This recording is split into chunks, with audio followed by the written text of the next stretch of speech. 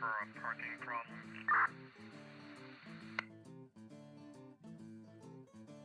And 4 in your 23. Yes, that's 4, I'll get a 28. Come on, truck when you're ready.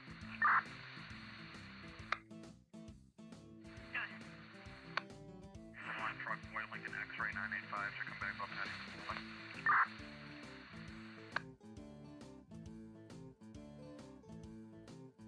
So you had 2000. Patrick's faulting. 10-4.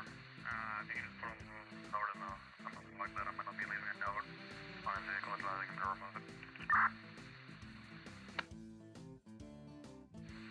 Fine.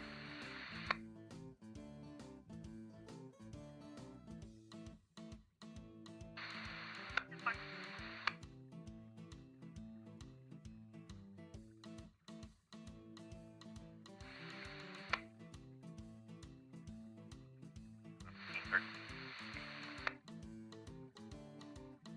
Rockingham 505.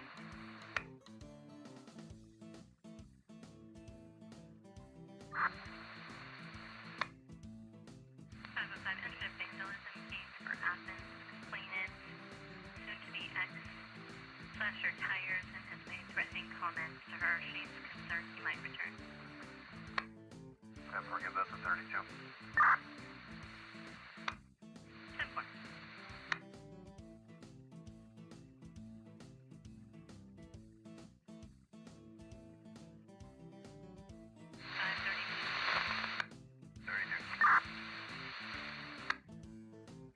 532, you're assigned to a vandalism case in Athens. Did you copy the 505?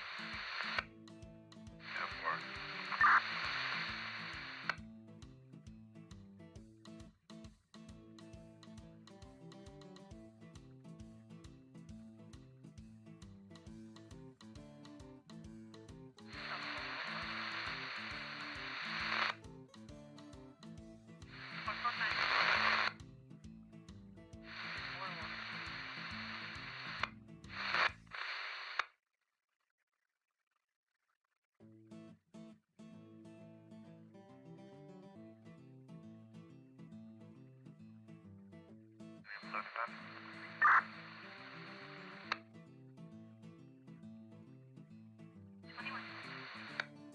No, 3 in Depot Street.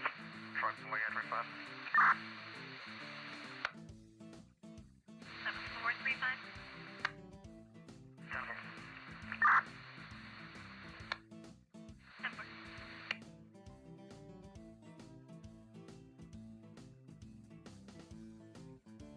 Can you go to 43 again? 143. You go with that 43 you had. I didn't hear any, but I had just looks like we do. 10-4, I just wanted to know if you should be put back 76 to Cabana Circle or to the subject's address. Yeah, I'll be 23 back on that found property case, and I'll be 76 to the Williams Road address to see if I can find the owner. 10-4. 449 1120. And 449, 1121, thank you. 10-4.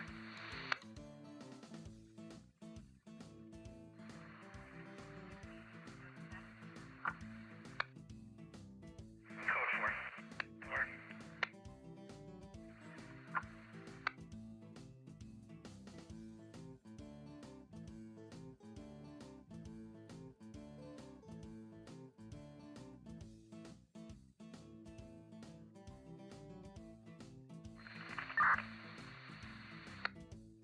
Rockingham 535. Yeah, that's a great college. 535. Should be. You guys know if our woman who walked into my house. I'll slide up that way. Caller is now been able to close the front door. He's now pounding on the door, trying to keep it still. Not flight for on their ear, got side shirt on, and number 21 is on. We have separation. Inboard now. She's ready.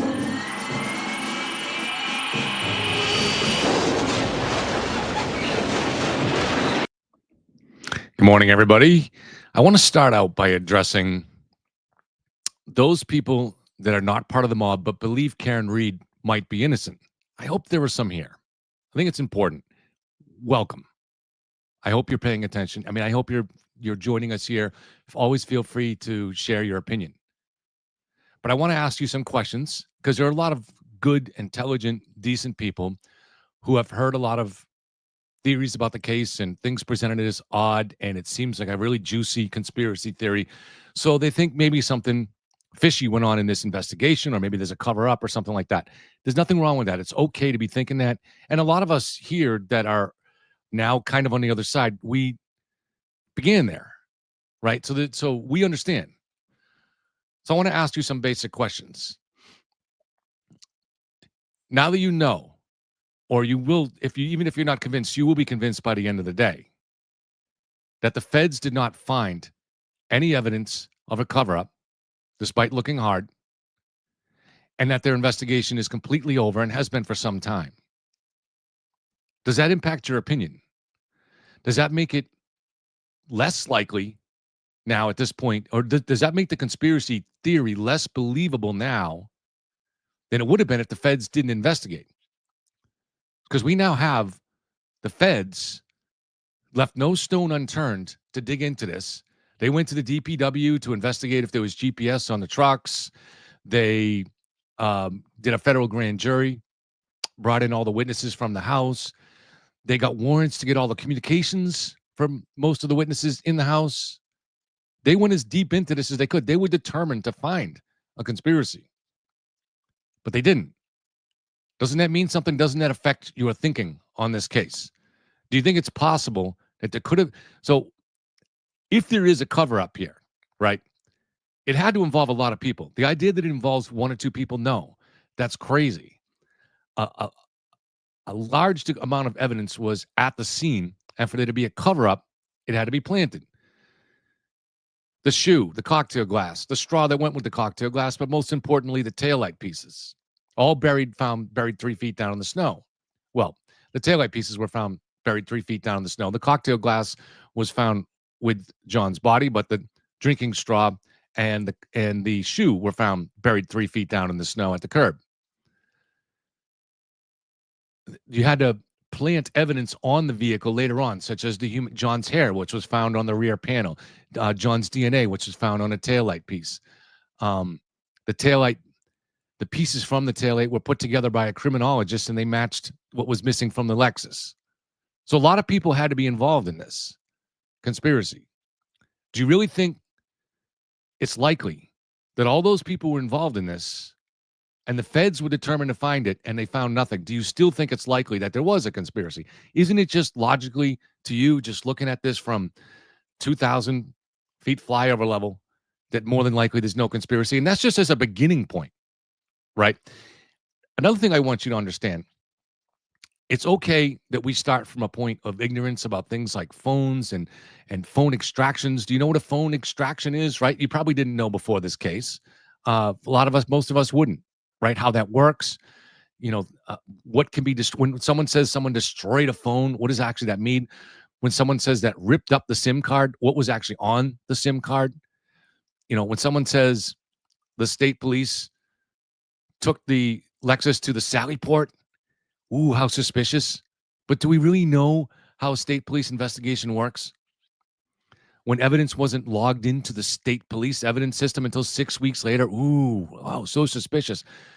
Until you find how it works, right? So what I want people that are on the fence to understand is that once you find out how things work, most of this odd stuff just really goes away.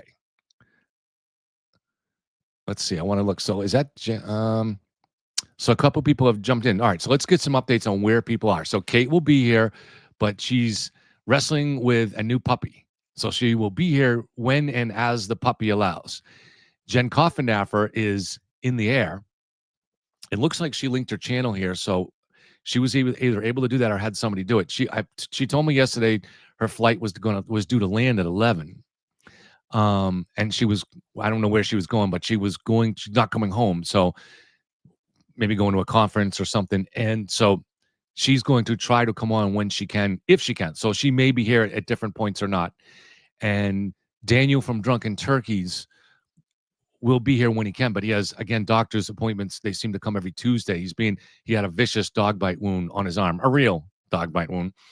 And so he's dealing with that. So there will be other people here. Other people have asked, what about Karen from True Crime and Some Wine? And she has been this semester working a new job in the school system. So she generally hasn't had time, but she still follows us. She still follows the case closely and is in touch with me, and she's still here with us in spirit. She'll probably be listening if she can. So just keep it. They're all still with us to some degree, and some of them will be on the show as their schedule allows during the course of the day. So don't worry about them. Tuesday is always welcome, but Tuesday has her own life to live too, and she's on the West Coast, so it's only 7:00 in the morning there. But if anytime Tuesday reaches out, she'd be welcome to come on. Oh, and Matt from Boundless Millennial is hopefully going to be on. He gave me an indication that he might. And Daniel is actually kind of here in chat now, so he must be before he goes to his doctor's appointment. So good morning, Daniel. I hope you're feeling better.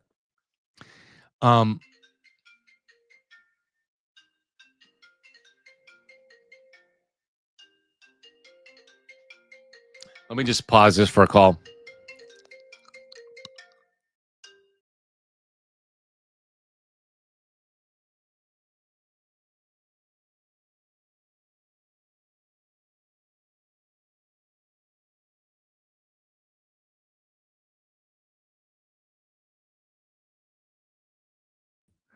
Sorry about that. That was actually Kaiser Sose calling me. And so I had to say, yeah, I'm on the air. I didn't want you guys to hear. Kaiser lives. But how do people? So another thing I want to talk about this here. So for people that have believed very sincerely in the Karen Reed's innocence for a long time, and I'm talking about the rational people, it's fair to look at this. People, one thing that I think some people have to understand is there's a degree of processing that has to go on as you go through this period of learning that there was no conspiracy. I went through it. I went through it longer ago, but I went through it. And most people have kind of gone through that. So people in chat here, such as Colin Forrester from Canada, he went through it. By the way, Colin, I was going to use the image you made for us. YouTube wasn't able to accept it as a thumbnail because it's too large. I've gone through this with images that I make before myself that have they're too high a resolution. So I appreciate it. I was going to use it. We'll have to find a way to lower the resolution to use that so we can use it for a future image. But thank you, Colin. But so anyways, there's a process that people go through. And you have to kind of, if there's someone that you know that is a decent person, intelligent person, believes there's something fishy here, believes Karen is innocent, but as long as they have questions, then they can be reached. And be patient with them, be gentle, and just help pull them through and give them room to come through on their own. Because the only way anybody ever convinces themselves of anything in life is to convince themselves, really. It's not like you can't convert someone. You can just kind of give them some of the evidence that makes it quite clear that there's no conspiracy here, and let them kind of come through at their own pace. That's kind of the only way. Because the simple fact is, there really are there are thousands of decent human beings out there, intelligent human beings that believe in Karen's innocence. Now, many of them have only looked at things somewhat superficially. And many of them don't know that there are actual explanations for things that seem odd. That's like a very common thing in this. And if they're able, unfortunately, they're not able to get these explanations because most of the channels that are grifting on this don't want to give you the truth. And that's what grifting really is. Grifting doesn't mean you make money on something. Okay. Grifting means you're a con man. You're sacrificing the truth. You have no interest in presenting your audience with the truth because it's not what they want to hear and you want to make money off them. That's what grifting is. When you're honest with your audience, you can't be grifting, whether you're making money off it or not. If you're telling people something that they don't want to hear, then you're an honest reporter. And I've done that many times. And not even sometimes I may have gotten it wrong, but I always try to give people the truth or even just a truthful opinion. And sometimes that's gotten everybody here mad at me. Everybody's here. Everybody in the channel has been mad at some point. Hi, Jen. Are you on the plane, Jen, or have you landed? I see that Jen is in chat. So she's somewhere en route. Maybe she landed a little bit early.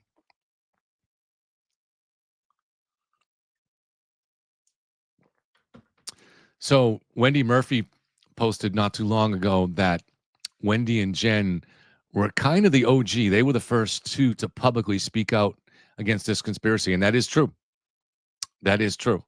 They were the first to be outspoken about it. Now, Kate also very early on did not believe in the conspiracy and began investigating it.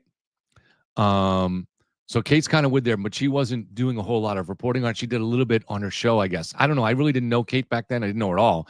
And I had heard of her through listening to the Turtle Boy show in the May of 2023. But so she was on it too. But in terms of going on Court TV and being prominent, the OG is Jen Coffenaffer and Wendy Murphy, actually. So, and then next in line after that would be Matt from Boundless Millennial and myself, covering this case from the anti-conspiracy side. So hopefully Matt does come on today, because actually I didn't even realize, I want to talk to him about that, his process, because he doesn't live in New England anymore. So I don't imagine that he had any sources talking to him. He was just, my guess is he was working his way through the logic of this case, or the lack of logic to the conspiracy. So he also, like me, had flipped, though. He started out covering this from the conspiracy side and then flipped. And he seemed seemingly around the same time as me. So late July of 2023. So I'd like to see what his process was. And he's been on my channel a couple of times before, but at the time, I didn't realize he had flipped. I didn't realize his history of starting out on one side and then flipping around the same time. So I'd like to hear more about that. So hopefully he comes on and you guys get to hear about that. Because I myself am really interested in that. And he's obviously a really smart and entertaining guy. And he's applied his own thinking to this theory right along. I don't think he's getting his theories from anybody else. And as have I. I apply my own theories. People always think, because they see me sometimes look down at a text, that someone's telling me what to say. That's what they like to say. No, I do have people that send questions on my phone, or they might send me a piece of information, whether I report it or not. I just, I weigh it. I weigh what it is, what the source is, and stuff like that. So, but yeah, I thought this through since the beginning, since day one, on my own terms. I followed my own process.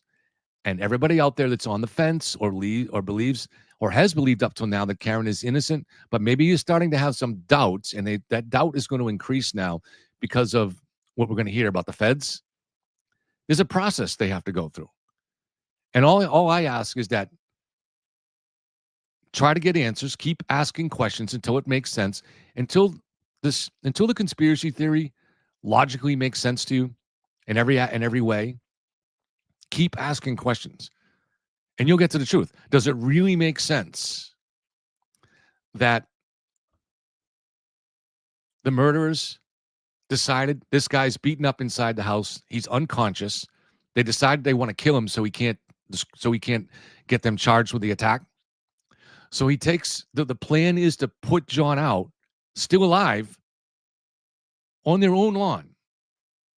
I mean, you got to start there. Does that make sense? And if you believe in 227, then those people knew that John was going to still be alive when they put him out on the lawn. And they told Jen that before she went home, Jen and Matt. Does that make sense to you?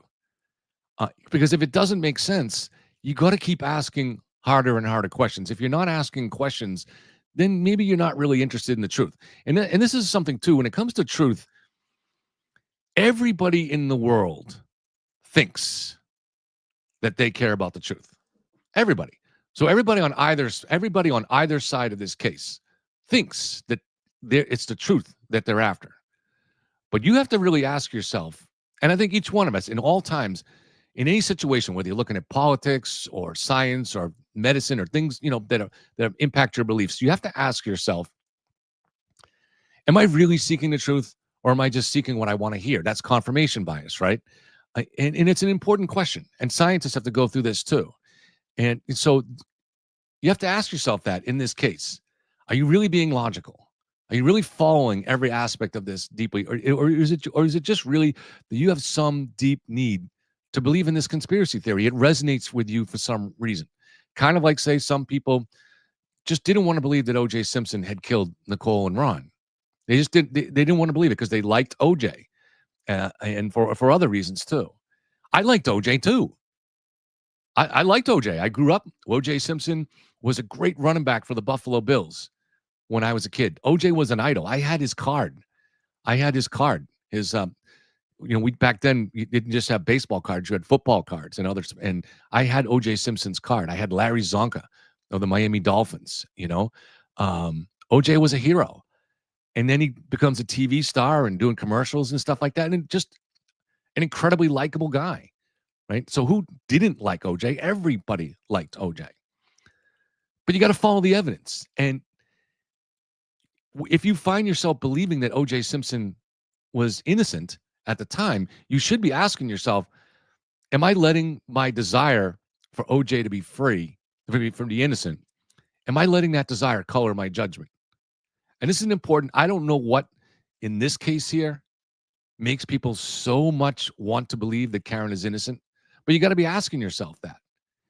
Now, another thing that we're going to see this transition here, and we've seen this many times, as people on the other side start to understand that there probably was not a conspiracy, the next part of that transition is the next step they take. They say, well, maybe there wasn't a conspiracy, but everybody deserves a fair trial, and this was a really shoddy investigation. That you're going to hear more and more of that. That's kind of an emotional transition thing that you're going through. That's an emotional thing because you don't want to give up this. So you're not prepared to flip all at once.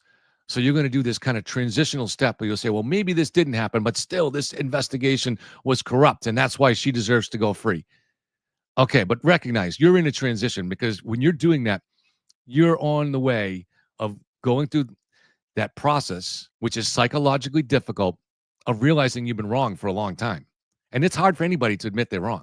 It's hard for anybody to admit to themselves in their own mind that they're wrong. And that's what the case is going to be for a lot of people here. So they're going to go through this transition and be patient with them. Let them go through that transition. Don't tell them what to think. Don't insult them. Just guide them through it. Because the evidence here is not one of a really bad investigation. There are mistakes in every investigation that's ever existed. And some investigations are better than others. So when I look at the work that was done on the Moscow, Idaho murders, and that resulted in the arrest of Brian Kohlberger, looking at that, and Daniel from Drunken Turkeys can speak a lot more about this, but I'm impressed by the investigation that they ran. I think they ran an outstanding investigation, and that should be lauded. Now that doesn't mean once the defense team starts shining a spotlight on that investigation, they're going to find issues that they say that's a sign of a bad investigation. That's bad police work, or that's bad prosecution, or that's this or that. They're going to find that. That's what their job is to do. But they really did a good job doing that on minimal evidence at the time. They seem to do a really good job. Now, that the one mistake that was clear in that investigation from the outset was that the spokesman for the Moscow, Idaho police, I don't know if it was a deputy chief, maybe. It was not the guy that they put in charge of the investigation. It was somebody else. He made a lot of irresponsible statements in the first week, and he had to backtrack off. They were notably irresponsible to anybody. And, saying, oh, there's nothing to worry about. We don't, he didn't know that. And this is a knee-jerk reaction. One of the cases that I investigated a couple of years ago was the Andy Puglisi case from Lawrence, Mass. A 10-year-old boy that disappeared. He grew up about a mile from me. This happened about a mile from me. And Dave's covered it. Dave McGrath has covered it extensively in his book. And Melanie Perkins has covered it on her documentary, Have You Seen Andy? But I remember that at the time, and the police, 6 days after the National Guard and everybody was brought in to look for Andy, and they didn't find him, the police put out a headline saying, "We believe Andy is safe somewhere with relatives." Now, that was a false headline. They had no evidence of that. They were just trying to calm the public, and they shouldn't do that. So but in terms of the investigation into the death of John O'Keefe, was it a bad investigation?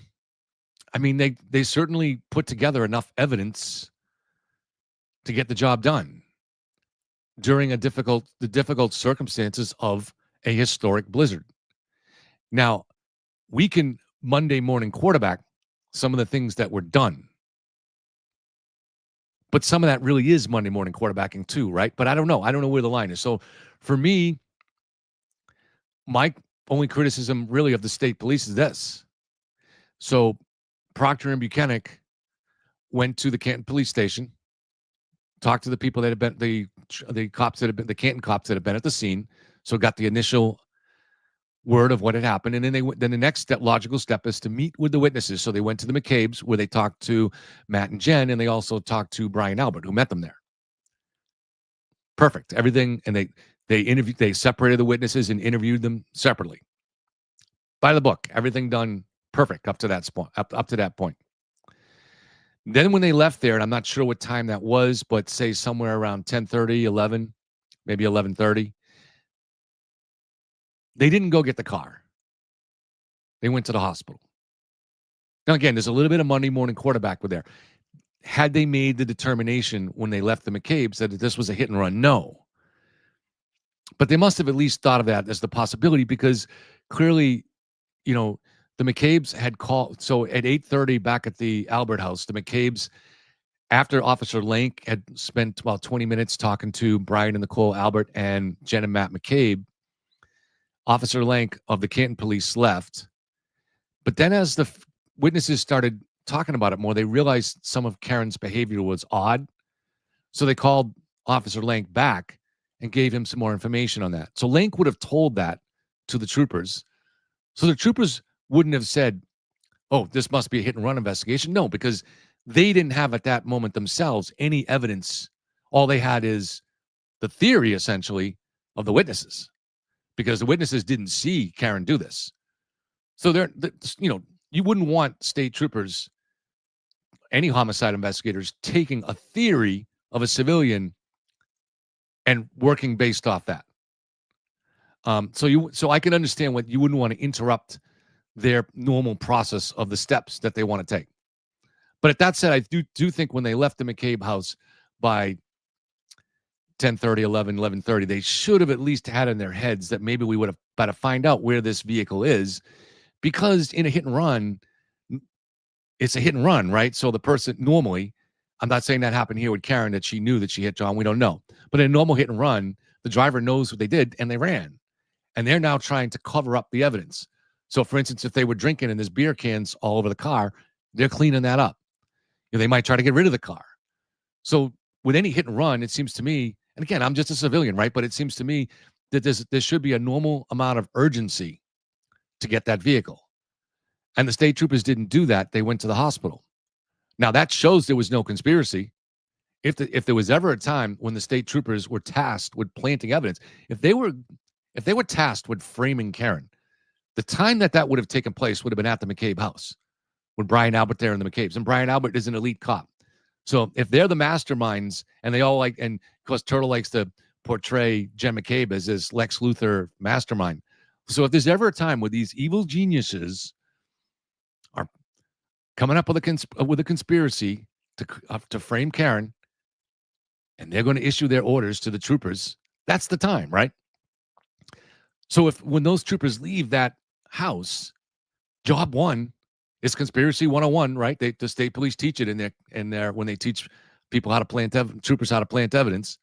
Job one is to go to the scene, is to go get the car, but they didn't do that. So it really proves that alone proves there's no conspiracy. But the question we're talking about is, was that sloppy that they didn't go secure the vehicle? I don't know. Maybe at some point they can answer that. They can't obviously talk about this until after the trial. And and this is where it's unfair if you don't get to defend yourself. And so they don't get to give the answer. And that sucks. That must be really frustrating to be a police officer where you have reasons you had to do things a certain way. That's the book. You had to go by it. And you have to hear people like me talking about it, but you can't explain it to me. You can't hold a press conference and explain it. So it must be really, really frustrating to be in their shoes. Now, my guess is what they would say is we understood maybe that maybe this was a hit and run, but we didn't have any evidence for it yet. So we were just going to go by the book. And next step on the itinerary, according to our training, is to go to the hospital because you got to see physical evidence and you got to see the body. And their understanding was that Karen was there too. So you're going to see the suspect, and you're going to see the body, and you're going to start bagging the evidence. Now at the hospital, that's when they learned that John was missing a shoe. Now that is the first actual physical evidence that the state police had that this was a hit and run. Before, they might have had theories of the McCabe's and the Alberts, but that's different. The actual first piece of physical evidence that indicated this was a hit and run would have been that. So when that happened, now the next step is to go get the vehicle. All right. So actually, Matt from Boundless did join us, so I'm very happy to have him. So let me bring him in. Hey, Matt. Good morning. Hey, how's it going? How was the sound? I gotta put my headphones on. Jeez. Okay. Sorry, I couldn't hear you. All right. I just asked if my mic was working. This mic is tricky sometimes. Oh, it sounds excellent, actually. Just but there is a little feedback though. So make one of us has. Do you have your speaker on? Yeah, let me fix that.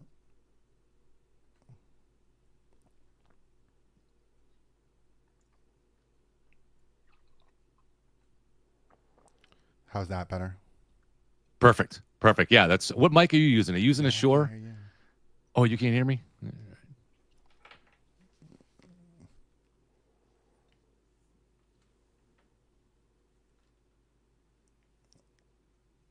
I think it's through my... Can you hear me? Yeah. Ugh, I don't even know. So I can hear myself through these, and then whatever. Yeah, if you go into the not only the audio on the settings for the StreamYard, but you also have to go into the audio on your computer and change that to the headphones. Okay. Whatever. I'll let it ride for now. I have these problems all the time. Don't worry. I've done so many shows now that I have them a little bit less frequently, but I still have plenty of problems. You know, I'm an old Luddite. So welcome, Matt. Good to have you here. And I wanted to ask you, I don't know if you heard me talking about this earlier, but one of the things I always wanted to ask, so when I had you on it's been like over a year, I think, since you've been on.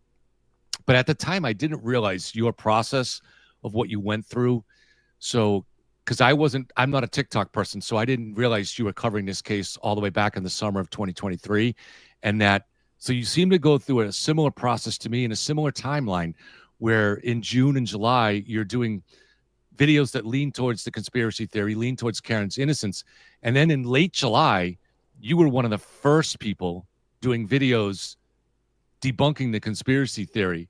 And I don't know if you don't live in the States, so I don't know I know you're from Massachusetts. I don't know if you had any sources, but it seems to me you just went through your own process of logic. So if you could talk about that, I really want to hear about that.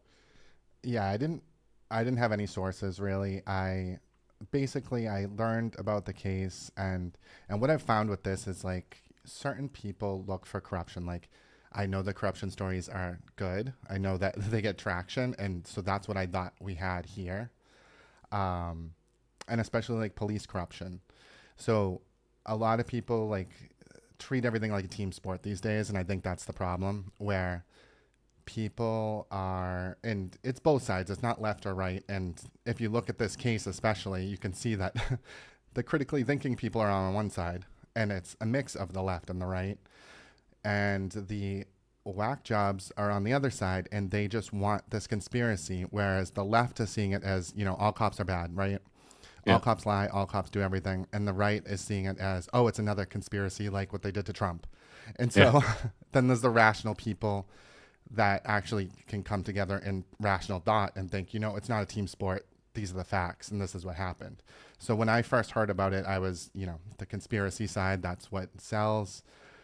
The first time I got the affidavit and read through it, there were certain things that I was like, oh, she really said that?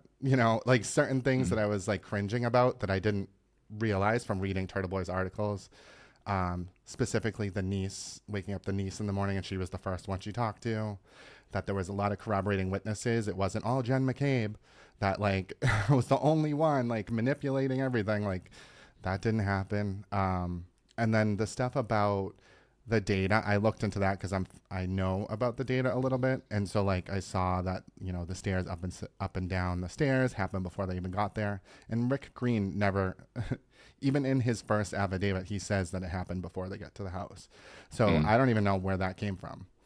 And then Ted Daniels did this show with the father saying, oh, and it's really interesting that like nobody's really ever said like she broke it backing up. I don't think.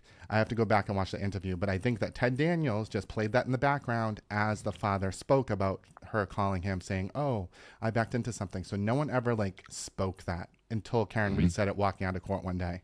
And AJ had that concerned look on his face. Because I don't think he wants her to say that because, it's reasonable doubt. You don't want to like put something out there that's going to be provably false, right? And I think it is provably false, and that's why he didn't want her to say it. And he was trying to shush her in this last interview too, because I think it's Karen that wants to continue with this conspiracy. I don't think her attorneys, if they're good attorneys, would want to keep going down this route. I mean, I think it's like her narcissism. She likes the attention and she wants to keep it this way, even though it's going to be her demise. Because if she had decent attorneys, they should be able to talk her into saying, you should just plead to say you were blacked out drunk. You don't remember. Maybe, through your, what does she have again? She has like MS and MS. Crohn's, I think. Yeah.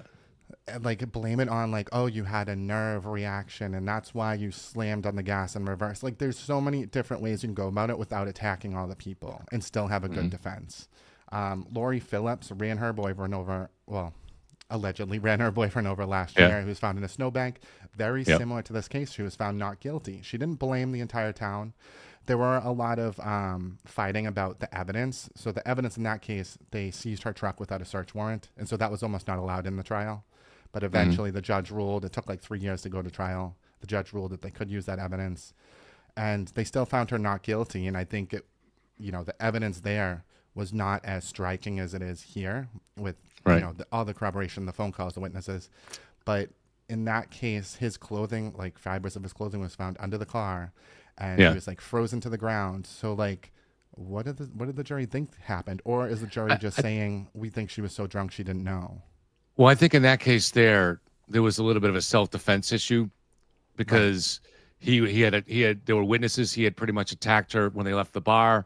And then when they went back to the house and she was trying to leave, he was trying to stop her. So there may have been some issues that she claimed she didn't know that she struck him, and in her fear, maybe she didn't, right? So I think there may have been a little jury nullification there too, where they decided this woman was really in danger for her life and was just trying to get away. So yeah, different complications in that case, I think. Yeah, definitely. I mean, it's a much more respectable defense. I know at the end of that case, his brother came out, the guy who got run over, his brother came out and said, oh, she tried to run over her last husband too, but they wouldn't let that into the trial.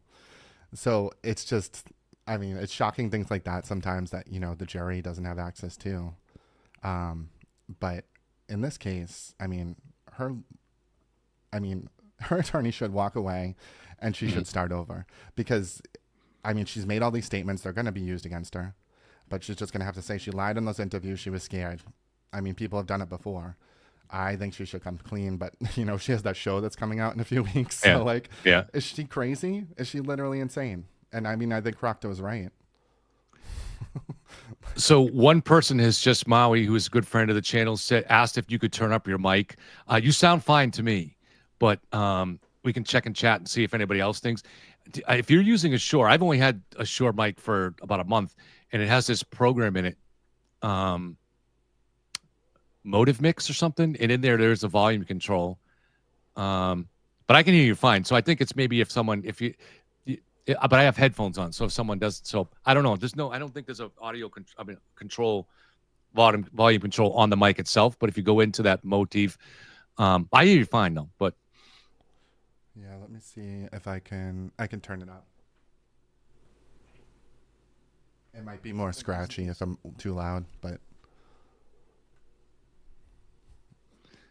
so anyways, no, I'm really interested too, even still, not to belabor it, but the importance about the origins of your thinking and how you flipped on this and how I flipped on this is important, because other people that have not followed this case as long as us are in kind of their own process, right? And so what are the things that you look at, like you just mentioned there? For me, very early on, yes, I got on because I thought I understood there's a huge public thirst for conspiracy theory, right? And so when I looked at, my first thing was looking at Turtle Boy's article on April 18th, 2023, and there was a lot of fascinating, interesting stuff there. I did have, and I think it's important for everybody to have this, a little bit of skepticism where you say, what I'm getting fed to me here is not the result of somebody's investigation. It's clearly from a defense team. It doesn't mean it's wrong, but it means you should have a certain skepticism that goes with that. But I didn't know anything about data. It sounds like you work in that field. And so to me, I was like, data's data. I was completely ignorant about like many things in this case. But even then, before I realized that the data was not just data, I was asking logic questions. And more as the summer went by, and Turtle Boy got mad at me for this, I was asking questions. Does it really make sense to put somebody alive in order for them to die, put them alive on your own lawn, and just questions like that? But for me, a real turning point was, I think it was in June, when Lally stood up in the hearing and said, we have an independent data expert that says that this search did not take place at 2:27, that it took place at 6:23 when the other two searches took place. And even if I looked at that and said, all right, now maybe it's competing experts and we don't know what the truth is here, but logically it makes more sense that all three searches were at the same time. But so I just kept asking harder and harder questions, and I think probably similar questions that you went through. But so what do you think that people should be asking as they approach a case like this, and they're not in the field, they're not from law enforcement, they don't have that expertise? I mean, if you're really looking at evidence, which I don't think a lot of people do. I think that people hear the explosive stuff, like the dog bites, and they might hear some interpretation, some talking about it, but they're not really investigating and looking further into it, or the Google search. And I think that's what happens, and then it spreads. And I think that's exactly the idea. I think Karen had a PR team that hired people, that paid people to put out videos. I don't think she's like continuously paying them. She probably paid them maybe once, and then they saw how the reaction was and the fan base, and they just kept going with it. And I don't think a lot of these lawyers and stuff honestly think she's innocent. I don't think they ever did. I think they wanted to take that side because it's the popular side. I think Turtle Boy figured it out. So I think the average person, I mean, if you're going to look at a case, like, who can you trust? And I think that's the problem these days, is people don't trust the media. So people are trusting Turtle Boy, of all people, to tell the truth. I mean, his record, like, look at it, but they want that truth. And so they're willing to overlook everything, every single bit of logic, and just get the information from him. Not too many people are going to the source and trying to figure it out for themselves. But if they did, I think they would come to the same conclusion. I just think, for me, the biggest thing to get around was the Google search. That was the one thing that was like, I kept like thinking, oh, I think she did it. And then I'm like, but the Google search. Because I didn't have all that information yet until Jessica Hyde put out her report. Yeah. And then looking at Rick Green, and like, he's never even trained in Celebrate or taken any official course. He's taken a few webinars, and I'm just like, oh my God. And this is exactly what Alan Jackson did in the Kevin Spacey case. He brought in Rick Green to look through people's cell phones, and he found, whether it's embarrassing information, you don't know. And I mean, people don't want their personal shit exposed. And so the kid that accused Kevin Spacey of, I think, groping him at a bar or something, they got into his phone, and whatever was on it, he pleaded the fifth, and they dropped the charges because the kid didn't want it out there, whatever was on there. And I mean, he's a young kid, who knows what's on there. But but that's the thing. That's what they do. That's the reason that they got him in here, is to, let's go after Jen McCabe, find something. And he did his job. I hope it was worth it. So we have there's this anonymous Massachusetts lawyer that's been writing some brilliant articles. I think he's probably kind of on the fence and trying to look at this case very objectively. So he's commented, when I spoke to an agent late last evening, he was very skeptical to the rumors of the press releases, and he said the U.S. attorney declining comment was a concern. So maybe he'll expand on that in the comments. But so anonymous, I can only tell you as far as, so my information, I spoke to, I have to be so careful. I want to protect the sources. But I know for sure that the U.S. Attorney's Office reached out to the Mass State Police and to the Norfolk DA and to some others involved in this case. And they seem to work from a prepared statement. So this came to me from 4 different sources. And in each case, the statement was almost word for word. So that's how you know that it was a prepared statement.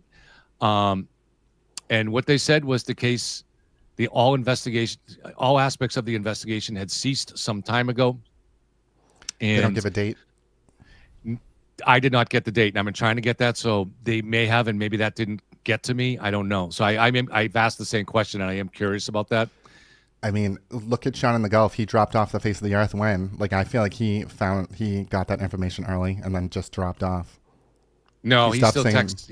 He still texts me all the time, and really, he's maybe accepting this a little bit now, but he's believed in the Fed investigation right up until, yeah.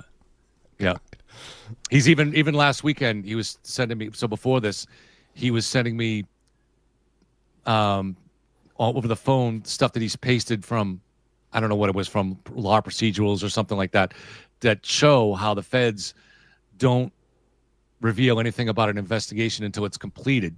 So he disputed what I was saying, is that every defendant has Brady rights. And I read that case word for word. And so my understanding of Brady, and I've talked to lawyers too, and they seem to agree, but there is some confusion on it, but is that you can't sit, if once a defendant or a prosecution reaches out formally to the government, to the federal government, and says, we need any exculpatory evidence you have on this defendant, they are required to put that evidence in the TUI process and get it to you. So that the idea that and of course it never made sense anyways, the idea that the U.S. Attorney's Office, which is clearly trying to help Karen, is going to sit on exculpatory evidence, even if they weren't trying to help Karen, they're so bad that they're going to let someone go to jail because they haven't wrapped up their investigation. That's crazy, because it's not like, let's say they had evidence that was exculpatory, but that was didn't completely exonerate her. Then if they release that after she's been sentenced, it doesn't get her a new trial necessarily. It depends on how exculpatory that evidence is. So no, just in all we would want them to give that evidence over. But as it turns out, because of Brady versus Maryland, they're actually required to. So I believe Sean is wrong on that. Yeah, I mean, I think they would have sent a note to the judge saying, push this out 6 months or something. There's something going on, without giving away the information. I don't think they would have let her go to trial if they knew that they were getting towards something. So I think it was very strategic and quietly ending it as soon as the trial was over, because they were trying to mess with it. It's very obvious that they were trying to mess with the trial, to me anyway. We'll see what they say. We'll see what Brennan has in those emails, because it seemed like he had a lot more that they were communicating with the feds for a while. And we know that they leaked the federal investigation of Turtle Boy and then said they heard about it first through Turtle Boy, which, I mean, they've broken a lot of ethical rules. So hopefully she holds them accountable. Yeah. We'll see. Yeah. I think so. We know Brennan has a history. He was defense attorney for Whitey Bulger. And in that trial, his purpose was not to get Whitey off. There was no way they were going to do that. So both Whitey and him were on the same page, as the goal is to expose the federal actions here that were involved in this. And so, yeah, some people are saying they hear you fine. So I hear you fine on my end. So I think that Brennan is the right guy for this job. Oh, Kate is here too, so I'm going to bring Kate in. So I think Brennan is the right guy on this for this. Now, I'm not saying that Brennan's not brilliant. He probably is. But he also doesn't have to be brilliant. He just has to be extremely thorough, which he is. Yeah. He misses nothing. He leaves no stone unturned. And it's easier for him to do that because it's already been a trial. So he's building on that body of work. But he's relentless, and he doesn't trust the feds. And so he's the perfect guy. Let's bring in Kate. Kate, good morning. Hey, good morning. Can you hear me? I hear you fine. Yeah. Great. How's the puppy doing?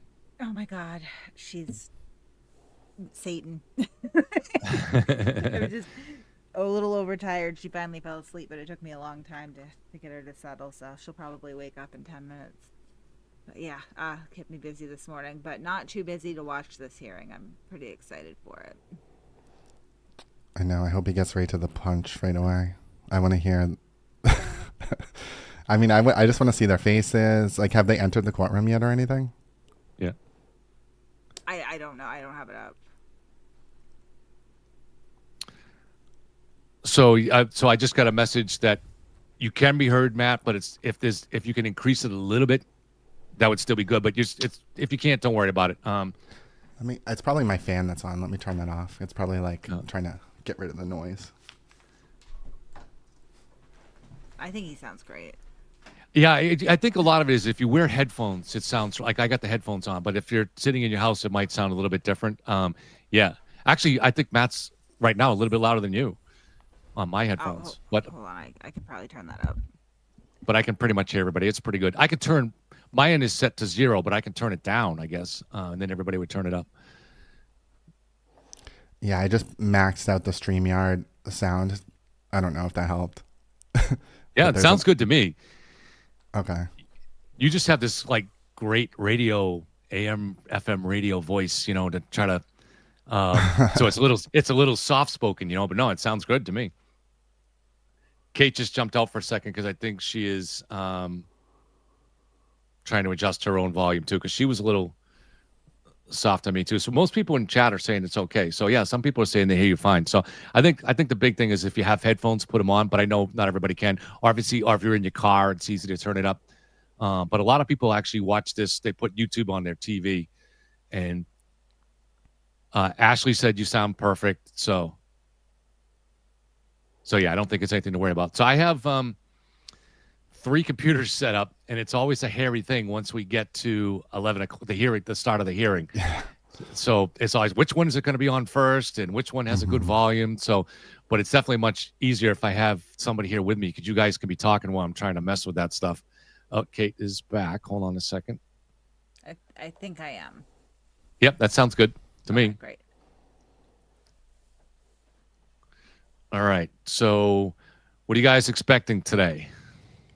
I'm hoping that, she's really going to put the hammer down on the defense, because they have repeatedly done such dishonest, unethical things, right? And this is not the first time they've lied. This is just the first time they've been caught. Yeah. Mm-hmm. Yeah, I mean, I think Brennan is this is his moment, because his Whitey trial was not televised. So I feel like this is his moment to really make a splash. And he knows it's bullshit. He's concerned about the victims. He's pointing out to Judge Cannoni her rulings really did not help the victims at all. She kind of let them be exploited in a way, and it's time for her to make up for that. So I don't know if you've explored any of this, Matt, at all. But to the part of the case, as Kate knows very well, that has always most intrigued me and bothered me is the federal involvement here. But it's obviously really complicated, and you get into these weird, almost unprecedented aspects of the law where you have a federal investigation. What's your feelings on that? And what do you think needs to happen? It looks like this new U.S. attorney might be trying to come clean on this, but what do you think needs to happen here? I mean, I just feel like anytime, so if you think about the feds got involved with the 2016 election, came out and made a statement about Hillary's emails a day before the election.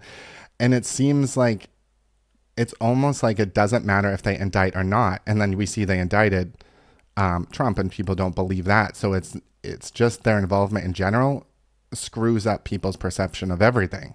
So I feel like I don't know how they would come clean. People are just going to say, I mean, I don't know. I don't know what they normally do. Like, how do you come clean? I don't think they do. They just let everything be a mystery.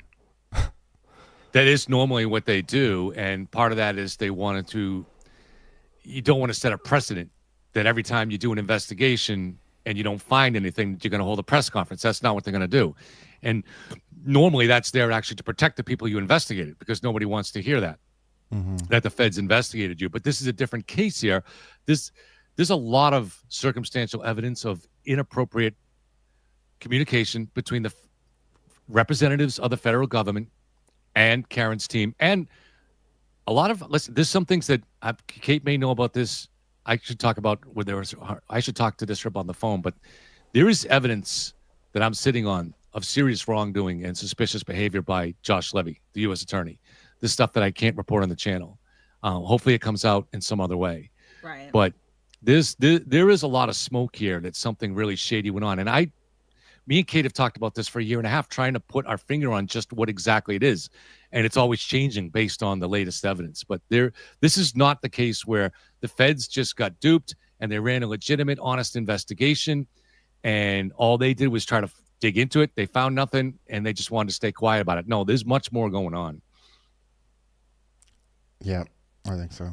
Yeah, I mean, I hate speculating, right? And like my default is always to kind of go to Occam's razor, right?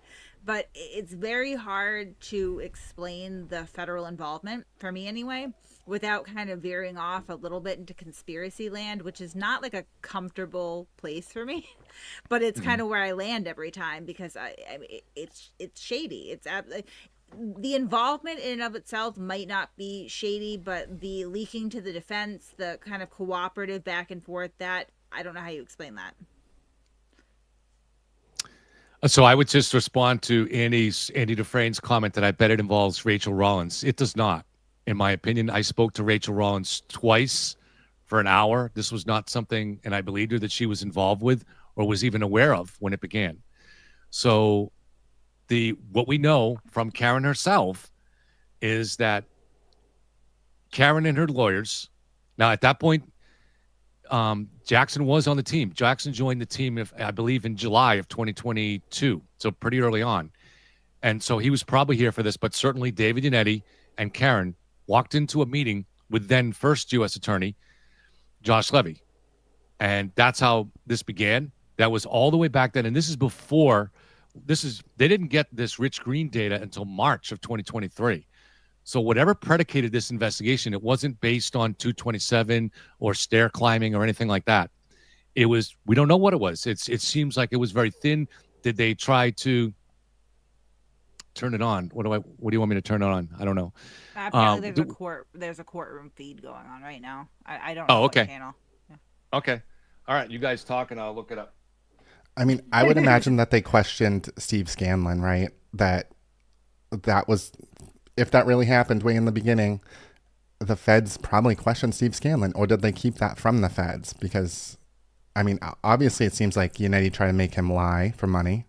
Right. And he maybe partially agreed to it and then had second thoughts. It kind of seems like that's what it is.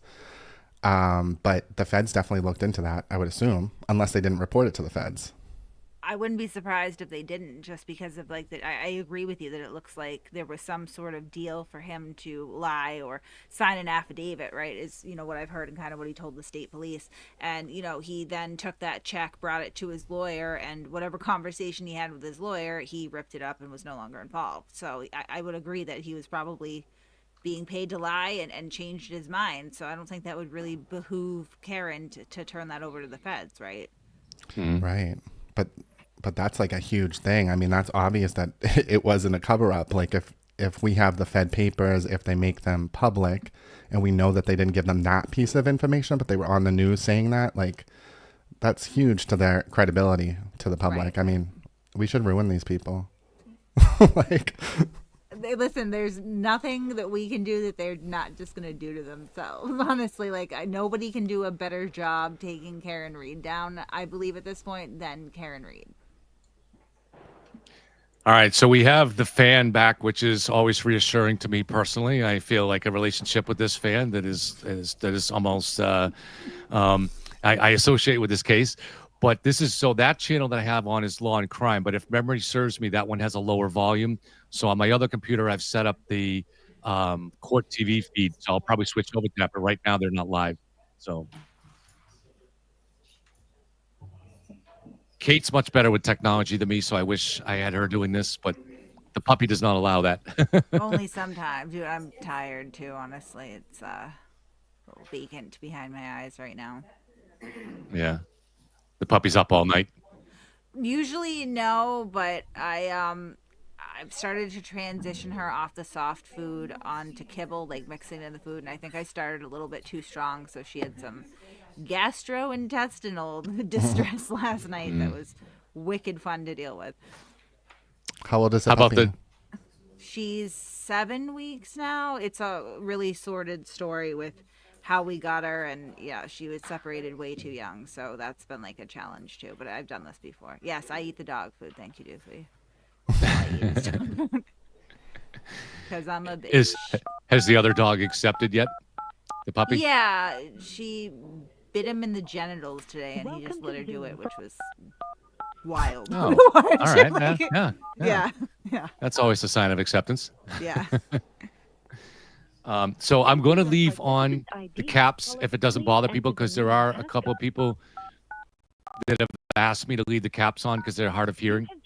So if it doesn't bother people, I'm going to leave on the caps, the subtitles, or whatever you want to call them, closed captions. Doesn't bother me. Okay. And I I will, of course, go ahead. Yeah. I was going to say, I wonder what Melanie Little's saying right now. She was One freaking thing out I know, last night. one thing I know she's doing is making a lot of weird facial gestures, but You know what's so I get sent clips all the time. Oops. Apparently she talks about me a lot, and I have never actually sat down and watched one of her streams because I think she is boring and crazy. By the way, Matt, great to be on a panel with you finally. Huge fan. My entire family watches you like pins and needles every time you come out, lives, all that stuff. I really appreciate your work. Oh, thank you. Yours too. I mean, you had some great videos that came out that I didn't even know about because you have the intel. I don't have the intel. I will send it to you when I get it because I know you'll do good things with it. he's like the OG too, Kate. I was saying earlier, he had flipped around late July 2023. So was one of the first to be doing videos that were challenging this conspiracy theory. But it was on TikTok. So, it's all different mediums. I know TikTok is really popular with the younger crowd and stuff like that. I didn't really do anything on TikTok. So I wish I was aware of Matt because I had never talked to Kate back then. And I have to say it felt very lonely in terms of this mob, because I had a team of people with me, but they all believed in Karen too. So it was a really kind of lonely position. I really wish I could have even just watched Matt's videos back then. I was unaware of them. Oh, they've been great from the beginning. Yeah. I think someone came on to one of my videos in the beginning. They were like, you need to watch Yellow Cottage Tales and learn something. And I watched your show. And it was like, you were very fair, but I think it was like focused on the Canton Library footage was disappeared. I think that's what you were talking about at the time. And and you were just like very like general, like, there's a lot of questions in this case from what they were telling us at the time. But I was like, oh, he's not a crazy. Like, so I watched it and I was like, oh God, he's not a crazy. He'll probably figure it out. Yeah. I was asking questions, but there were a lot of things I was ignorant about. And that's what it's all about. And Kate has told me she hated me. It's not that I hate it. I don't hate people that I don't know, generally speaking. There's a couple exceptions there, but like I don't hate people I don't know. I just refuse to watch because anyone who is like even considering the conspiracy theory, I just felt like I don't have time for. Luckily I didn't, honestly, or I probably would have been mocking you like I do everybody else, and that didn't happen. So, and Matt, but even better would have been if you reached out to me and said, "Hey, I have some documents," because that was what I really had no way to get back then was documents. So when Kate reached out to me after I had the so-called meltdown episode when I went off on Turtle Boy when he was in my chat, and she reached out during that next week, and like the first thing I said was, "Can you give me documents?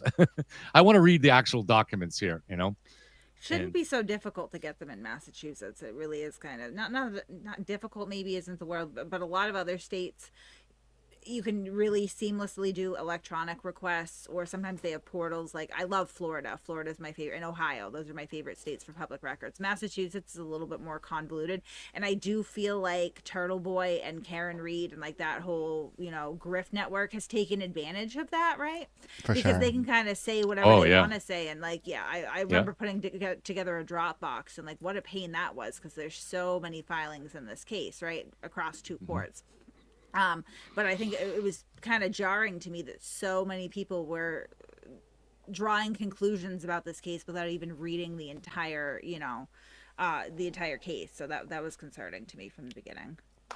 I reached out to Turtle Boy back in like May of that year to ask for documents, and he wouldn't do it. So all I had was what he would post on his blog, and he would just take a section and highlight it. And I'm going to assume that it was something that Karen gave to him. He doesn't seem like the kind of person that has the patience to sit down and read the document. So all we were getting was Karen's, and that's it. So I was, until I got started, the first full documents I got was from Kate. And that's not, I don't even blame the state for that. It's just, I didn't know how to get them. So, there's plenty of people that know how to get them now, but I was ignorant. I just didn't know how to get them.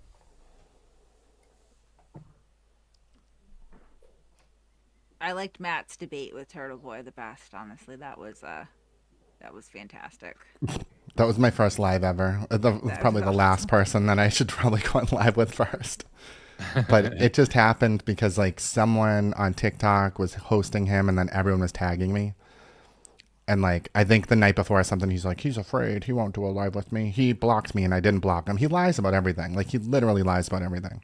Oh, I know. And it's I know. just to get the people to come after you. So then everyone's like, why'd you block Turtle Boy? Why are you stealing his content? I'm just like, shut the He's been like that forever too. You know what's so funny is he will not debate me 5 years on any subject at any point. Like, terrified. He went under oath and said that he was afraid of me, right? He said it to the court to obtain a harassment prevention order. So I can comfortably say Turtle Boy is in fact afraid of me. I didn't see. I didn't see. When did you go on? Was it July of 2023? I didn't see it either because I had stopped watching Turtle Boy after when he went and harassed Jen McCabe in the stands of her daughter's lacrosse game. So I didn't actually see it. I feel like it might have been August, maybe. It was on great. someone else's channel. Yeah. Mm. I mean, you just made so many common sense points, and he was screaming at some points because he just couldn't really overcome it, right? Like, this is why I really believe that Turtle Boy knows that she's guilty and is just, constantly performing mental gymnastics to try to like skirt that, because he's financially benefiting from this, as well as I'm sure there's a fair amount of like mutually assured destruction between the two of them now, right? But like, you can really see it when he debates Matt, because Matt just comes back with like, what they were gonna take a murder, or, an assault and turn it into a homicide. There's no good answer to that. It's objectively ridiculous. Like, right? Early on, I remember my daughter was talking to her school resource officer when she was in high school about this, and the school resource officer was like, "Wait a minute, a whole police department covered this up?" And it's like, when you hear somebody else say that, it's just it's laughable, right? Like, it makes no sense. Just to answer Joanne's question, what is Kate's channel? It's Masshole Mafia. And Matt's channel is Boundless Millennial. Matt, you're free to, I don't know if you already have, but you're free to link to this too. If you look on the stream ad. So if you want to open this up to your audience. So Jen's linked to it right now. And I guess just Jen. I don't think Kate's linked to it. I could, but I'm not even going live anymore. I'm not really interested in going live anymore. We did last night and that was fine, but I like to like edit videos and, Right. No, it's more just for your audience, but I'm sure your audience knows how to find it anyway. So they're probably they know how all here, yeah. Yeah, at least the audience that's looking for Karen Reed stuff. You have a more diverse, interested audience on your channel. Yes, I do. All right, so people still seem to have a lot of disbelief that Brennan will actually announce that the federal investigation is over. I mean, I have it on good sources that he has been greenlit to do that. That's wishful thinking if you don't think he's going to say it. I mean... Well, I mean, all of a sudden the amount of scrutiny, like, I mean, the entire Free Karen Reed movement was pretty much like built on like, trust me, bro, like sources say, right, like, you know, completely just murky, you know, and now all of a sudden they're applying a ton of scrutiny to Ted Daniel, which I think is hilarious. Oh, here we go. And just to remind you guys, I am on the law and crime one. We'll see how the volume is. I'll And text you if it's low. Court TV has not gone live yet, so It sounds low. it sounds low so far. Yeah. Court TV is still not live, so Ms. McLaughlin. oh, they just went live Good now. morning, So Mr. Lally. Good morning, Your Honor. Hank Brennan. let's try that. Good morning, Mr. Brennan. Good morning, Your Honor. Alan Jackson from Ms. Reed. Good morning, Mr. Jackson. Good morning, Your Honor. Elizabeth Little.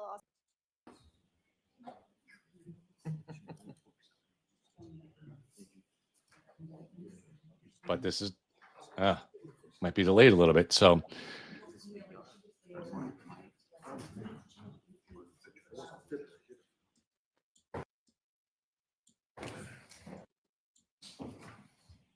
all right, so I'm going to stay with the Court TV, even though it's about 10 seconds, 20 seconds behind, but the volume is better, I think.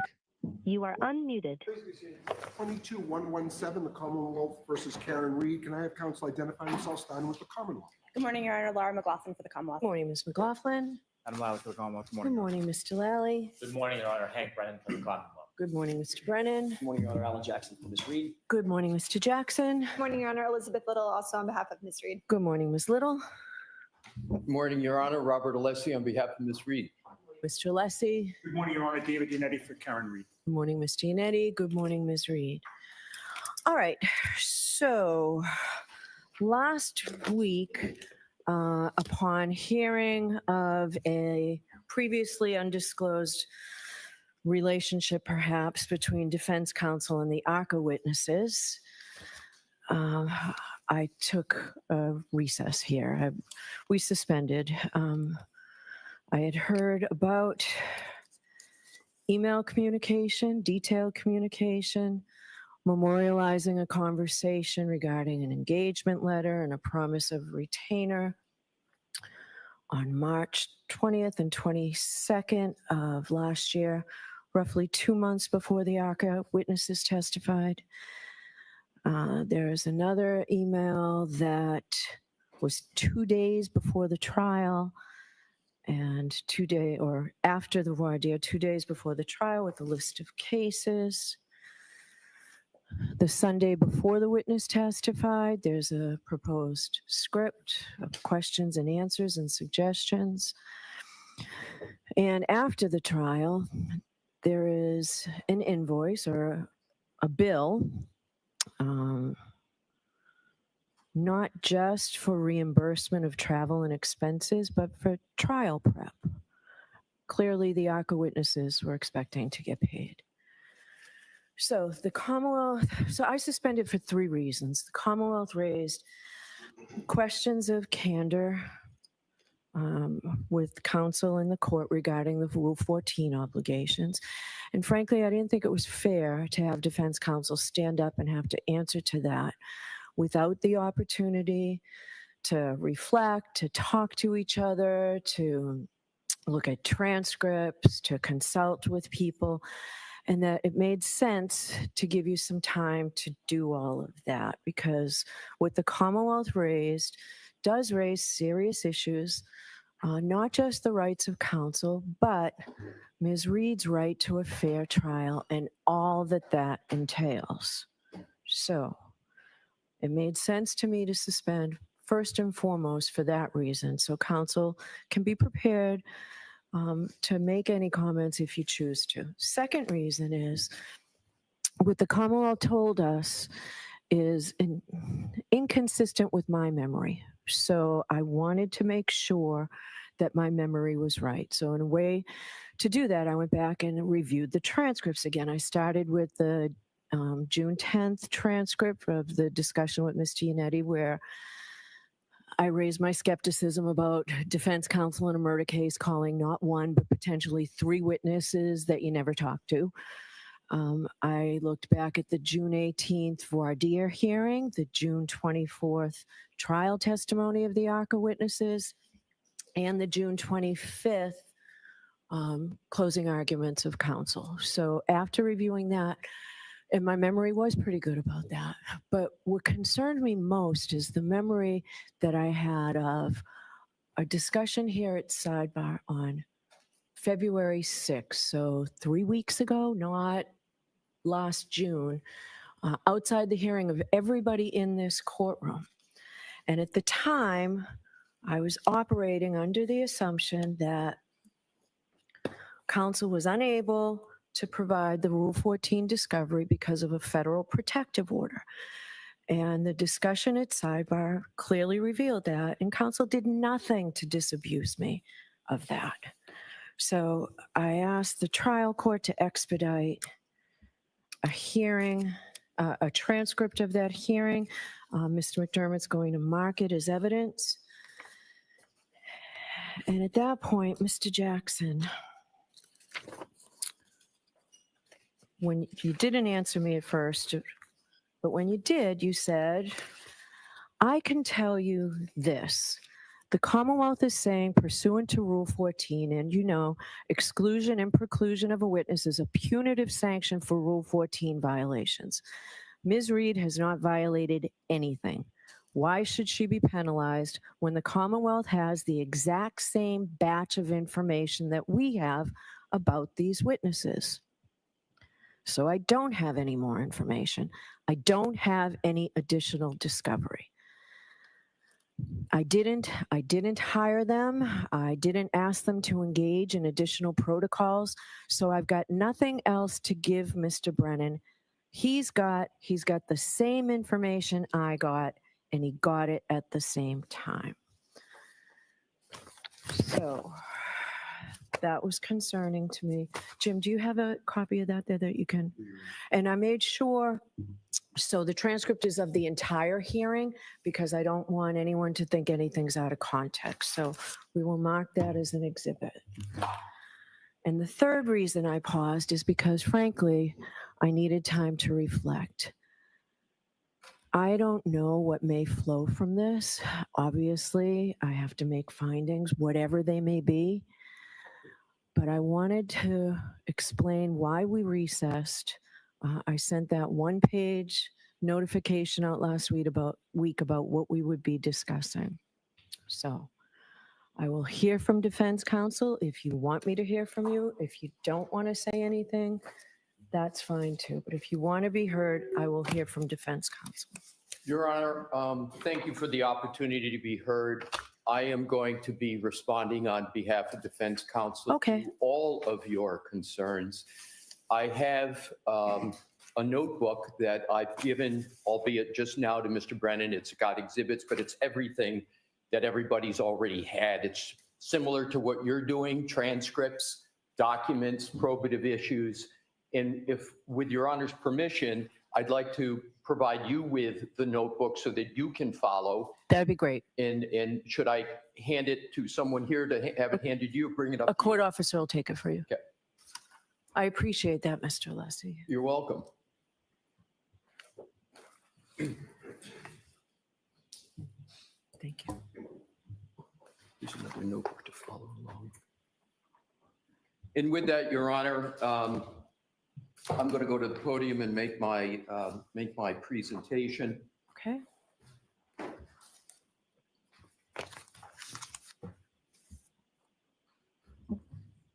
You know what? Actually, I'm going to take 5 minutes to just quickly go through this. That would be excellent. Thank you, Your Honor.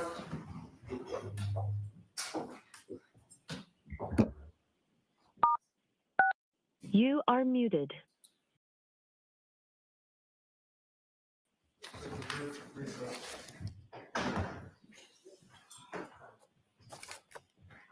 See if Kate is still here. Kate is still here. All right. So Alexi's going to speak for Jackson. Any thoughts on that?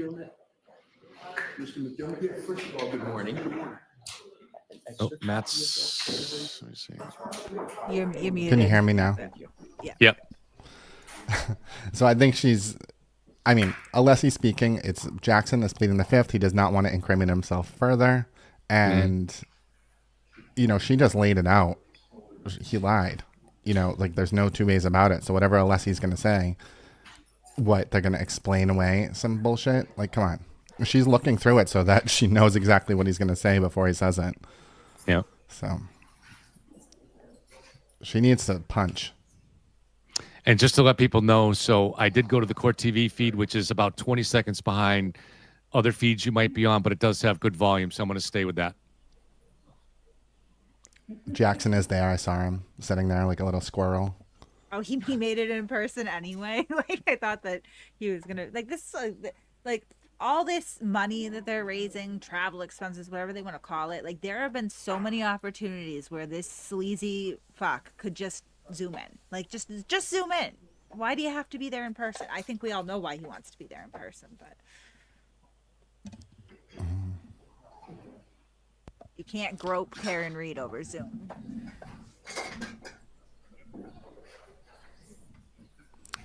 Yep, they're taking the fifth. I mean,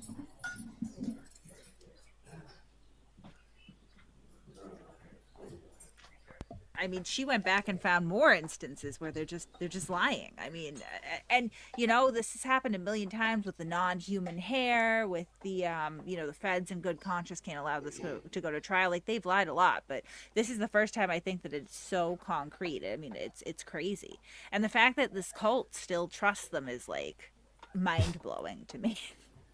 I know, and Judge Cannoni she was a defense attorney, so she is a defense-friendly judge. So she knows the defense pulls shit, and she knows where the line is. And I think this line has been crossed so many times that this is it. I mean, the dog bite lady, he lied about her, how she reached out to him. So I think she's had it.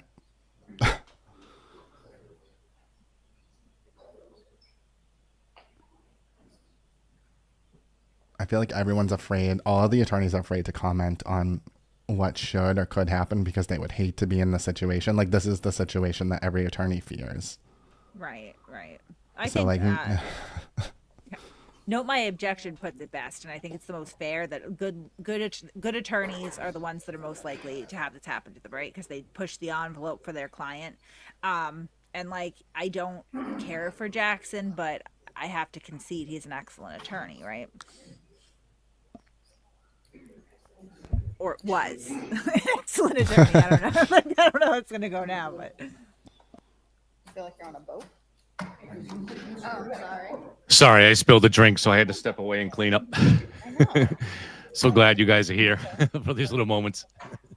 that's all right. I'm gonna mute and turn my camera on and off intermittently because it's just chaos in my living room right now.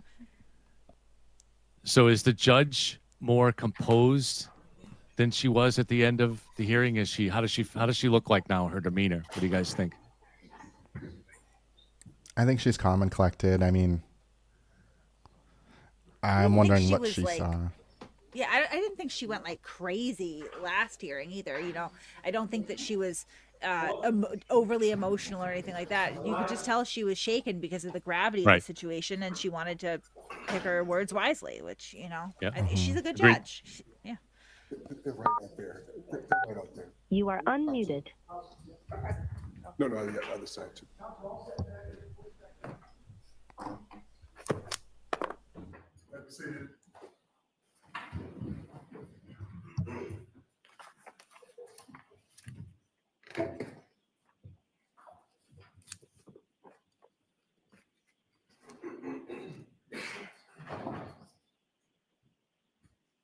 All right, so I apologize if that wasn't quite 5 minutes. I just wanted to see what it was that you had there. Are you comfortable with what's in the notebook? Yes, if I haven't read everything, but I know what each of them are. Table of contents. Yes.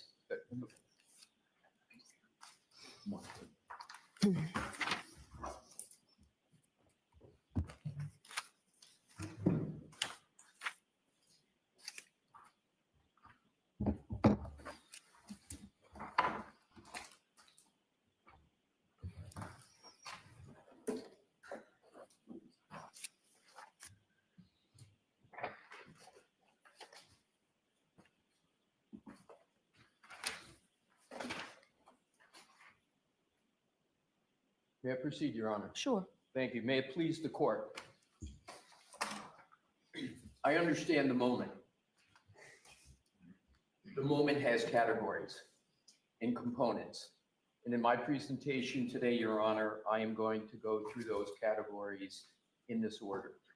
I am going to start with the notebook that I handed to Your Honor and to Mr. Brennan this morning. The notebook is purposefully in chronological order. The notebook is in chronological order because I believe the best explication of the facts and what those facts mean come from a proper chronological presentation of the facts. I also believe that the chronology is going to address many, if not all of the concerns as I understand from Your Honor. Your Honor, of course, will be the ultimate arbiter if they successfully address those concerns. But my intention, Your Honor, is not to obfuscate, not to conflate issues. To the contrary, my intention is going to be to elucidate and to illuminate so that Your Honor can make the proper determination. That is my genuine goal for my presentation. As I go through, and I know I don't have to say this to Your Honor, you can feel free to interrupt, pressure test me on anything I'm going to say. I would welcome it, but I believe if I can get through the chronology, my hope is that the facts will speak for themselves.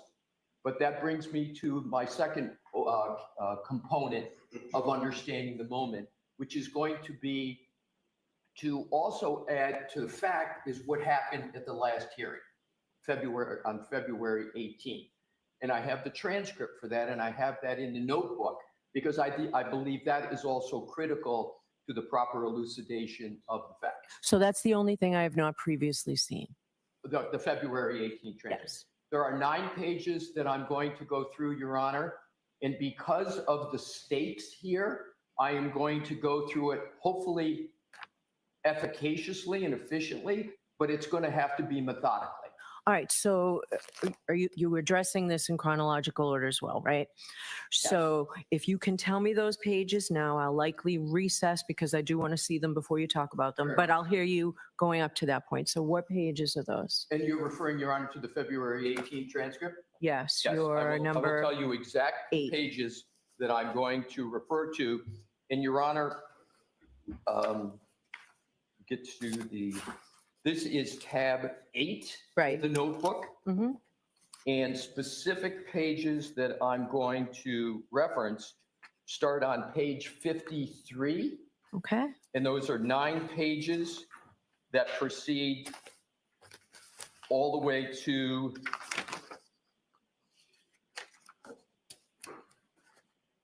really the substance ends on page 62.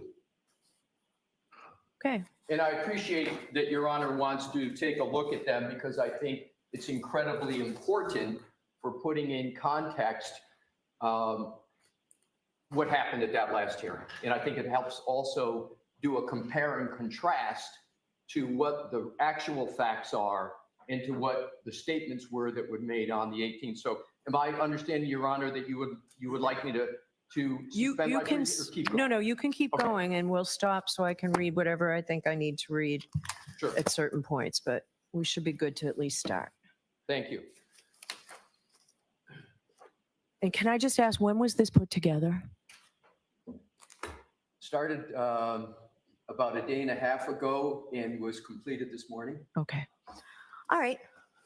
Go right ahead, Mr. Lessie. Thank you, Your Honor.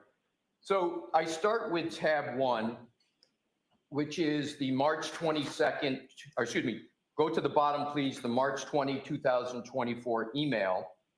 And this is an email between Mr. Jackson and Mr. Wolf. It was sent from Mr. Jackson to Mr. Wolf. It was entitled Engagement.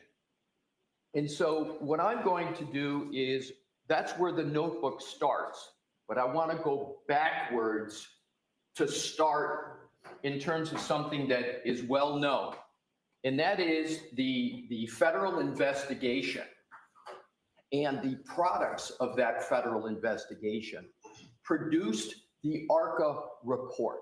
And that was in February of 2024. So what preceded this communication was a production of materials from the federal government, about 3,000 pages. Contained in that 3,000 pages was the ARCA report of February of 2024. There was no index of the 3,000 pages, and the defense came upon that report. They got to reviewing the documents in March of 2024. And as Your Honor will recall, the trial one started in April of 2024. So it was pretty close to when that trial started. And I know Your Honor knows from both your judicial experience and other experience that when you're entering into a trial of this significance, there's a lot going on. And so what happens is that report's produced in amongst 3,000 pages, it is located, it is read, the significance of it is immediately discerned. The report, basically the findings of the report that the vehicle, and this is, the substance is important, Your Honor, because it really informs a lot of the emails. The substance of the report speaks to the issue of whether or not the motor vehicle of Ms. Reed made contact at all with the decedent, and whether the decedent's injuries at all reflect a contact with that report. Those findings in that report was set in cement in February of 2024. What do I mean set in cement? It means they were never changed, nor could they be changed. So that report was provided to the Commonwealth and to the defense. Next step, important also. Any party, the Commonwealth or defense, had access to ARCA. They had the opportunity to contact ARCA. There were restrictions that I'm going to get to on that contact. But either party had the opportunity to contact them. Now, only the Commonwealth knows why they didn't take that opportunity. It may be because of the findings. It may be for other reasons. I don't know, but I understand the facts to be that the Commonwealth didn't make contact with the ARCA experts. The defense surely did. So that is the background, that is the information that we have. And so what happens? The defense sees the report, sees that the information in it is completely exculpatory to Ms. Reed. Of course, any attorney, lest they want to risk malpractice, is going to make a communication with that expert, which was perfectly legal and perfectly contemplated by the rules of the road, if you will. Now, as Your Honor also knows, the rules of the road with regard to the ARCA expert were not set by this court. They were set by the U.S. Attorney's Office. And I'm importantly going to articulate with objective evidence what those rules of the road were. But the one key point is those rules were not set by this court. So the contact was made. This is one of the most unusual situations I've ever seen in my practice of law, meaning you have these experts, you have great exculpatory information, but there are significant constraints on how it is you can interact and utilize those experts in a complete unorthodox situation. Why do I emphasize that? I emphasize that because lawyers in trial practice are used to doing things a certain way. And when there are certain constraints that are imposed upon them, it becomes more sui generis, more ad hoc. And then there has to be sort of new ways of addressing the situation. That now brings me with that important background to tab 1 and to repeat The communications start with a report from the ARCA experts and their findings and their conclusions that never changed. They never changed from the report they generated until the first communication in tab 1. It may seem self-evident, but given the moment, I'm not going to take anything as self-evident. The defense had zero input into the report and therefore had zero input into the findings. And in fairness to the Commonwealth, nor did the Commonwealth. So with that, we come to the emails on tab 1. March 20, Mr. Jackson to Mr. Wolf. Please note that there is no CC to Mr. Yannetti. Why is that important? When we get to Massachusetts Professional Rule of Conduct 3.3A1, that fact is going to become extraordinarily important. So we have a communication, and it needs to be read in its entirety. Fortunately, it's short. Dear Dr. Wolf, thank you so much for taking the time to get on the phone with me this morning.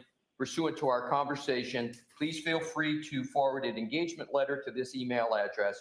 I will get that countersigned and returned to you forthwith, along with your retainer, as required. I have the good fortune of dealing with experts probably every week. And this is classic form parlance. If it's going to be required, you always hope for your client that they're not going to require a retainer. But the language is as required, as. Also, if you could attach a copy of your Dr. Rentschler's and Mr. Klein's CV, I would appreciate it. I look forward to speaking to you and your team soon as we iron out the logistics for your participation in the trial.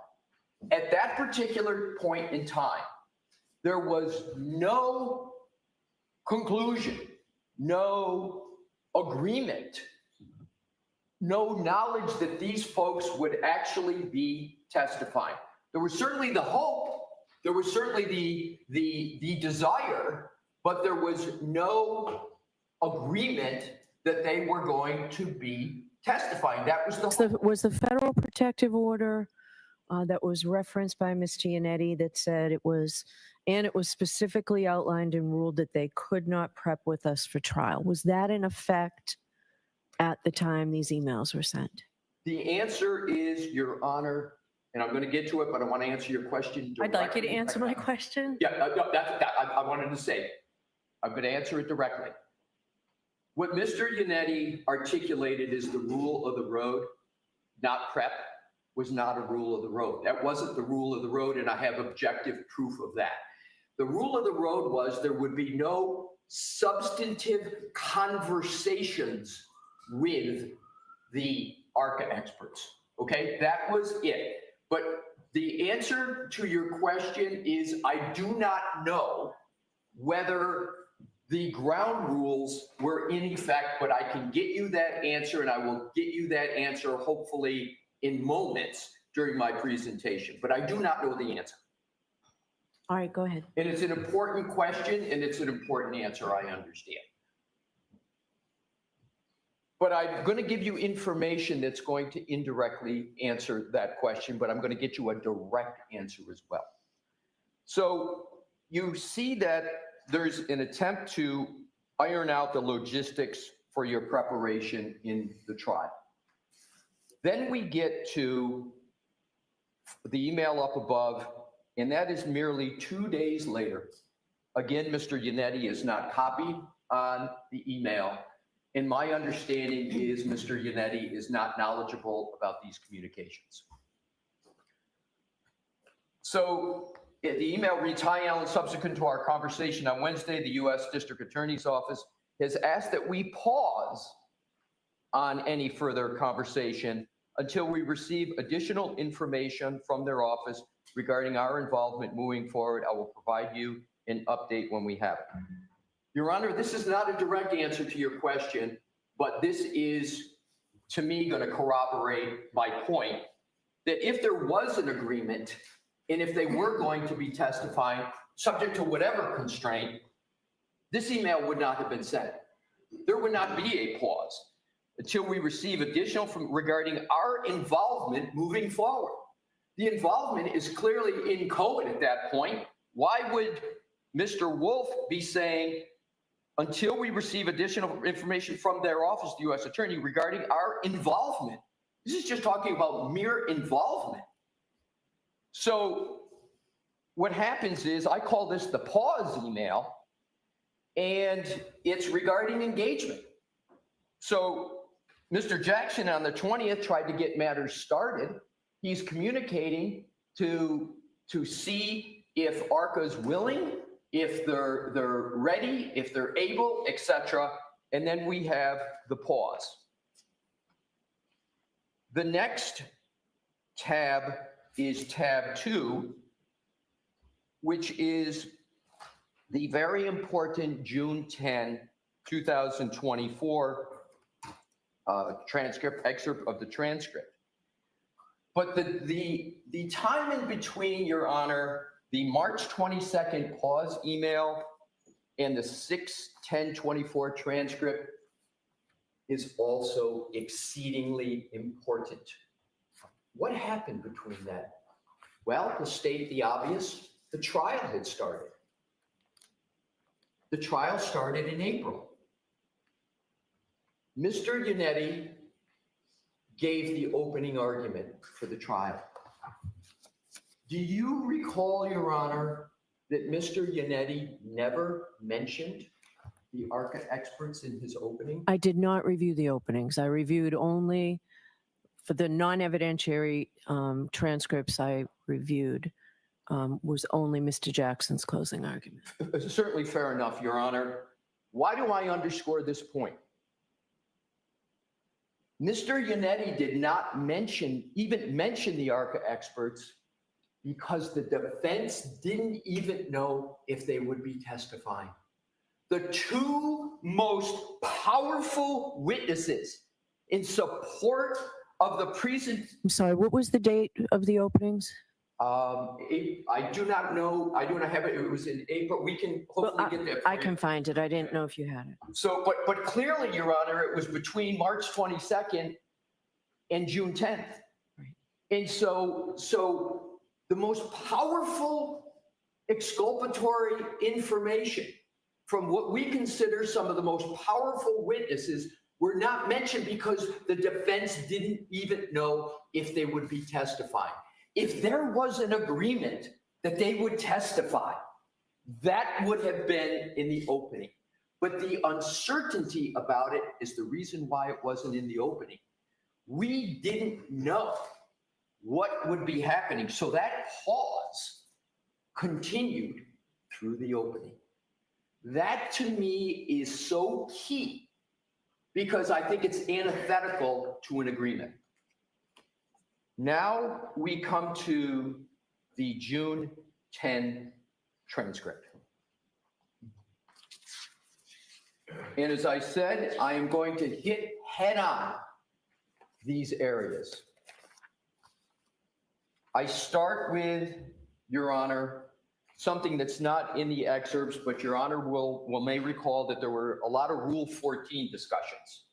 And Your Honor and Mr. Brennan read this on February 18th at the hearing we just had, that Your Honor was making the point, which I appreciated, that with this very unorthodox situation, the defense was exclaiming, you were saying, I think you're in violation of Rule 14. They said, we've given everything we've got. We don't have anything more. Well, I know you can't, but you're still in violation. So Your Honor fashioned a remedy.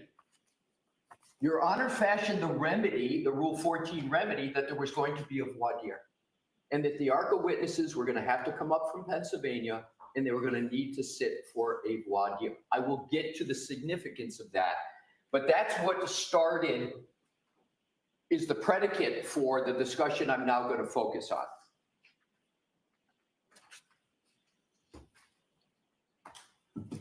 It starts on, this is tab 2, page 2812.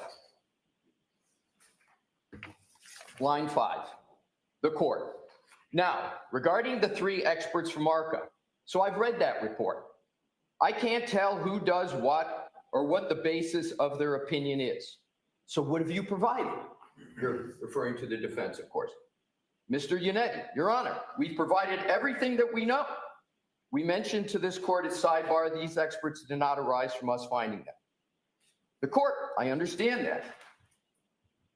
Mr. Yannetti, these experts were hired by the federal government and they provided a report to us pursuant to the TUI request.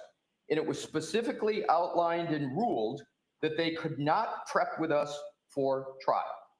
Court, and it's important not to stop there with what Mr. Yannetti said.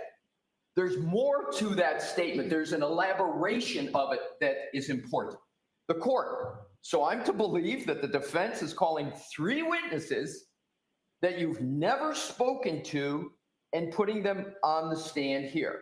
And I want to key into your words, Your Honor, because I want to be fair and precise.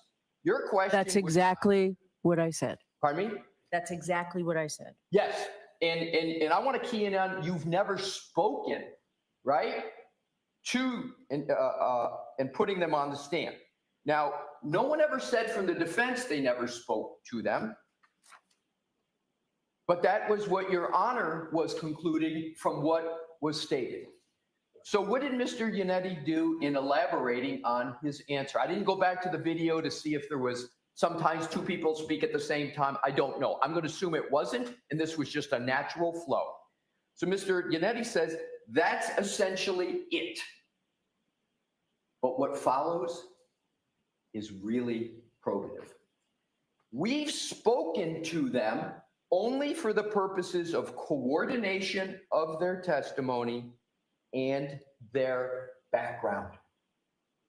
And I've got definitions of coordination and background that I won't provide, but those in Merriam-Webster's dictionary have specific meanings. But I don't have to parse that at this point. So I want to continue. We have not been able to interview them regarding their findings, which are outlined in detail in the reports that both sides have. And I know the immediate response might be there. It might be at this point, wait a minute.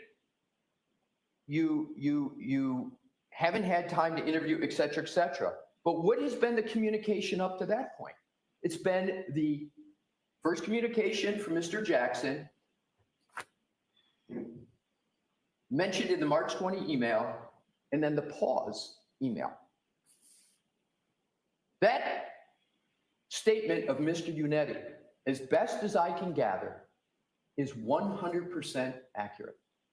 It is not merely a response that stops with line 14 to 18.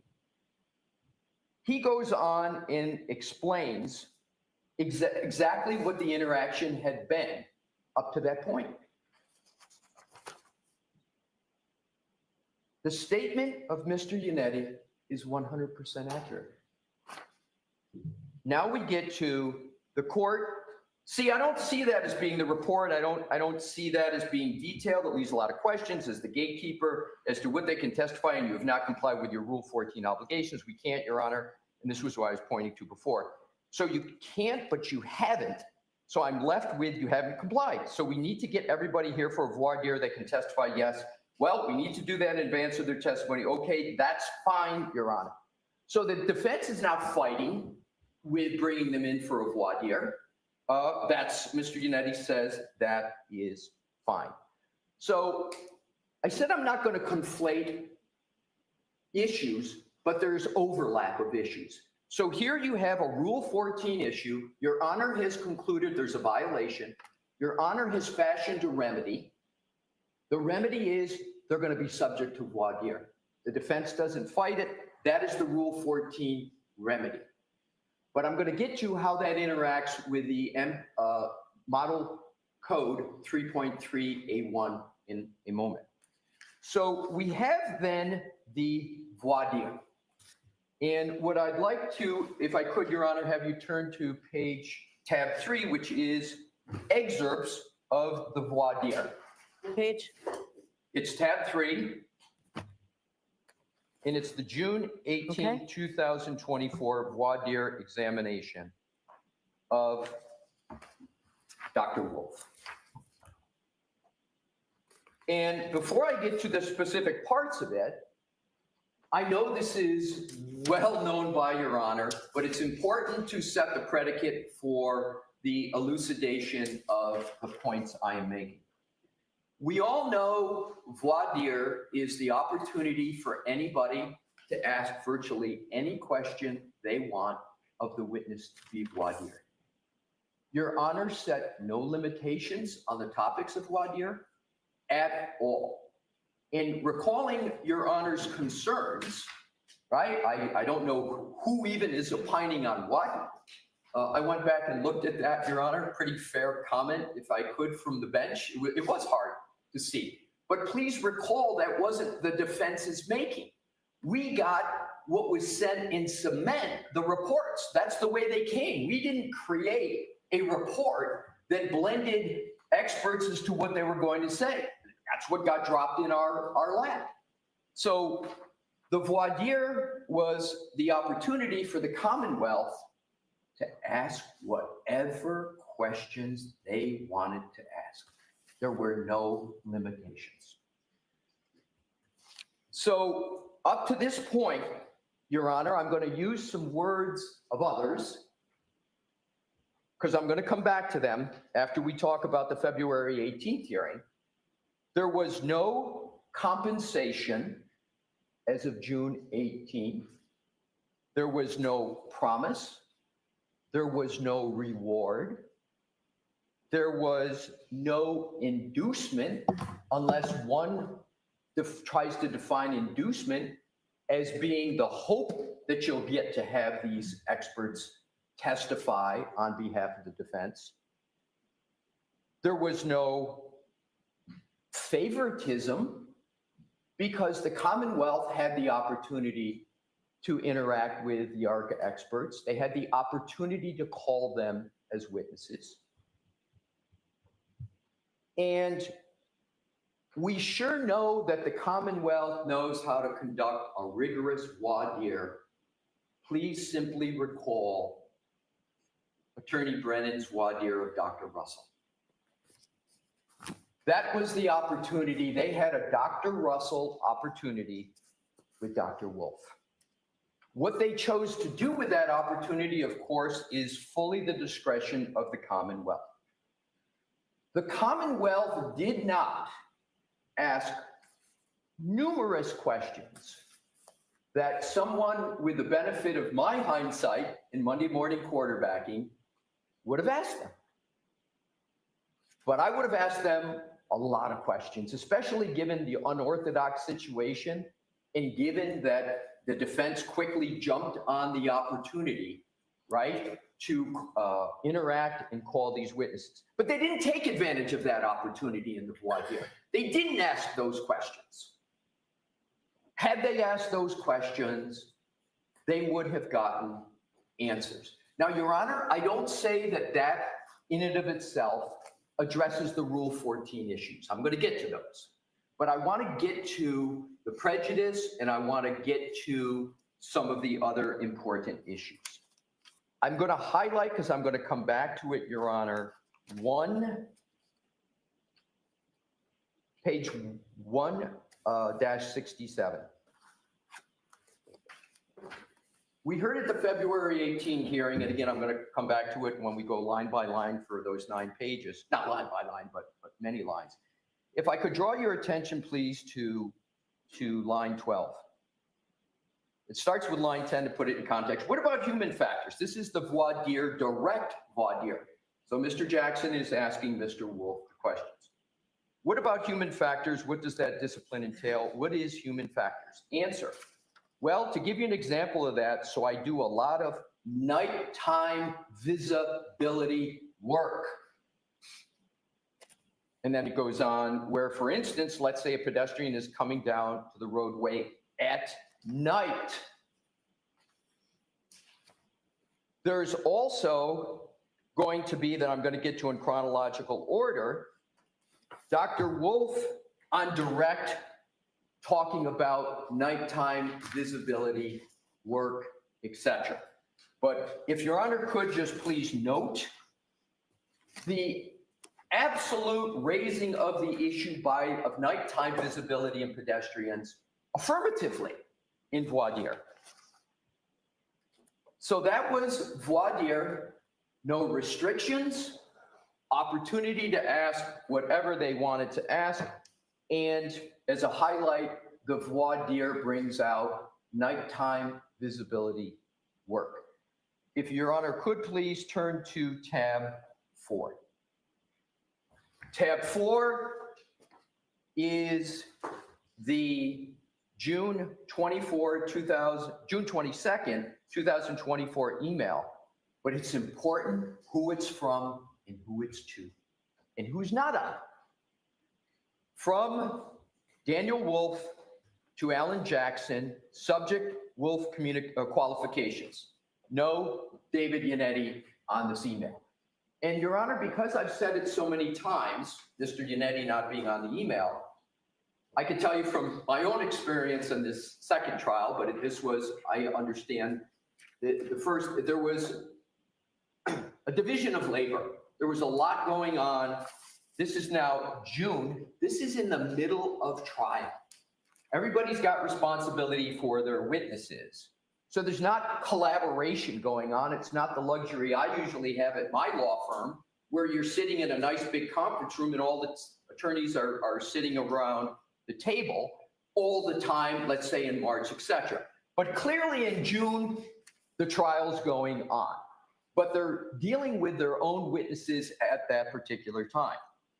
So let's read it because it's short, but it's important.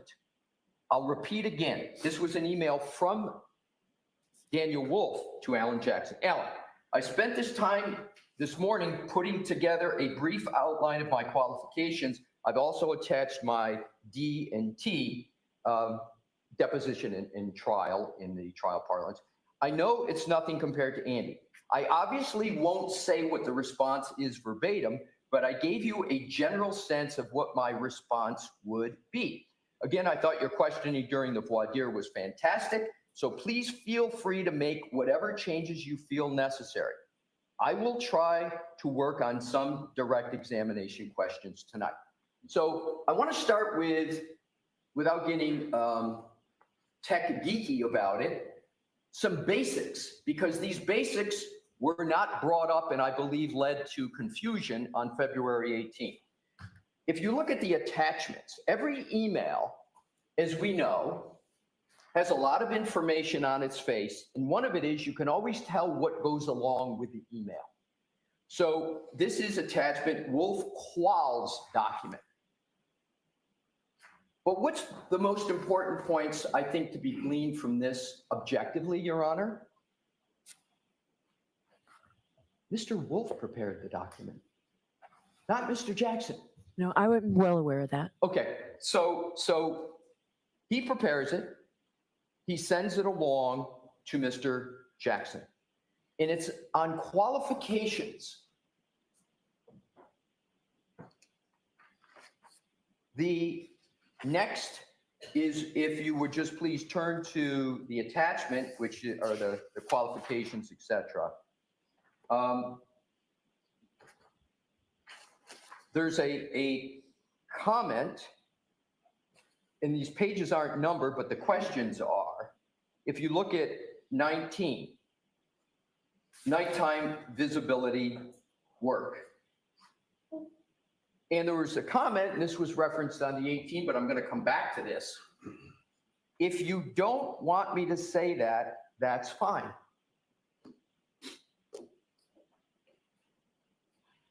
That very testimony in that very point was elicited by Mr. Jackson on the direct that we're going to get to. There was no hiding of it. I read that as well. Good. Thank you, Your Honor.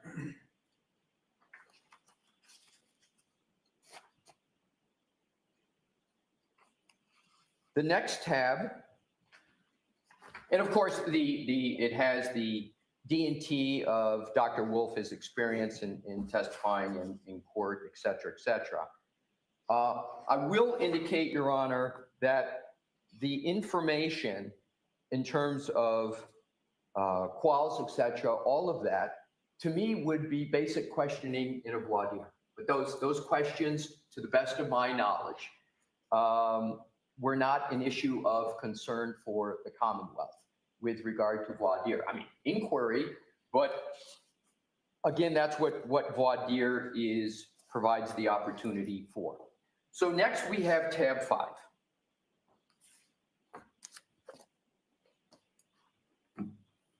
June 23rd is Sunday at 2:59 p.m. from Daniel Wolf to Alan Jackson. Subject Wolf Direct, attachments, Wolf Direct. So it's clear, and then if you turn the page, that is the attachment, is something that has no labeling on it, but I don't think anybody is going to misunderstand that this is what's being referred to in the attachment Wolf Direct. So all the topics that are in this direct were all in the report of ARCA, the frozen in concrete report of ARCA. And we will get to this, but what I did was I went and compared this outline. I did too. Your Honor, there's one thing I've learned in the short time I've had in this courtroom is that Your Honor is on everything. And the reason I am underscoring this is because it's going to come to an application of all the legal principles. So I very much and genuinely very much appreciate that Your Honor has, seems like with an exacting eye gone through and looked at all of this. So all of this is what's in the report that everybody already has. Why do I make that point? Because the rule 3.3A1, it has relevance, but it's got more relevance to the Rule 14, and we heard on the 18 a very long buildup in an emphasis on the Commonwealth not having access to information, being surprised, et cetera, et cetera. So the point here is, additionally, if you compare the direct examination that actually occurred with this outline, there's not a very close resemblance. The topics are covered. I make that point because of two things. First, Mr. Jackson did not prepare this document. One of your questions at the February 18 hearing was, what's the day, et cetera, and I'm going to get to it, and I'm going to use words, not characterizations. That's why I don't want to go into it too much here. But there was a certain impression made about who had prepared this document. But I want to underscore it was Dr. Wolf who prepared it and sent it to Mr. Jackson. Now I want to get to the timing, because I think this is very important for the Rule 14 issue. This is Sunday, June 23rd at 2:59 p.m. The trial resumed the next day, which is going to segue me eventually to tab 6. And if Your Honor would look at the first page on tab 6, it's June 24, 2024. The very next day, probably less than 24 hours after this outline goes to Mr. Jackson, Dr. Wolf is on the stand. If anybody thinks that Mr. Jackson was waiting for an outline from Dr. Wolf to be able to prepare one of the most important direct examinations of the trial until he got it, I think that person would have to have quite a fanciful imagination. I don't think there's anybody here who thinks that. Thank you. So the other important point to underscore is that this was something provided by Dr. Wolf, not drafted one word by Mr. Jackson. So if someone is to say that, and I'm not inferring, Your Honor, but someone else might want to infer to say that this is a blatant Rule 14 violation, this should have been turned over, et cetera, et cetera.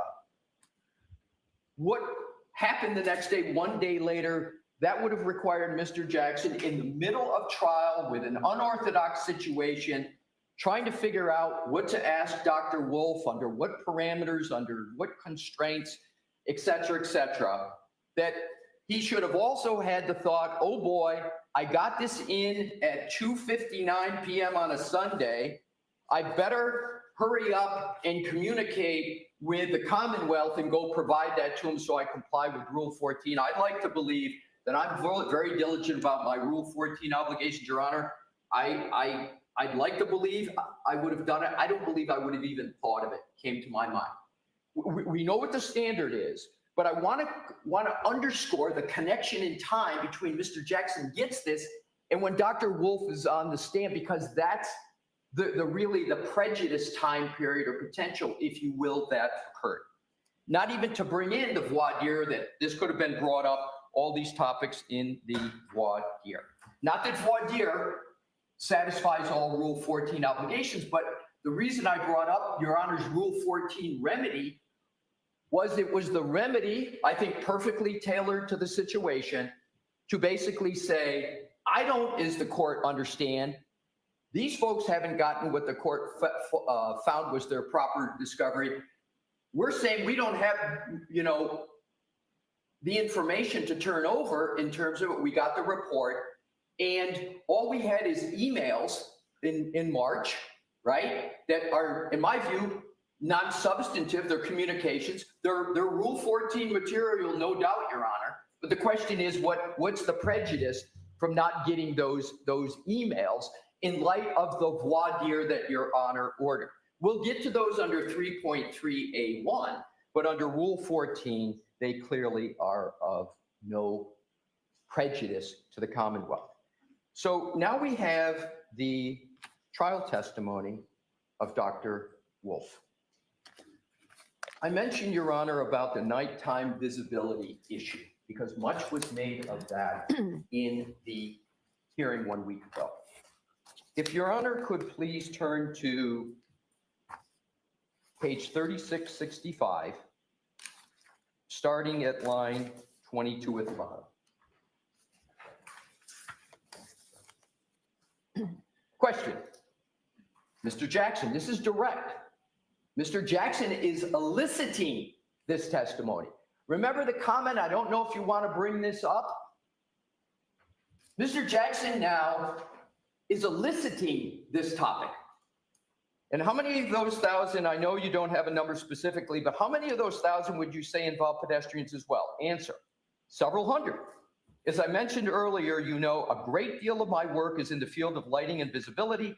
So there is a direct correlation between time of day and pedestrian incidents. Here's the key sentence. We see a rise in the evening and night hours just due to drivers having a difficult ability to try to perceive and recognize individuals. So I certainly see a lot of pedestrian collisions in my casework. Elicited, discussed. Now to some very important communications on direct. If I could ask Your Honor to turn to 3669, please. Line 9. This is again by Mr. Jackson. At the time you did your expert review, Dr. Wolf, and your consultation, you and I had never met. Answer, that's correct. 100% true. You did not know who I was. I did not. 100% correct. You had never met Ms. Little? No. That's correct. Mr. Yannetti? No. Fact. As a matter of fact, you had never heard of this case. That's correct. Page 3670. Line 10. Question. When did your analysis and conclusions, well, let me ask it this way, You finalized your report, you and your team, correct? Answer correct. Question. And that report is contained in a multi-page document that was submitted following your analysis and your opinions and conclusions, right? Answer correct. The defense didn't have anything to do with that. That's correct. True statement. You had never met us, didn't know who we were when we did this. Correct. Now, if you could continue on, Your Honor, to, I believe, if I could be so officious and say, this may be some of the most key aspects of the testimony for Your Honor's inquiry. 6, question. All right, it goes without saying, I'm going to ask it anyway. You haven't been paid by the defense. Answer, you have not paid us anything. No. 100% correct. And you don't work for us. That's correct. There was no engagement. There was no engagement letter signed. There was no retainer. Those discussions that were started on March 20th were paused with a March 22nd email, and they never were re-engaged. They were never re-engaged. They got to eventually get them on the stand, but there was no retainer. There was no terms of the engagement, to the best of my knowledge and my review of all these facts and discussions with counsel. So then the next, that's correct. Question. As a matter of fact, I've never asked you specific questions about your testing before today. That's correct. Mr. Wolf sent in questions that he proposed Mr. Jackson asked, but that's why I underscored so many times the fact it came from Dr. Wolf to Mr. Jackson. It's not Mr. Jackson asking questions in that document. It's Dr. Wolf sending them in. And Your Honor, I'm going to speculate if I could, and I'm not going to do this often in my presentation, but I do know a fact, and I do know, and a fact I know secondhand. If we put ourselves in Dr. Wolf's position, we think it's odd for attorneys. Imagine him. He's about to sit on the stand in one of the most visible cases in the country. He is an experienced expert. He's used to interacting with attorneys. He is not having the level of interaction and preparation anywhere near what he's used to having. But he's got to go on the stand with his professional reputation, and he's nervous. He's nervous. So my speculation, he sends in the direct to try to get some degree of comfort. So with all due respect, please don't speculate. Let's move on to the merits, okay? I will not. You can use this maybe at argument at some point, but let's just focus on what we have. I will do that, Your Honor. And If you know for certain that's the case, that's fine. I will tell you, and first of all, I appreciate what you said, and I won't speculate anymore. I said I was going to make an exception for this, but here's the fact that I do. No more, because you said you might do it more than once. So no more speculating. But if you know for a fact that that's true, I'll hear it.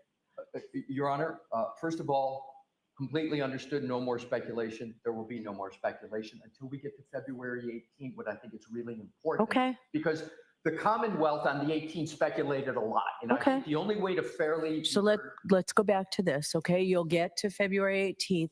Do you know for certain that that's what Dr. Wolf was thinking? I will tell you the basis of it, in fact. I've spoken with Mr. Jackson, and Mr. Jackson said that Dr. Wolf was anxious about the fact that he had to get on the stand without having the typical level of preparation and knowing. That is Mr. Jackson's sense of Dr. Wolf's situation at the time the direct was sent. So can I say for certain? No. Can even Mr. Jackson say for certain? No.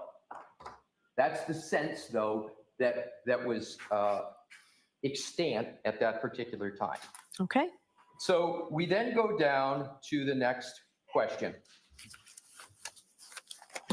But I want to come back to that question on 12. As a matter of fact, I've never asked you specific questions you're testing before. That is correct. That's an accurate statement, Your Honor. That's an accurate statement. 15, your work product, the report that you provided was provided both to the defense as well as the Commonwealth. Is that right? That's my understanding. Yes. And you were equally available to both sides in terms of them reaching out, correct?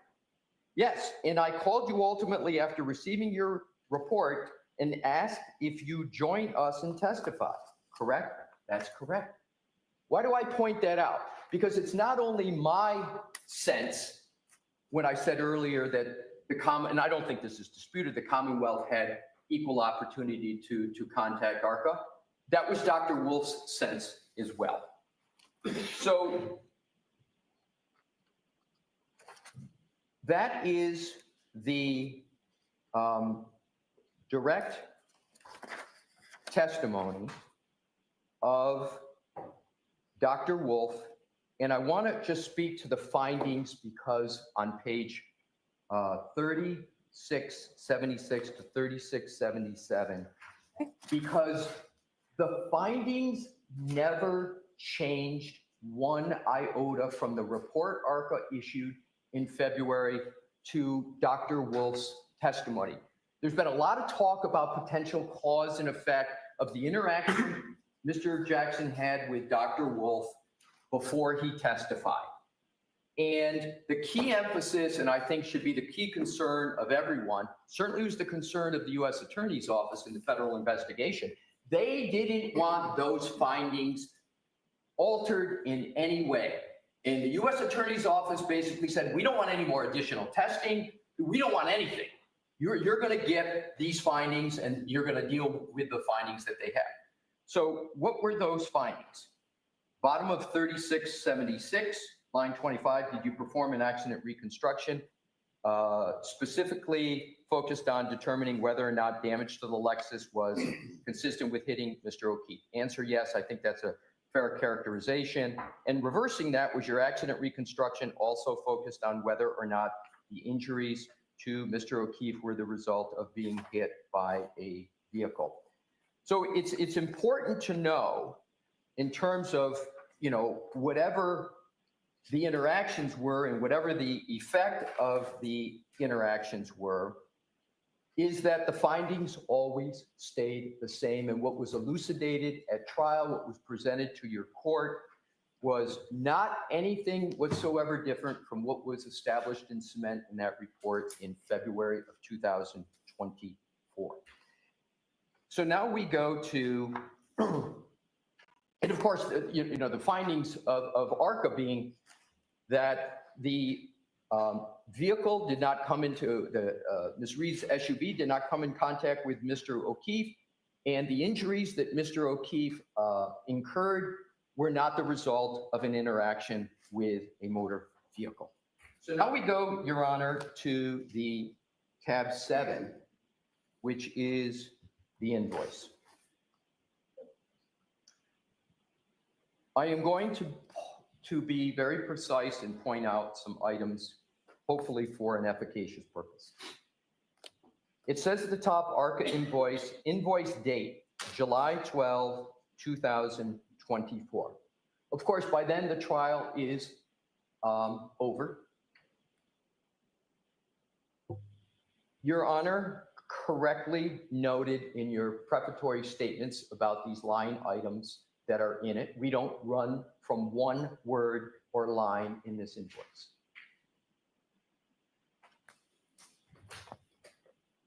But it's important to understand the facts behind this. The last discussion that any member of the defense team recalls having about any compensation at all was back in March, and it wasn't even any discussion about particulars, etc. It was just the defense feeling that they were going to be calling these witnesses. And there was the question of, is there going to be, and I had that as required in there for a reason, because they didn't know. It was just trying to understand this very unorthodox relationship because of the U.S. Attorney's Office, their constraints. The defense position is that there was absolutely no meeting of the minds that ARCA was going to be compensated by the defense. It wouldn't have been a surprise if that would have been demanded of the defense, but those were paused. Those discussions were paused. And again, that's the recollection of the defense. And to be clear, Your Honor, as Your Honor knows, I was not a participant in the first trial. I'm not speaking with firsthand knowledge on any of this, but I have conducted as thorough an investigation of these facts and marshaling of them as I think I can possibly do. So here's the punchline, Your Honor, with the invoice. Came out of the blue. It came out of the blue. It gets sent to Mr. Jackson's office in July. I can't reveal attorney-client communications, but I can tell you there's one person that was more shocked than most about the invoice coming in and the amount.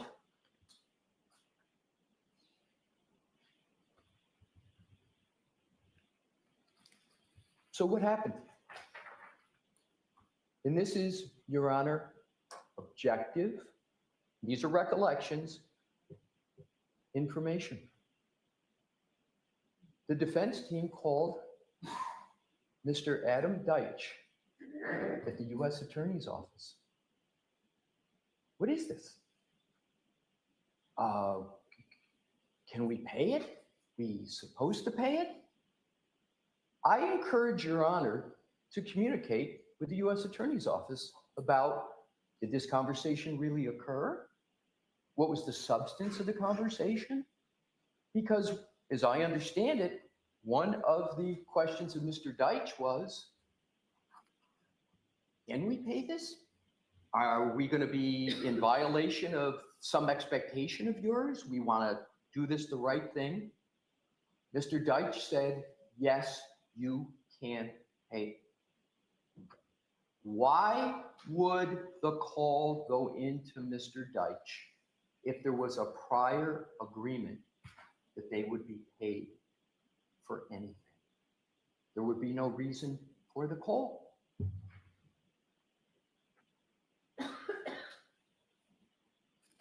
Did they pay it? Yes, that was just the point I was going to get to. And when was that?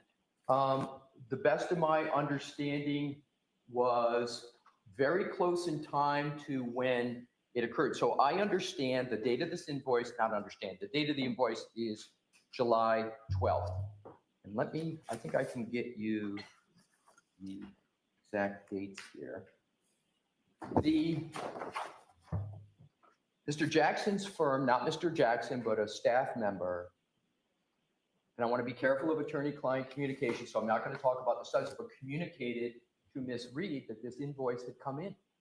And I believe that communication was toward the end of July, maybe I'm going to roughly estimate the 24th. And then there was a communication, of course, with Mr. Deitch. And after Mr. Deitch said, yes, it's permissible to pay that, I believe the payment was made very shortly thereafter, maybe within a week. When was that? Within a week, within that July 24th date? Get you an exact answer? I would like that. Sure. I'm going to attempt to get an exact. If I can't, I think I can get a good approximation.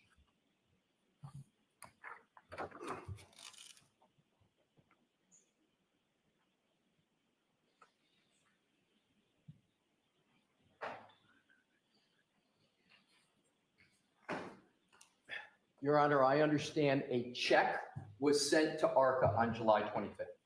Thank you. You're welcome. So there's no doubt the invoice was paid.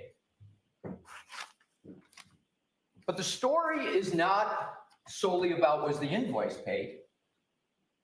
The important part of the story, about the facts, is it came out of the blue.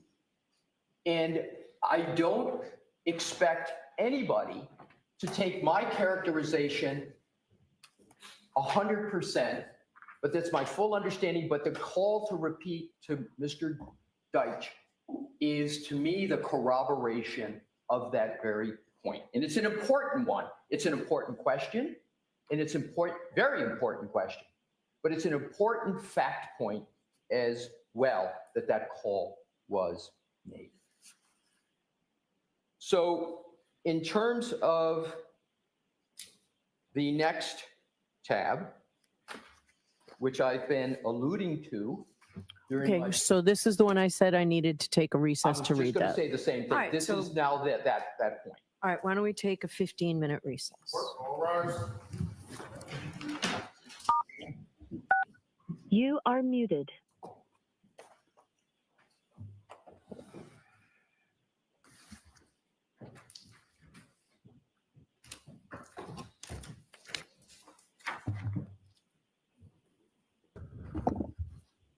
Stand in recess.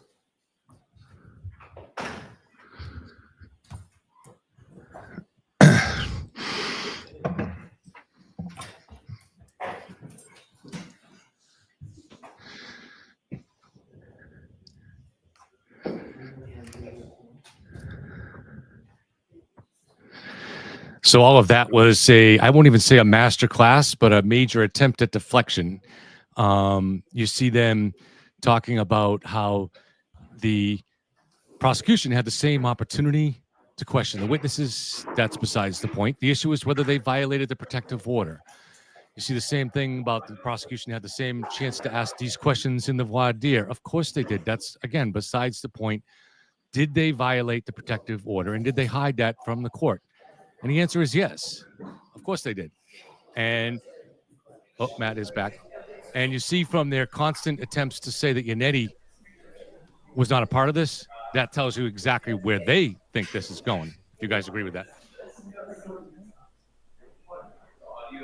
I'm sorry. Upstairs. I was waiting until the mask.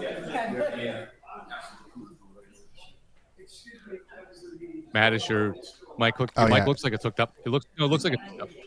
Yeah, I can hear now. So do you agree with that assessment that this was just a whole lot of deflection? But I think that they are also know that the judge will look for a way to avoid taking any drastic action, and they're trying to help her do that. But this really came across as deflective. I mean, I feel like they're trying to throw Alan Jackson under the bus. I think he knows he's going, and they're trying to save Yannetti. Yeah. That's what I kind of see. Yeah. Because, I mean, come on. Like, they're saying they never spoke. Like, he said that on the stand under oath, and, like, they weren't talking. Like, give me a break. Right. And then That's, the payment, they don't know where the bill came from. Like, come on. Yeah, right. And there was no discussion of a bill, but then somebody sends you suddenly a $24,000 bill for travel. Like, give me a break. Yeah, that's so strange. Because it's almost like the feds must have told Arca to bill the defense. Like, because why else would they think that they were the ones? And, like, he testified on the stand, like, oh, we're not employed by you. But apparently he did think that they were employed by him because he sent them a bill. So Dr. Wolf is the one that's really lying on here. Okay, I'm going to mute the court feed for now. Thank you, guys. That's a good idea. I know sometimes people get worried if I turn off the court mic, but we're just looking at the fan, so we're not missing anything. Yeah, I mean, you know, this is why it's so important that this stuff is put into discovery and reported to the prosecution, because it gives them a chance to portray to the judge and also at some points to the jury that these guys are not independent, that they were paid a lot of money for their testimony. And that payment in $24,000 in late July really isn't just payment for that trial, but it's payment for the upcoming trial. You can look at it that way. I mean, I'm not saying it's officially or legally that way, but they know there's going to be another trial again, and they know they want to have Arca come back. So I think that's why when suddenly Arca sends you a $24,000 bill for travel expenses, you're going to pay it. Yeah, that makes sense. That's interesting. I mean, specifically on the bill, it says also for trial prep. So Arca thinks they've trial prepped, apparently. Oh, it said that on the bill? Yeah, that's what the judge called out in her opening, saying that it specifically there's a line item that says for trial prep. So that's part of the $23,000. It's not just expenses. Good catch, man. So, I didn't even catch that. So, yeah, it's like even if you're not following all legal aspects of this and trying to break that down in your mind, when you see how many times they tried to say that David Yannetti was not part of this, that alone tells you where the defense thinks this is going. So they're going to try to save Jackson, but they don't think they can. The fact that they're doing that. So very interesting. Did you catch anything else? I don't know if Kate's going to. Oh, Kate's just here, but with her mic's not. All right. Did you catch anything else, Matt? I mean, I just thought that he was like, I don't know. It just seems so like ridiculous. Like pointing out that, oh, Yannetti wasn't copied. Like Yannetti doesn't know what's going on. He was the original attorney. He's the one that sponsored his pro hoc fiche to practice in Massachusetts. Like Yannetti needs to be the one that knows what's going on. He's the one that's responsible for Alan Jackson's actions. Right. So give me a break. I didn't find anything really like. I did note that at the beginning, Alessi said that he was going to discuss the protective order that the feds had both sides sign. And I'm sure eventually he will, but he understands by bringing that up early that that's the most important thing, and he didn't get to it.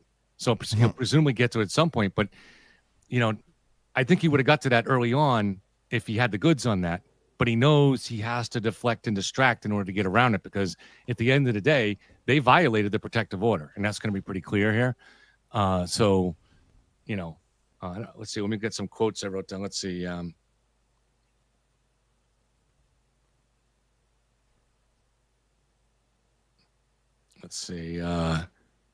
So there was no agreement in March that they would testify, but that's legalese because it was understood that they were going to testify. And the thing was, is as they were going on, even in the early communications at some point in May, or he mentioned Yannetti's opening statements, how he didn't mention ARCA, but that's meaningless because at that point, ARCA was not approved as a witness yet. So they had to be a voir dire for that. So Jackson was not, Yannetti was not going to mention that when it wasn't officially approved. I don't even think it's legally allowed for him to mention that. So that was a just misdirection there completely. I just can't wait till Hank starts talking because now I kind of feel like there's a lot of stuff in the Fed findings that's on the table, and he tried to bring it out a little bit during the voir dire with the dog bite lady. He's like, well, did you know that the feds tested and none of them think it's dog bites? So I think most of what's in the Fed documents is corroborating the investigation. Obviously, they didn't press charges. And the one thing is these opinions that were created off of partial information. And like Karen says, garbage in, garbage out. You can't trust an opinion if you don't have all the information, right? Right. So it's such a joke. To me, like one of the hardest parts about this, but because it's very difficult to prove conversations that are done over the phone, communications like that, and it's pretty much impossible to prove any communication of any kind with the feds because they don't authorize it.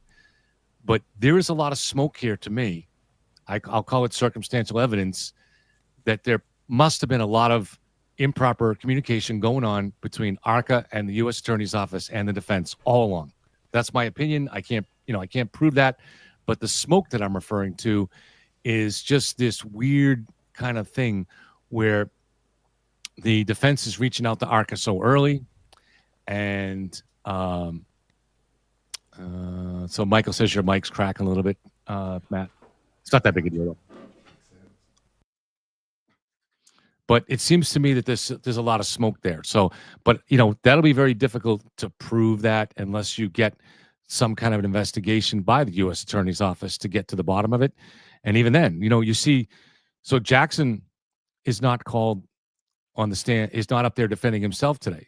There's a reason for that, because he doesn't want to say if somebody else says something, if Leslie says something, well, Jackson said this or something like that, you can't prove it. And there's no issues with that'll come into play about his there's no issues of Jackson lying. You can't prove it. So Right. when he said, oh, Kate's back. And so when he says that Jackson said to him that Dr. Wolf was anxious, I doubt that. But there's no way to prove it. So I think it's sort of the same hide the ball game that they're now trying to play with Yannetti, Yeah. Oh, Matt's back. All right, here we go. I try to fix the mic. I don't know if that's better. Yeah, that sounded good. Yeah, that sounded good. Kate, did you have any more thoughts on the last half hour or whatever? I just thought that was a tremendously terrible presentation. My favorite part when he was like, well, I'm going to get to that. I'll get you an answer, and it will be a concrete answer. And just in a moment in my presentation, I'll get you. And the answer is that I don't know, but we'll get to that. And hopefully in a few moments, I'll get you that answer. Like, what the fuck was this guy saying? Like, I've never seen more just dancing. Like, I know. And Free Karen Reed is probably cheering him on, but I think he's objectively a buffoon. And the judge asked him specifically about the protective order, and he danced around it and said, I'll get to it. And they never got to it. I'm sorry, he will get to it, but when a judge asks a question, you should get to it at that time, you know? And then he's saying like, oh, they never spoke or they never communicated. And I can look that up for you in the Merriam-Webster dictionary if you want to know what communicated means or whatever he was trying to define. I'm just like, what a foolish person.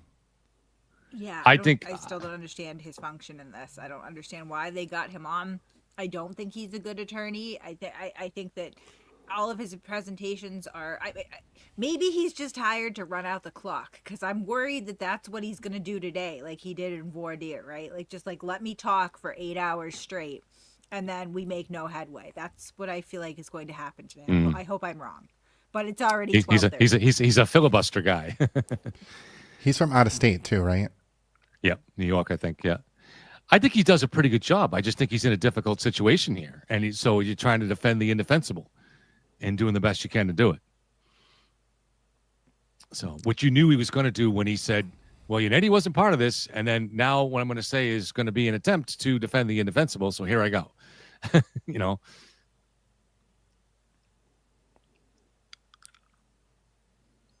Yeah, I'm sick of this guy.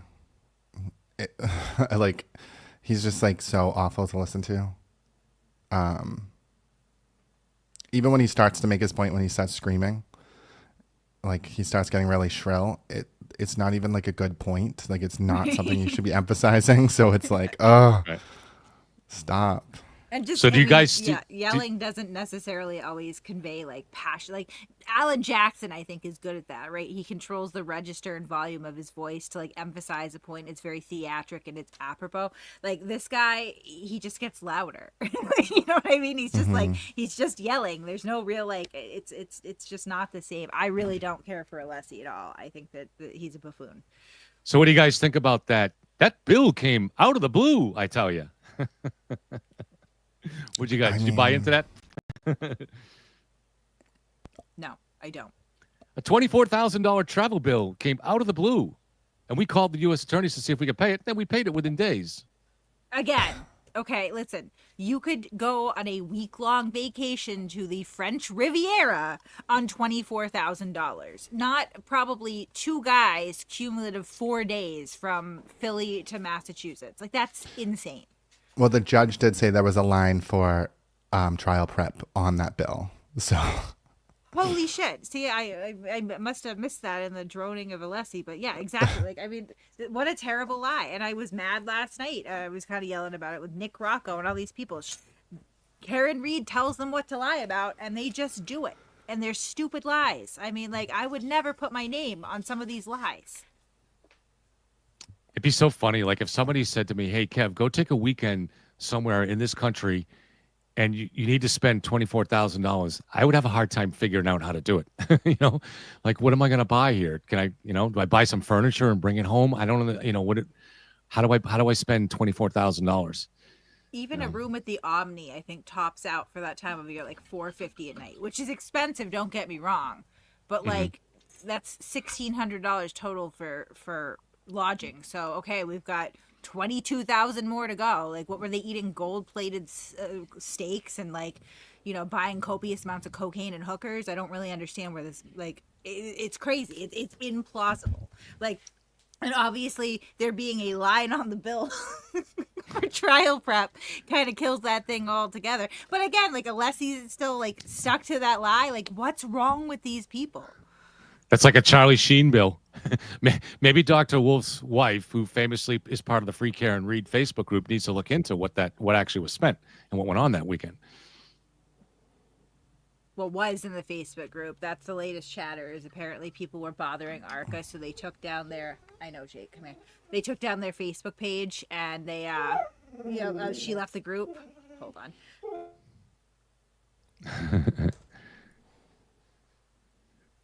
I hear puppy and dog action. No, he's still just kind of stressed about the new additions. So sometimes he'll just look at me and do this. I don't know. I'll be right back. I mean, I think the line in the bill that says trial prep is just so damning.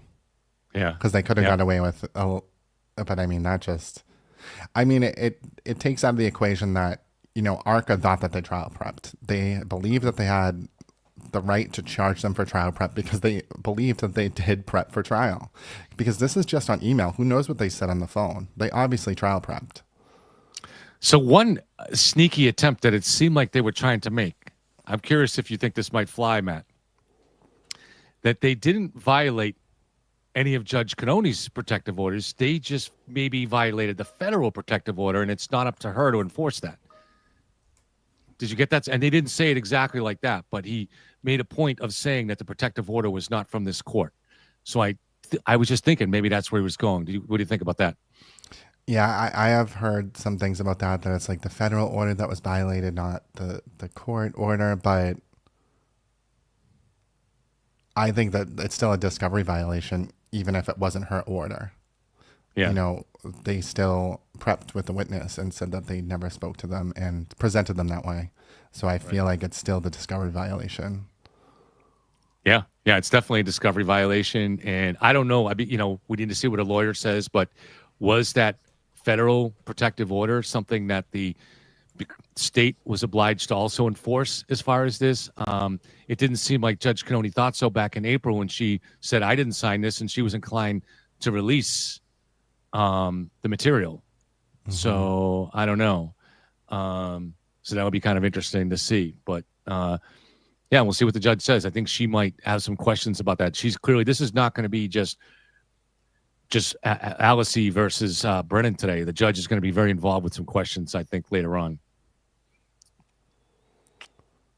How many more things is he going to have to go through? So she has to read whatever this is. Yeah. Come back.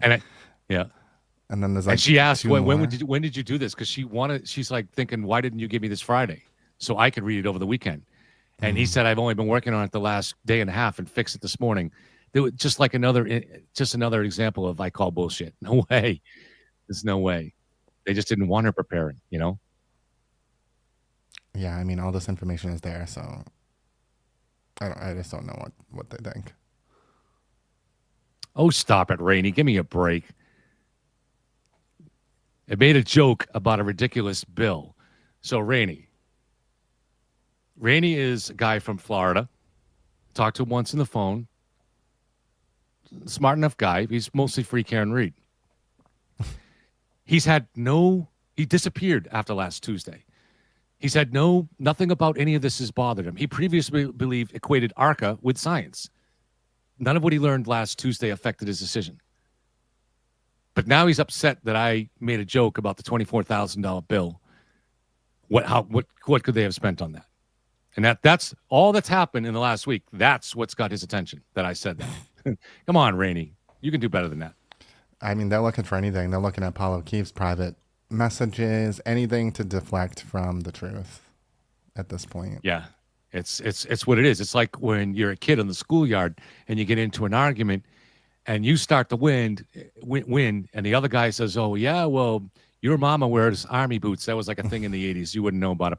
But you say some stupid insult. That's because you just lost the argument. And that's they've been in this situation before, but that's where free Karen Reed is right now. That's all they got. That's all they've ever been. Ad hom attacks mean that you've lost the argument. And that's all it is. I cannot speak on this case without being told what a piece of shit I am. And I won't even confirm or deny that. I guess it's subjective. But it doesn't change anything that's going on with this case at all. It doesn't change the fact that my track record consistently from the very beginning is almost 100%. I'm almost always correct in what I say. And every single time that I come out with a new, I guess, scoop or whatever you want to call it, oh my, she's lying, that's crazy. And then what do you know? A few months later, it gets confirmed. So like, I mean, but that's all they have. It's literally all they have. I don't really necessarily think that the quality of somebody's character can change the facts, but they're hoping that it will. So. Yeah, they are. I mean, I don't know what's wrong with these people. And they're all mostly older, right? Like they're in their 50s.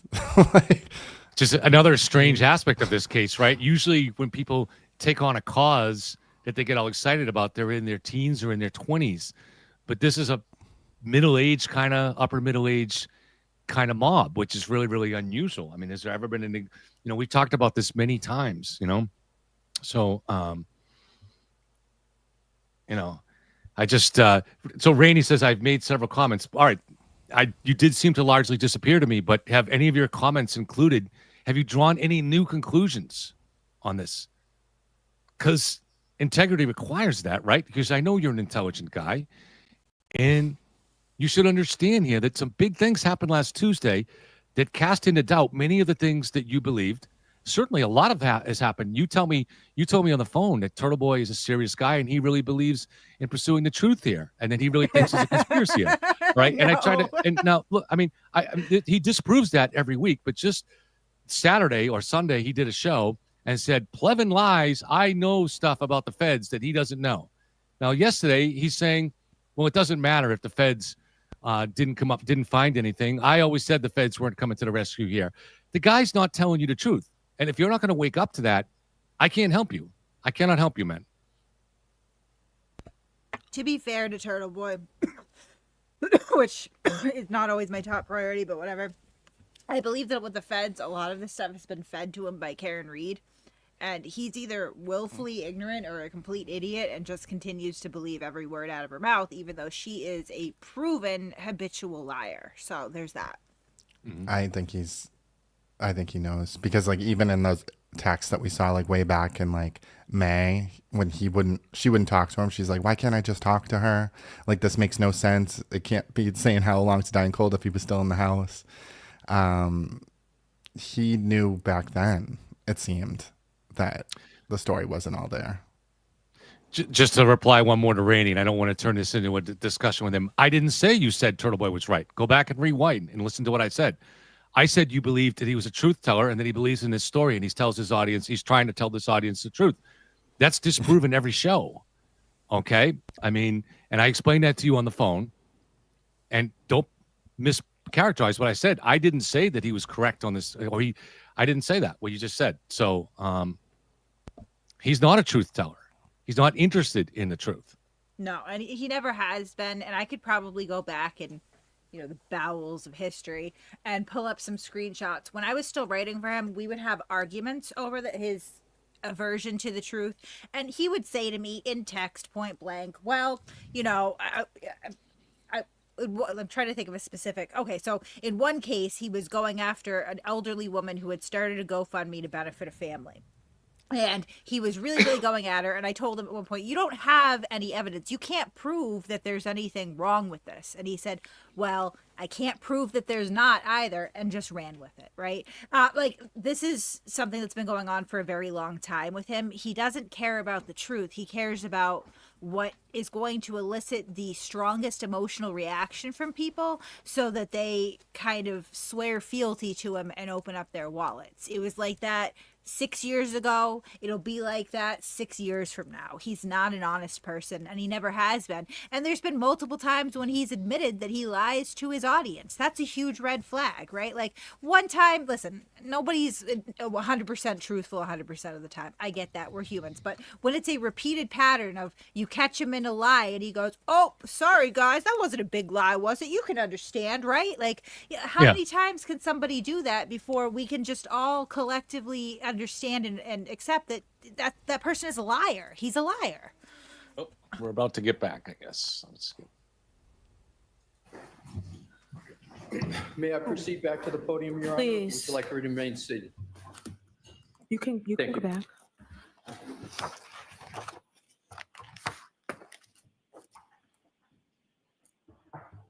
May I continue, Your Honor? Please. Thank you.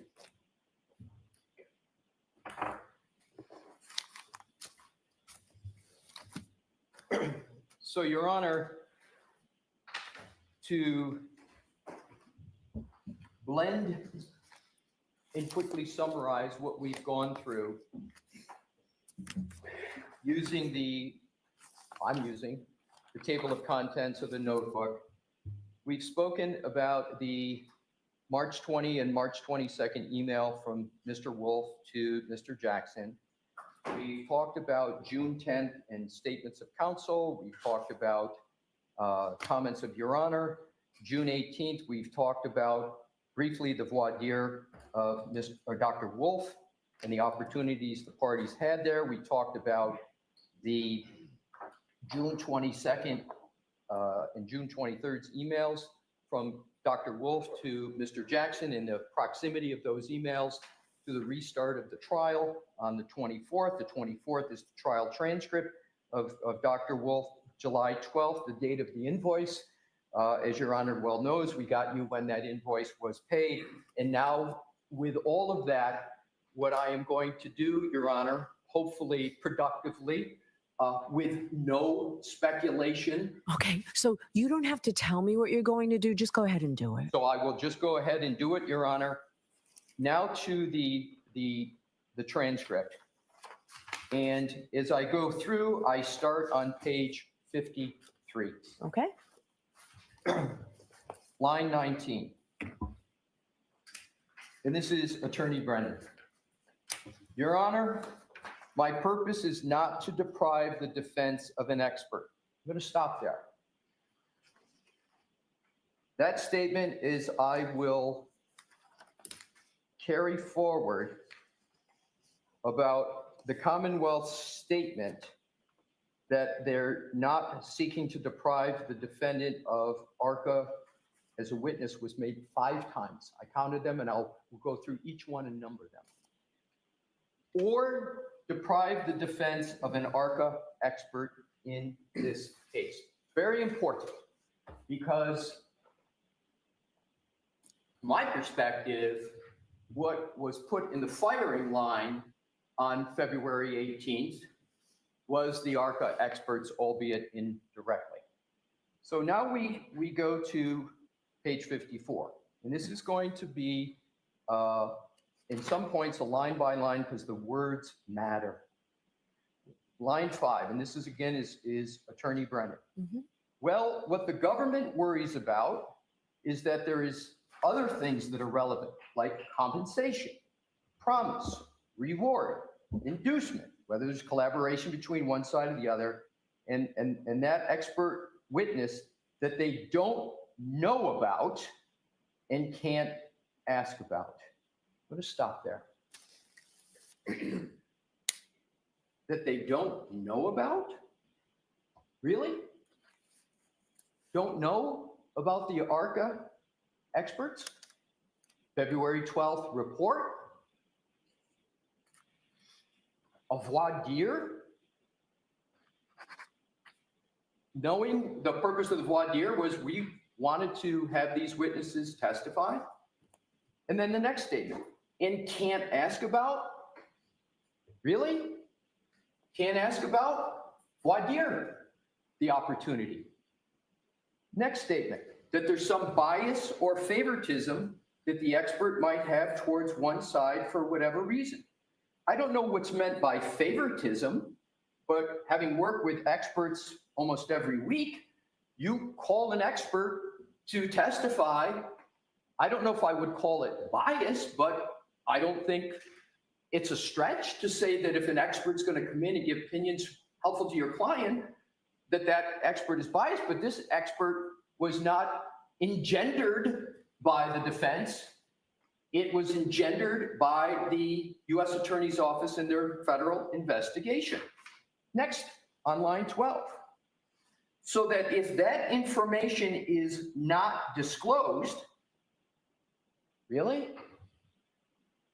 It was on February 12th of 2025. Now I'm going to get to this because, and this is not speculation, this is fact, the entire buildup of February 18th was on the false foundation that the Commonwealth had gotten all the information that they were going to talk about until Your Honor's break from the federal government and not the defense, which was completely false. So this is a buildup. It's all in. And what was the date again that the defense provided it? The Friday night before our hearing, was it? It was, I will tell you this, I'm going to have to think out loud here. I'm going to answer it. I think it was February 12th that it was provided of 2025, but it's important to state why that date. Please recall, Your Honor, that the Commonwealth had not yet issued its certificate of compliance with discovery. And I know I don't need to tell Your Honor the rest, you know it better than I do, about counsel's obligation to turn over discovery, et cetera, et cetera. So I don't know if the Commonwealth on the 18th genuinely didn't know that it came from the defense as opposed to the Commonwealth. But what's very, very clear are the statements that I'm going to go through that were all built upon the foundation that they learned about this all from the federal government and that the defense had not turned over anything, which is completely false. Okay. So let's go through each word because it gets really important. When there are claims made that the defense has not turned over something and there are words used like ambush and duping, it's important to understand and get behind those verbs as to what the facts are. So the next. So if the information is not disclosed, then it's not only an impediment, it creates a position where there's an unfair examination. Really? Voir dire occurred? It's not the ARCA witnesses that I have the issue with. That's number 2 of 5. The Commonwealth is not saying we have an issue with ARCA. And why do I keep repeating this? Because my conclusion is going to be ARCA should be unscathed. ARCA should be available to the defense. And I'm going to get to more of that in a moment. So it says it's not the ARCA witnesses that I have the issue with. It's the issue, the fact that I don't have adequate discovery. Those words, I don't have. The Commonwealth had for 5 days the very discovery that was being discussed that the Commonwealth didn't have. If the defense is going to be a proponent of those witnesses, they have obligations, Rule 14 obligations for basic discovery. I agree with that. I agree completely with that. And we complied on the 12th. And it's for this trial that matters, Your Honor. Your Honor has commented before that this is a new trial. This is a second trial. I've tried unsuccessfully sometimes to talk about the baseline with the Daubert issues, and Your Honor has rightly commented, well, Mr. Alessi, this is a new trial. Point taken. Now, I wasn't at the last trial, but I've read the transcripts. That's an important point, Your Honor. Mr. Brennan has said before that he, earlier in these pretrial proceedings, that he hadn't had a chance to watch, hadn't had a chance. And believe me, I can empathize with Attorney Brennan on that. It's a lot to digest. He and I are both coming into this second trial new. So I appreciated the comments he had made before. But his comment here is I've read the transcripts, and I'm going to assume that for the very important topics he was talking about, he had read the transcripts. But again, that would be something that only Attorney Brennan would know. But it's an important point to point out. That was the representation. But I've read the transcripts. And then he goes on, and he, on page 55, he repeats what we went through about June 10th and what counsel for the defense had said. So I'm not going to cover that. He's just reading what I took head on before the break. And so we then turn to the continuation of the buildup, which is at the bottom of page 55. Attorney Brennan. Now, I have some familiarity with the federal government. Seemed to me, based on my limited experience, there was much more to the story. And the story is about interactions with defense counsel. That's what was talked about above. So I called the federal government. There's no statement here. There's much more to the story. And I've got the discovery that the defense provided that told a complete story. So there was, and I'll tell you, my impression from what is stated here is that counsel made these representations, but the Commonwealth couldn't evaluate them because they didn't have information, so they went to the federal government. So I called the federal government and I tried to encourage them to provide full discovery so that the experts could testify. It's another statement so ARCA could testify. I was resigned to a TUI letter. I've been down that road many times. It's a dark road that never sees the light of day. So I filed a TUI letter, comprehensive TUI letter. And it was delayed.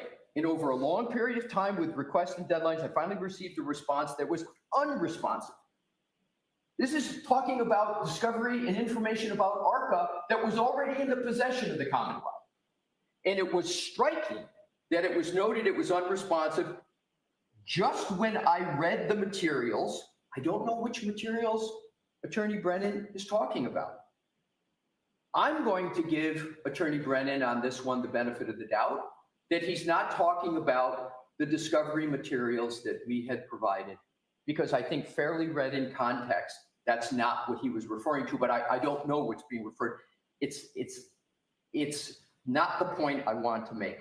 And Attorney McLaughlin actually identified them. They didn't respond to our request, so Attorney McLaughlin wrote back, and then we got new materials, just some. Got them from the federal government. It's not a statement that he got them from the defense, which is a fact. And then we got new materials, but a qualifier, just some.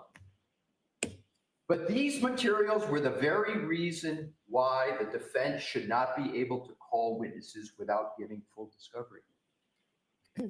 We had given full discovery. We had given it.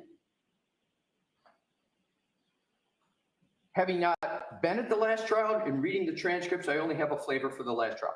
So there is email correspondence between the defense, not only the federal government, but some ARCA, the witnesses themselves, and recent requests for. So he's saying, this is what I got from the feds. And what do I discover when I got this information from the feds? When he really got it from the defense.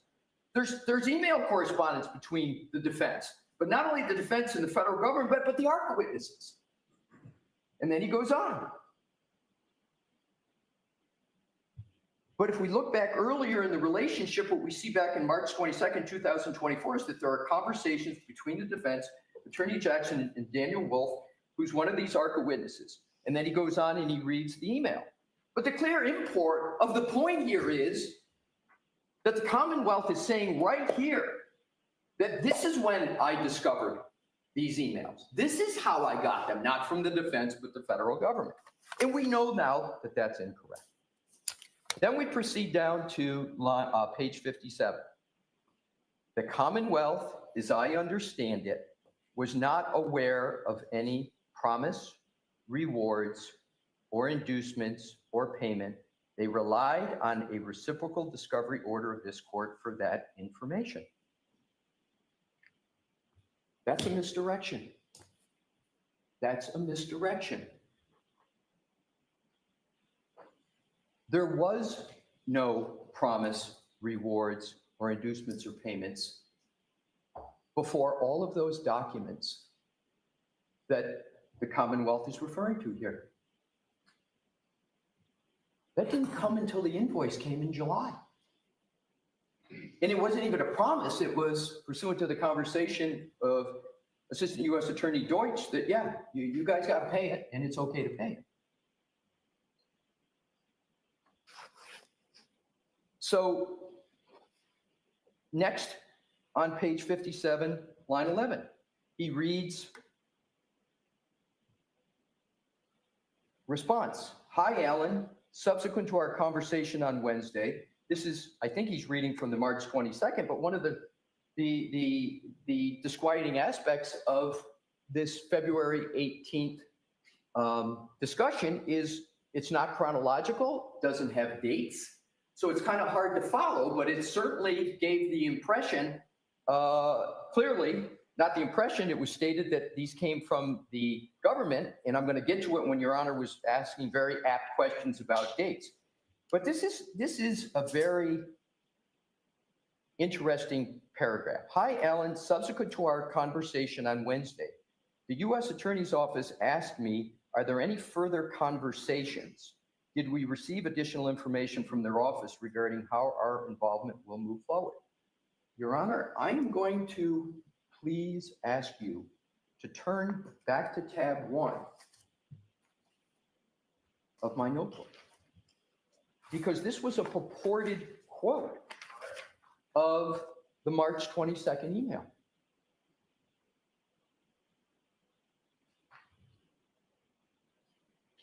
That's really not close to what the email says.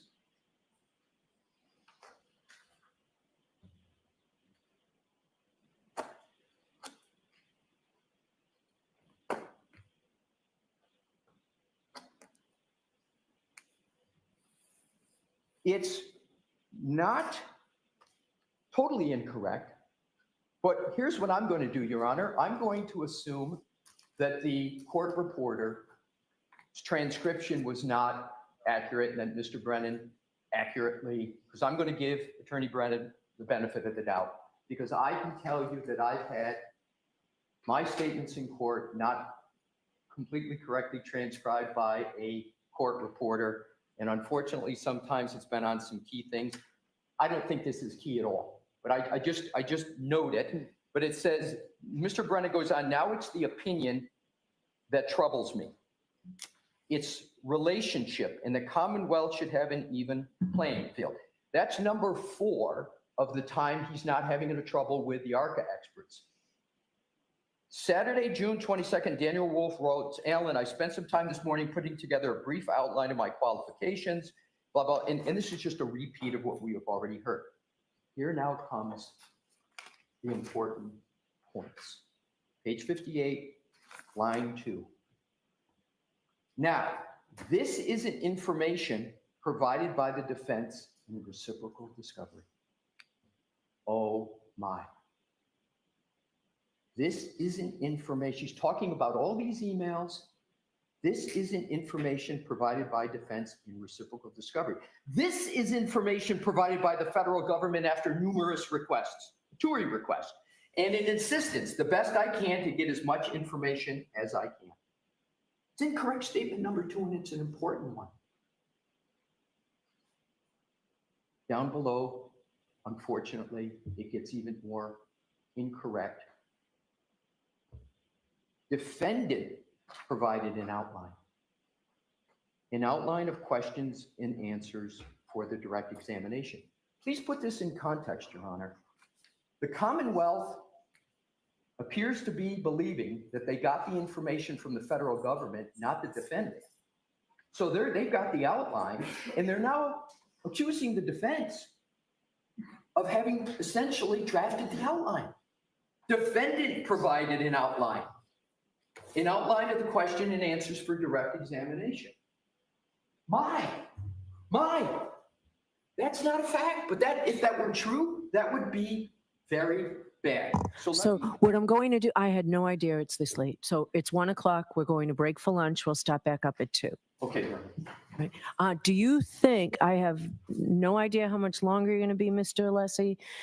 Do you have an idea? And I'm not rushing you. Do you have an idea? Because we do have the other motions. If we can't get to them today, we'll spend those 2 days next week with them.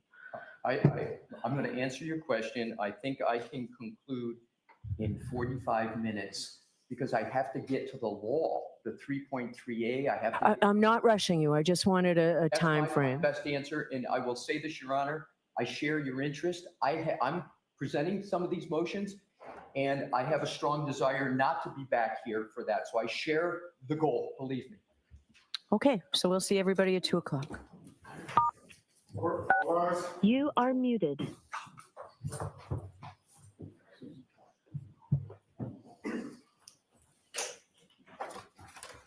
Oh my fucking God.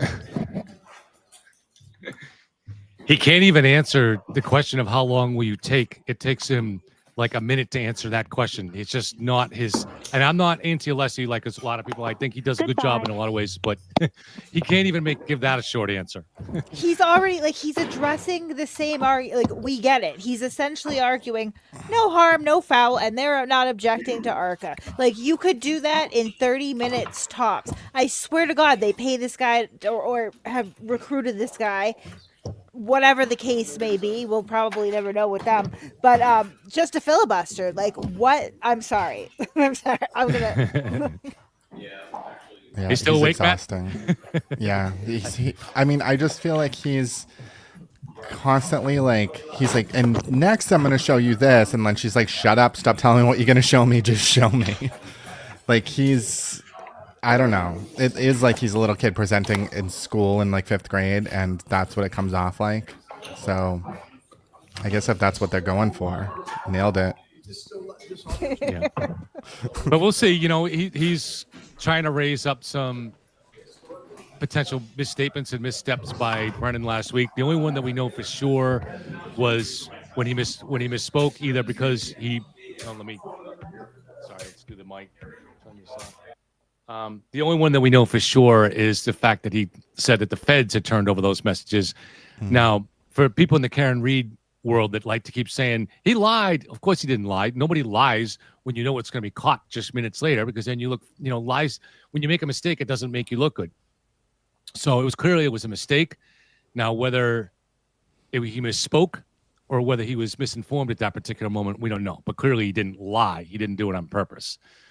And it doesn't. That's what I mean. He just dedicated a good 20 minutes to going line by line through Brennan's argument at a hearing a week earlier that the judge was present for. Thank you. To make no point, he complains about a lack of chronology. He complains about that misstatement. But right after recess, Brennan came back and said, "Oops, sorry, I misspoke. And here's the chronology. Right, here's the information that I have." He added nothing to it. He caught Brennan in absolutely nothing. It is completely immaterial to the fact that they lied to the police, not to the police. I'm sorry, lied to the court. And I mean, even his argument for the discovery violation is well, we gave it to them now. This is a new trial, right? It doesn't change the credibility hit here. Oh my God. I got a question for you guys. I was thinking about this during. So is there defense going to be that, or one angle of it, that yes, Jackson misrepresented something to the court in the first trial, but this is the second trial, so it's irrelevant? Is that a possible defense? I don't think so, because I think the judge sponsors his Yannetti sponsored his pro hoc vice. I mean, I think that's what's probably up for. Yeah. That's probably what they're worried about. I feel like he's anticipating it though, because I kind of feel like even his last interview with Karen, he kind of was trying to shut her up, kind of shush, don't talk about that, because I think he knows the conspiracy is dead, and it would be best if they are going to go with a different defense to get rid of the conspiracy guy anyway, Alan Jackson. So. I don't know. I feel like he's bowing out. So, one of the things. Oh, sorry. Go ahead, Kate. No, go ahead, Kate. Go ahead. No, they're definitely trying to insulate Yannetti and all this, and it feels almost contrived from the beginning, really. They knew that they were taking a risk, and the way they calculated it was to, kind of shield Yannetti, because not only did they not CC Yannetti, but they made a point to point it out in the email. Hey, by the way, we're not CCing local counsel here. He doesn't know this is happening. I don't think that was information for ARCA added in there as much as it was information in case anybody stumbled across this at any point. So and I think the judge is probably, I can't believe she lets him ramble too like this, because I think she already knows where this is going, right? I mean, I feel like him not being CC'd is an admission that they knew they were doing something wrong. Yeah, I was just going to ask that. That's what I'm saying. Yeah. And the judge knows it. Yeah. It's not her first day on the job. I mean, she knows. Just not, if they just didn't CC him, fine, then you could be whoops, but the fact that they also had to point it out in the email is just really that is a huge red flag to me. They're see, we covered our ass. He's not on here. He doesn't know. Right. Yeah. See, one of the things now, Kate used to work for a private investigator, so she'll know about this. But so lawyers have told me a common thing that they do. They send out a private investigator to get information about the case that they can use. And if it's something really important, they don't put it down in writing. There's no written report because because if they did, that would have to go into discovery. So they report it just talking to the lawyers. And so there's a lot of this stuff is normal that maybe goes on a little bit.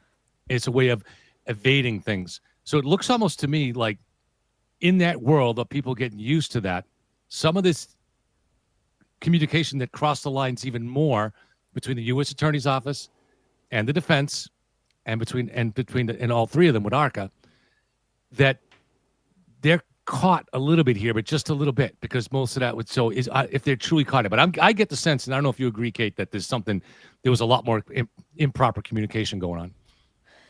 I mean, I'm naturally gonna say yes, and that's going to be my own confirmation bias. So, I mean, yeah, again, there's some red flags there with the chronology of everything, particularly how quickly they reached out.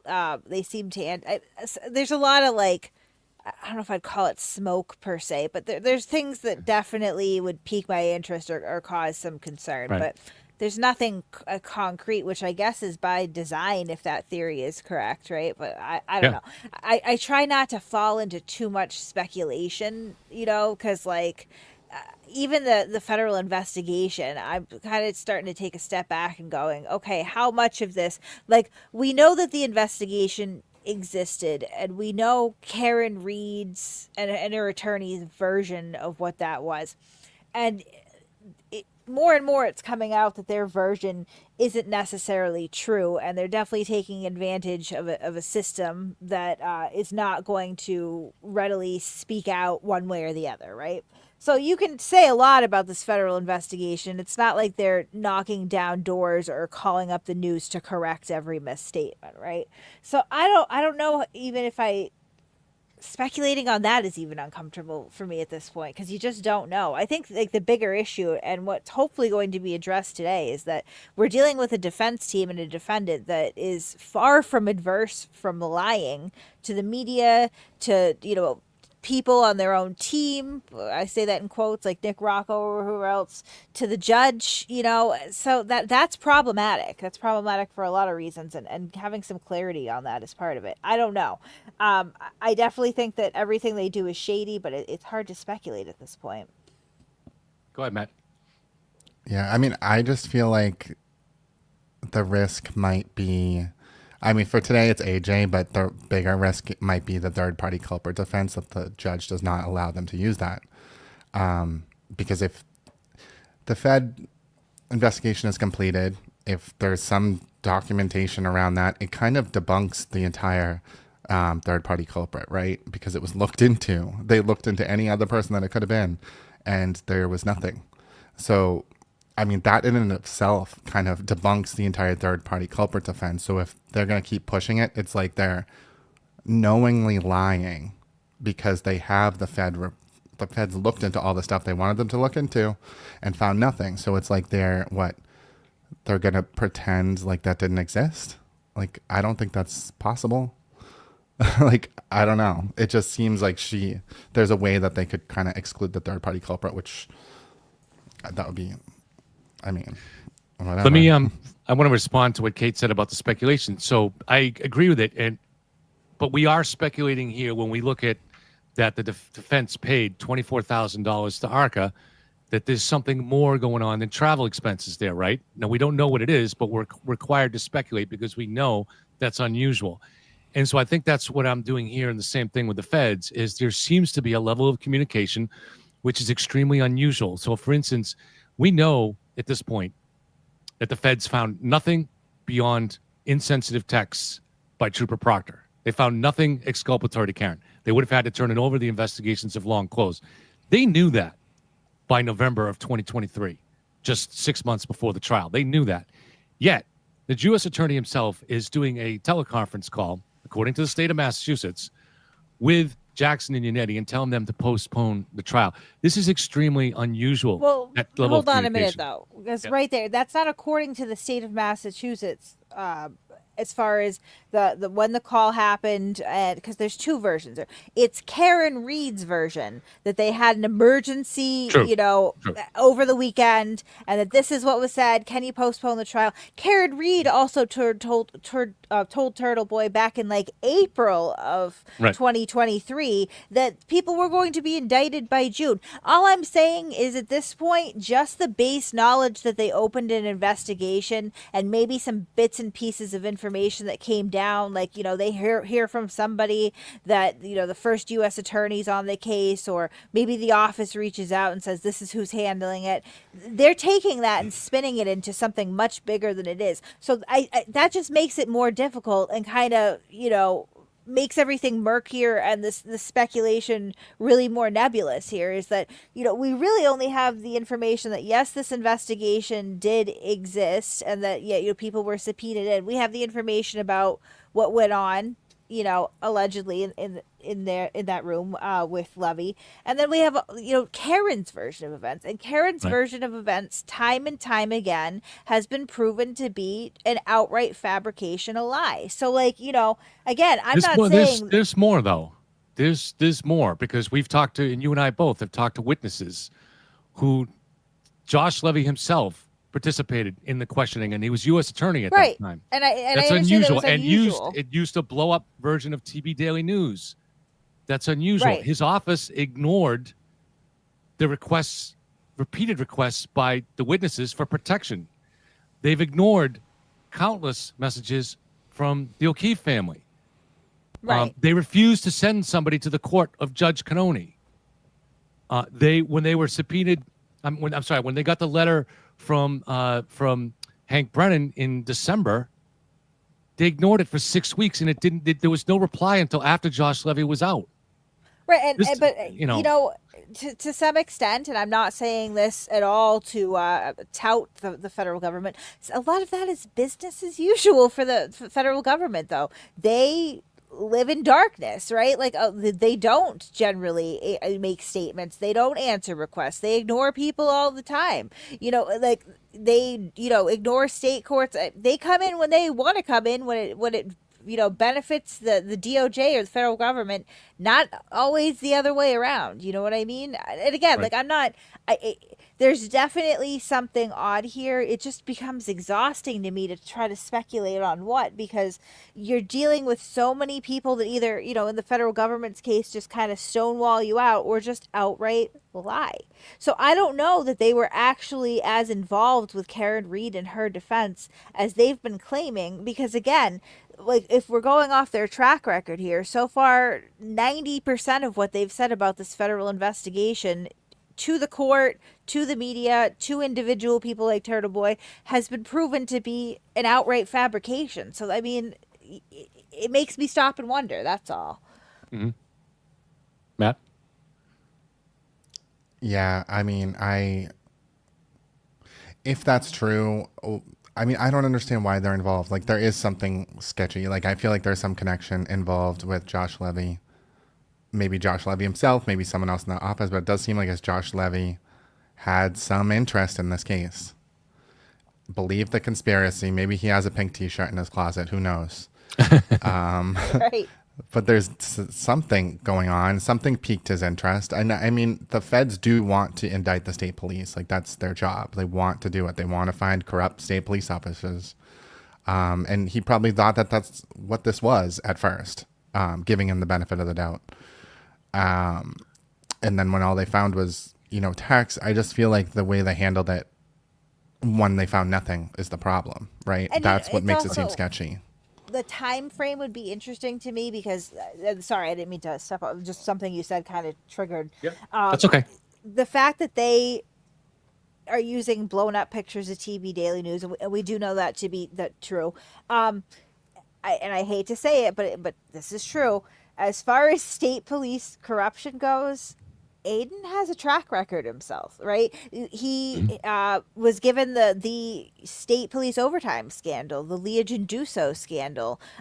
He was handled a couple other things that weren't actual, but I mean, like, like there was accusations about a rape once where he was blaming the rape victim that involved the state police. That didn't really pan out. But yeah, like there are there are other instances where he was given information that turned out to be true. So as much as I hate to say it, it could be that his involvement added, at least initially, a layer of legitimacy as it relates to the state police in particular. And then, at some point they find out that, yeah, he is not as plugged in with them as he was once before, right? I think it's interesting that he was referenced at all, or they were taking that as some sort of gospel. But if you do go back in history, he's been given information before that absolutely did pan out and resulted the judge one too, where they changed the police report. That was another one, so that could be part of it. See, so again, back to the speculation issue. I agree with you as it's a problem. It's a danger to be speculating, especially, with a lot of people watching us and stuff like that. But unfortunately, it's also sometimes necessary. And as long as you always distinguish that you are speculating and what you're basing it on, you're not just speculating based on thin air. And so I'm always regularly citing these things that I find to be super unusual and an indication of something odd. I don't know what, so I don't believe that Karen was having an affair with Josh Levy and Josh Levy said, I'm going to save you. No, it's nothing crazy like that. It's probably more like Josh Levy saw exactly what Turtle Boy saw back at the beginning. He saw an opportunity for headlines. But then once you go down that road, especially if you've launched a rather significant investigation based on seemingly super thin predication, that's embarrassing. You've got egg on your face. And that causes you to kind of try to cover it up a little bit. And the more you, as we know from history, the more you try to cover up something, now the deeper you're into wrongdoing, and the more you have to cover up, and you have to continue down that road. So, I mean, to me, a U.S. attorney who's got 120 assistant U.S. attorneys working underneath him and a huge staff, and they're taking on cases with terrorism and drug dealing and cartels and, big issues. For him to get involved personally in this little murder case and do it at a point when he had to have known that they found no evidence. By then they had communications and they had presumably had things like geofence and stuff like that. He had to have known there was nothing there. So now why is he getting involved? Probably because yes, I'm speculating on this, but he probably had something personal at stake now. If this comes out, he's going to be embarrassed. So he not only questions the witnesses, he grills them to the point of summoning them to tears. It's very unusual. There is smoke here, in my opinion. Yeah, no, I just, I think that at first what it looked like was that the, DOJ and the FBI were working hand in hand with Karen and her defense team. And that Karen and her defense team were calling the shots and getting a ton of information in real time that they otherwise wouldn't be entitled to. And now that I take a step back and really look at, the claims that they've made versus the reality, I'm starting to suspect more and more that for however they managed to dupe the feds, right? They probably were not working as closely as they were, even the Colin Albert thing. I mean, people are like, oh my God, how did they get, the call log about, Colin Albert being served, the subpoena by the FBI, right? And I'll tell you again, and I've always said I do not generally do defense cases. That is not what I do. It's mostly workers' compensation or other things sometimes that require a little bit more discretion, but I don't really handle defense cases. That's for the license that I work underneath. However, if I was looking into somebody for a defense case and I was going to characterize them as a potential third party, like they were positing to do with Colin Albert, one thing that I would do is I would monitor where they are as far as kind of sweeping periodically for any police calls to come in to see if maybe he gets popped with drugs and I can use that, or maybe he gets into a fist fight, whatever the case may be, right? So it is equally as possible as the feds tipping them off to this, that their private investigator was just doing these periodic sweeps in Bridgewater and Canton and at some point hit on that, because I feel like it was released and it was newly obtained and released almost a year, maybe not a year, but several months at least after Colin Albert was actually served. So that would indicate to me that they didn't get it right away. Yeah, and it could have been a campus cop reached out to Karen. I'm not. I would think that a campus cop would have seeing this and had an interest in the case would have actually reached out to Turtle Boy, but that didn't happen because what happened that when Karen got the information finally and she wanted to get out really fast, she reached out to different people because Turtle Boy was at Canterbury Lake Park with his kids, and she's a very impatient person. She wasn't going to wait. So Karen, I think we might be going to be coming back soon. We're getting something similar to Ceiling Fan. I got 2 feeds going. I'm staying on the Court TV one, which is about 20 seconds behind because the volume's better. So, but on the other feed, I'm seeing it's getting ready to come back. I think we may be just getting a 15-minute fan session, but yeah. So my thinking is that the Turtle Boy, that if there was so either somebody from the security, I can't imagine that a private investigator thought to investigate Bridgewater State College. That's possible. It seems unlikely to me. So it seems to me either somebody tipped them off that happened, or somebody from Bridgewater State reached out, but they didn't reach out to Turtle because he didn't have that information and she wanted to get out. So she reached out to people connected to me and other people in social media to get it out there. Right. And again, like, I don't think it would be that uncommon at all, particularly where, like, by the time that she got that information, they were already leading really into Colin. Like, that's the sort of stuff that you're hired to do, is essentially dig up dirt. So if they're already going, we want to point at Colin, you're going to be scouring social media and again, continually monitoring to hope that something pops up. And obviously they knew where he went to school and where he lived. I bet that if we went back and looked for public records requests for his home address as well, they'll probably be there too.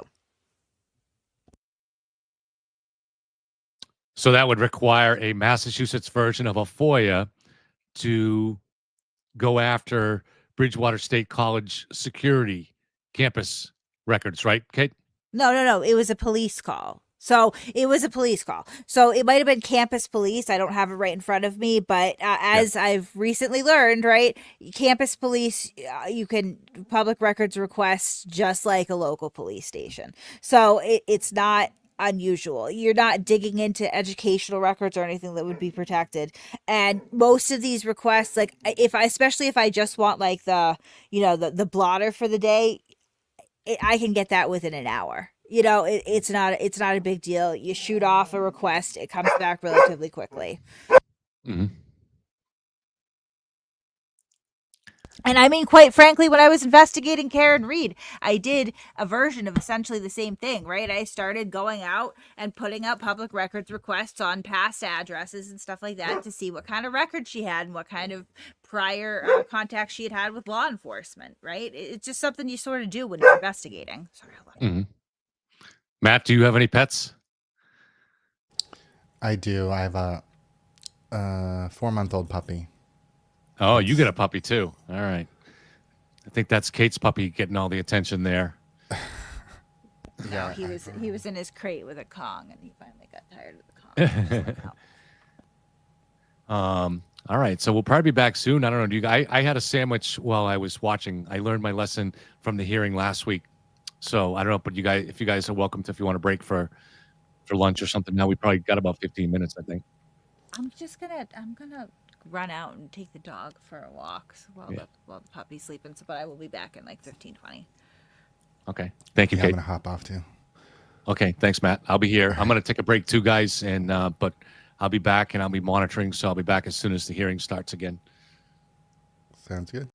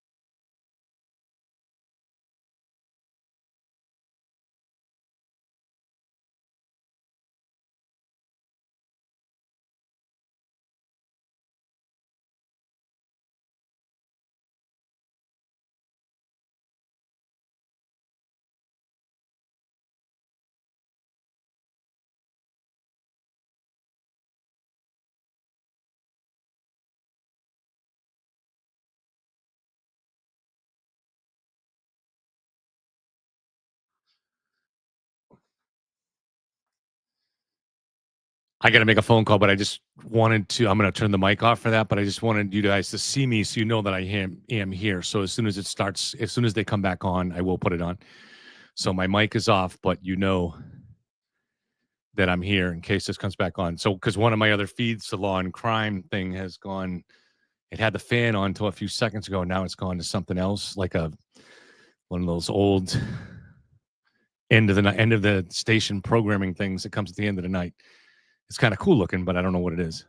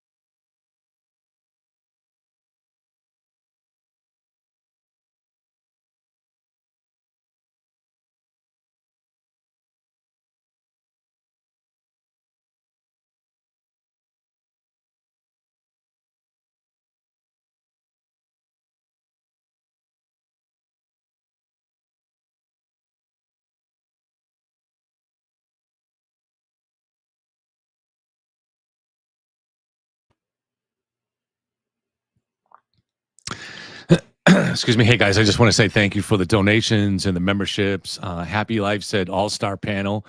Thank you very much. And I agree. It was great to have them here.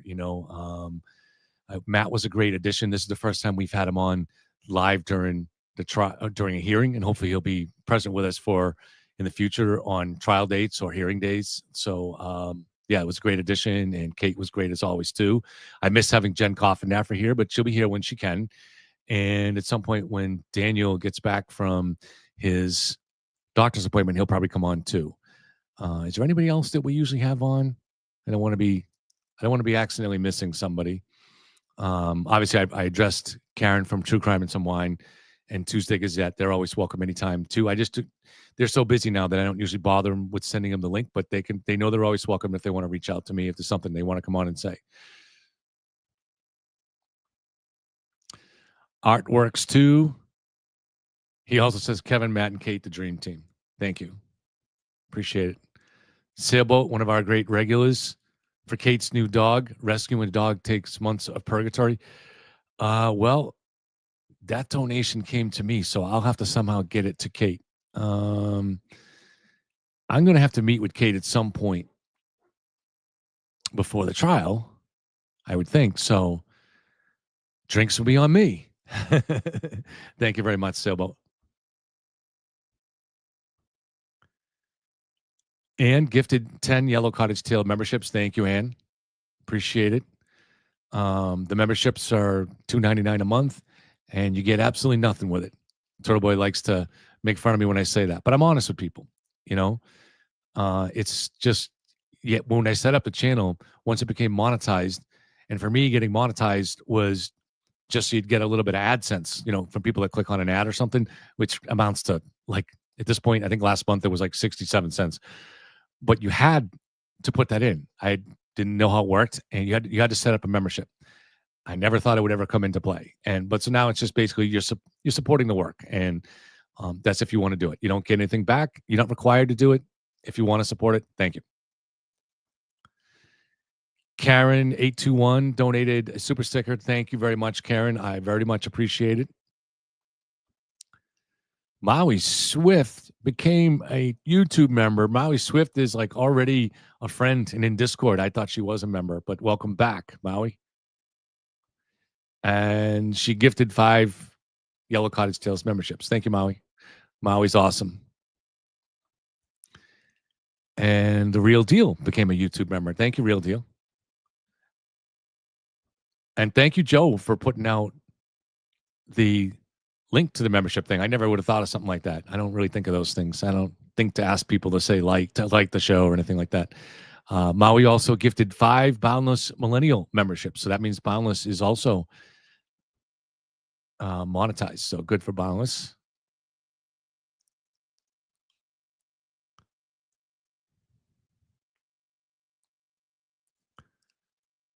JM17 said he still hasn't said a thing of substance. Not much. It was a whole lot of deflecting there.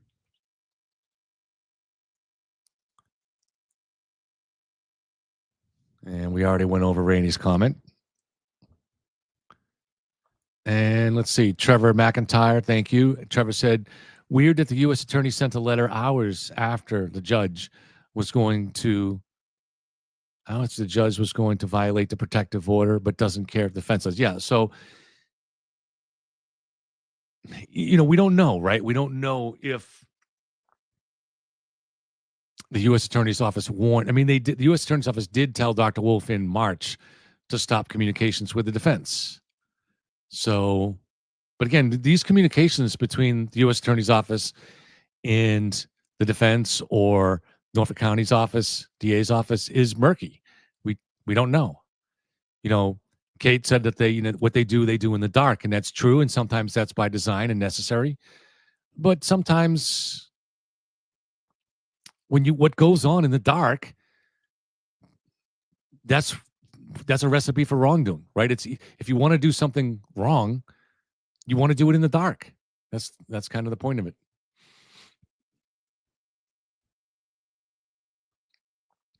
Francesca gifted Yellow Cottage Tales membership. Thank you, Francesca, who's always She should have her own channel, and we should be gifting her membership. She's a great help to us. Thank you, Francesca. And Karen Curtis, thank you for the donation. I appreciate it. All right, so both my moderators here, Thomas Fleming and Joe, thank you very much for the work that you do. You're doing a great job. And so, Kate has a different philosophy, which she altered a little bit last night. She has kind of, and which I respect, I appreciate. She has like a Wild West philosophy on chat. And I didn't know what kind of philosophy we should have when we came to this. So, when we first started doing this channel. And so how to what kind of chat community we wanted. I never gave Tom Fleming any instructions. So largely he did mostly things on his own, what he thought would become a good chat community. And it's become a great chat community. So it is, you want to walk that line between silencing people that are causing trouble, but always allowing as much as possible free commentary, free opinion. So it's a balancing act, right? And so Tom and Joe do a great job on that. And I think we have a very good chat because of that. Chance says she dreads Alessi 45 minutes, 4 hours. Yeah, I was just saying that to someone else. When Alessi says he's going to be 45 minutes, I think I use 3 hours. So you're probably closer to right, though. And there is, Kate might be right that it might be a deliberate effort to filibuster here because, that was a little bit of a hint at that when at the end, when the judge asked Alessi how much time he's going to need, he went so far out of the way to take a long answer just to that simple question. Now, it may just be that's his nature, but for the first time, it looks suspicious to me. Like he is looking for every opportunity. It's like you're a kid and you're in the 6th grade or let's say the 8th grade and you get an assignment to write a paper and the paper has to be 3 pages and you've only got 1 page in you. So you're stretching everything to somehow get this 3 pages done so you can get 3 pages to complete the assignment. It feels like Alessi's stretching things here on purpose here. So, and why would he do that? Because everything's going to come out eventually, right? Because this team is very aware of the public discussion. And they're aware that Hank Brennan intends to say today that the Fed investigation is over. So maybe they want to hold that off as long as possible, considering how much the public aspect of this debate that's going on.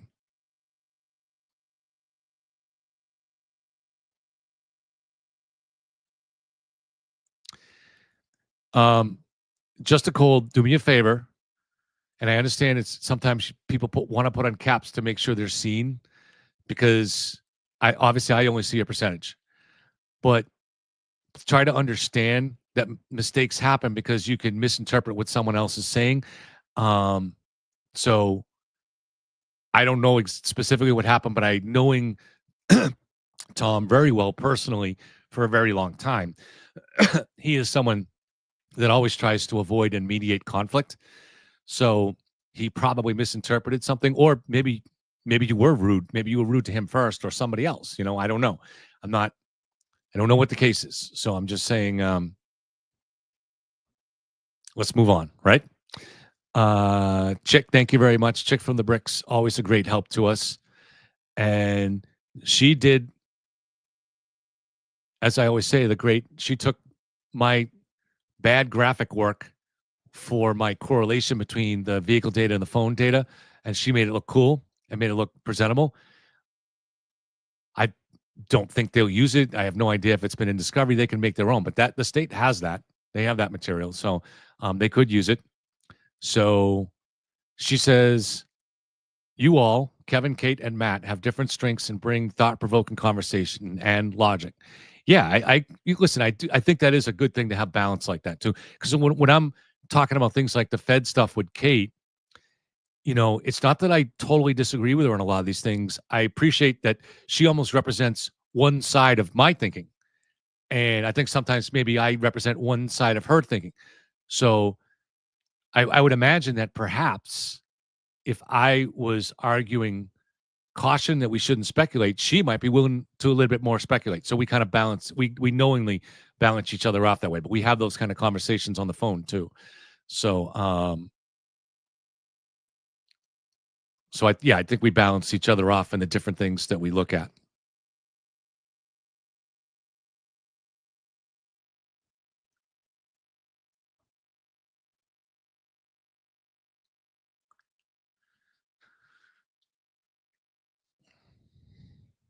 That should be something YouTube should set up in the future where viewers can donate directly to a moderator. So you could pick one of our moderators and donate. So keep Tom Fleming and his ice cream. And keep JI5 Joe in her whiskey. I'm kidding, Joe. I'm kidding. I don't think Joe's even a drinker. I'm just teasing. Joe's son, who is eighth grade maybe, is his dream is to be able to dunk a basketball, and he's that close. He's almost able to dunk the basketball. So I wanted to be able to dunk a basketball when I was a kid too, and I never could quite do it. Close. And I think the reason is my hand could almost palm the basketball, but not quite enough. I could palm it a little bit, but not enough to be able to control it when I jumped. So I could dunk a volleyball. And I wasn't a great leaper, but I had just enough height and just enough leaping ability that when I was about 18, 19, 20, I could do that. YouTube should set up where you can reach through the screen. Well, if you could reach through the screen, a lot of those people be reaching through the screen and punching me, so I might be in trouble if they did that. J Ray, I was going to point you out in Kate's chat last night as an example of someone who maybe leans Karen, but is always nice and respectful and friendly. So I was going to say that last night. I didn't get a chance to.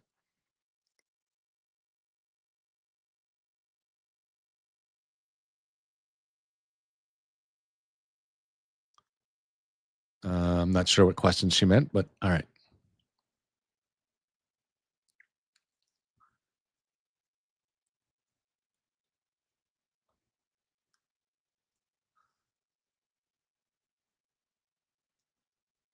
Yeah, we're all waiting. We promised fireworks, and the fireworks we know are not going to come from the defense. So we're waiting for Brennan to get up there. And I'm afraid we're going to have to wait until next week. This seems to be a deliberate effort to filibuster this. So I'm hoping that the judge will be like, all right, listen, Attorney Alessi, you said 45 minutes. I'm giving you an hour. Okay, buddy? No more filibustering here.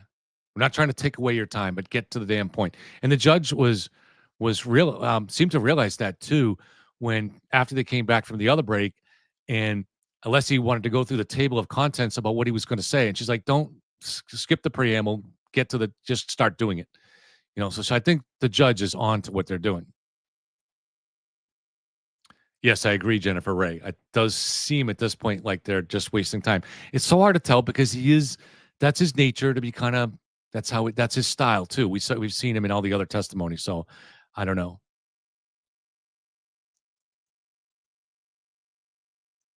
I mean, he still hasn't addressed what he was asked directly by the judge and said he was going to address, which was the protective order and exactly what was in it. He still hasn't addressed it. Now, the judge knows what was in the protective order, I believe. I'm not sure about that, actually. Now that I think about it, the judge knows. She may not. She knows what's in the federal documents. She may not know what's in the protective order. I don't know.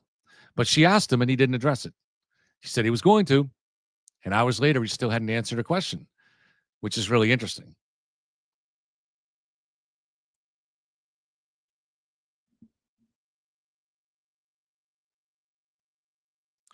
Hey, Pat, isn't that a good idea, man? If you guys could donate directly to the moderators.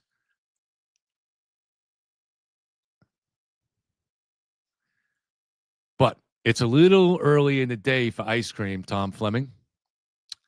Got to hold off until that 9 o'clock treat.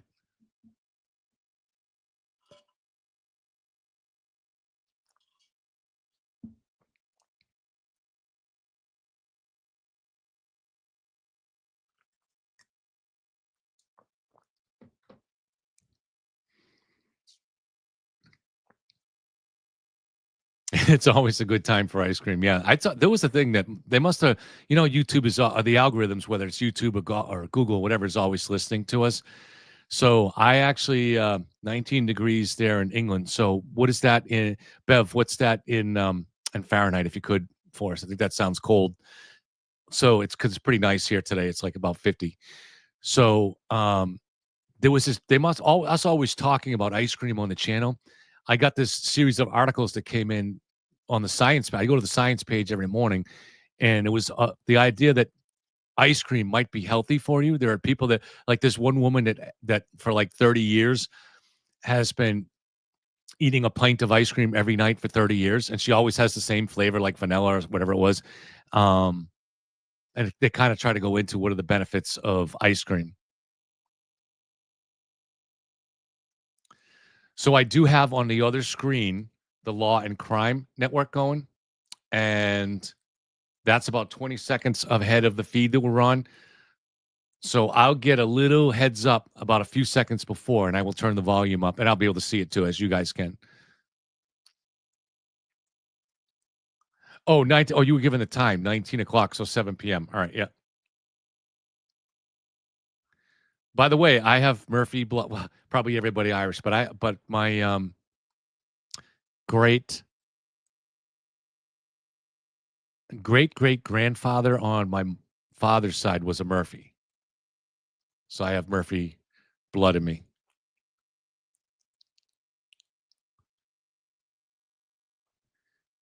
Ken Weeks got drafted as a moderator last night on Kate's channel. So Ken, Joe, and there was one other person. There was someone, Tequila Mockingbird, I think. And so I said, you had a great draft, Kate. All right. We're getting Ceiling Fan on one of these channels, but Law and Crime is still not. So let's see what's going on here. But we're okay. We'll get the main feed still has it. I just like to have a backup going at the same time. So in case there's a problem with one feed, but we're getting the all wise and all knowing Ceiling Fan. That's right, Hillbilly Nitro. Mods hate me. I mean, I don't know if that's the case, but just be cool. It's not hard to be liked here. Even if you're free Karen Reed here, as long as you're respectful, people are cool with that. And you might get some people get into an argument with you, but that's not a bad thing, and it'll be respectful. Don't worry about it. We welcome FKR here, as long as they're polite, respectful. Tom and Joe are very, very slow to pull the trigger on booting anybody. So, it's chances are if you got booted, it was from me. So Tom is more likely to put you in timeout. Tom's more of a timeout guy. All right, let's let this guy go into the corner for an hour, and then he gets to come back. See if he learned his lesson. That's more Tom's approach.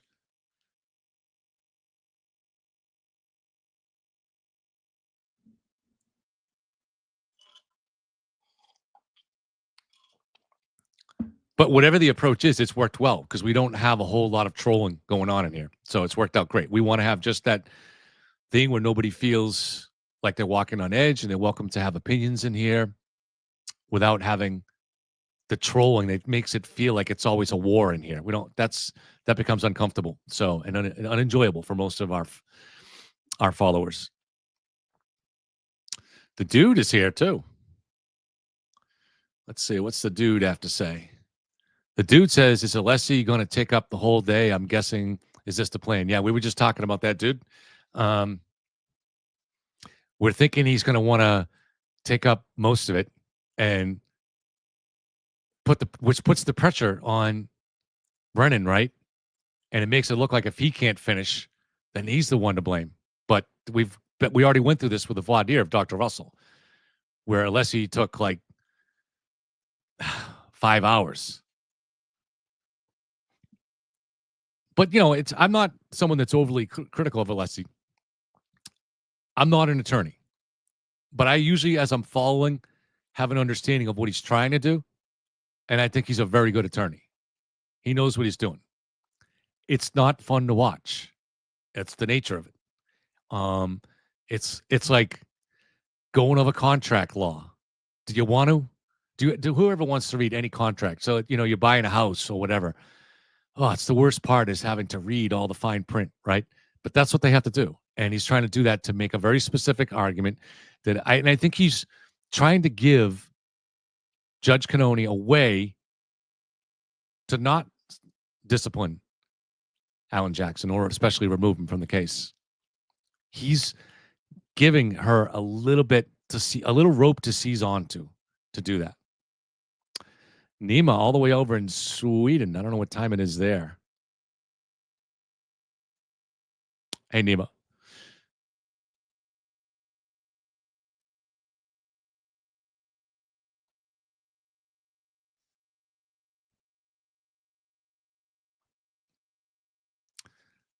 CLW says, I know I've listened to Kevin from the beginning. I don't bash. I just like to listen to everyone.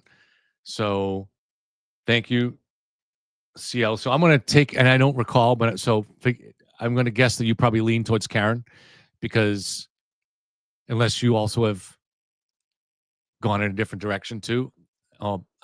Matt's back, so I'm going to bring him on shortly. So I think Kate might be back too. I'm not sure. I can never tell. Hey, Matt. Hey, how's it going? Did you get some lunch? Yeah, I'm still eating it. I had to take my dog out. He's crazy.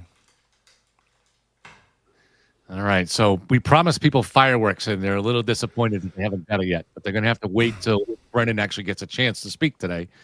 We think there'll be some interesting stuff there. Yeah, I mean, I think the biggest thing so far is just the judge's statements when she first came into the courtroom, because she did her research and she said, there's a line in the bill that says trial prep. And I just put out a short about it because I feel like so far that's the big thing that we didn't know before, right? Because they were spinning it like it was just expenses. That was the spin since last week. And so we know that's not true. And I think that's the biggest thing so far. I also don't believe that they just got an unexpected bill out of the blue for $24,000. I mean, that's and not... paid it. Right. Paid it, right? I mean, I do that all the time. I pay $24,000 bills that I don't know what they are. Listen, if my electric bill is even $50 higher than I anticipated, I'm calling and questioning that. They didn't call and question what the bill was according to Alessi's account. They just asked if they were allowed to pay it or not. Doesn't seem like it was that much of a shock. Right. Because they know they did the work for them. They know that it was their benefit. I mean, it's so obvious. Oh, I got an They interesting... must have decided they knew beforehand. Again, there's no talk of a retainer if you don't anticipate having to pay. Unless even said hopefully we always hope that we don't have to have a retainer. That just means you pay at the end if you don't have a retainer. They're so full of shit. I'm sorry.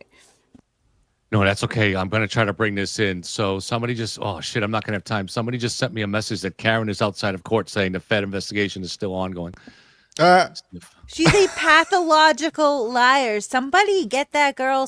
She's got a personality disorder. Oh my fucking God.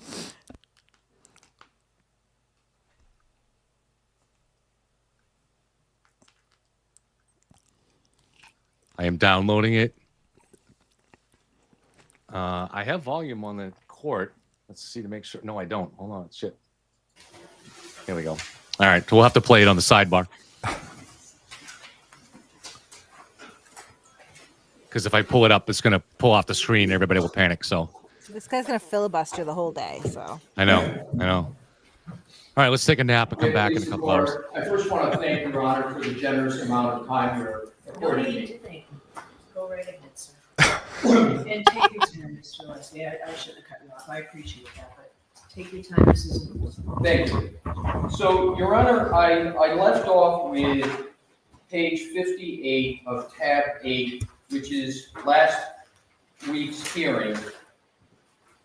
And what I want to do is to go to, because I'm going to go backwards ever so slightly because it's an important segue to returning to page 58.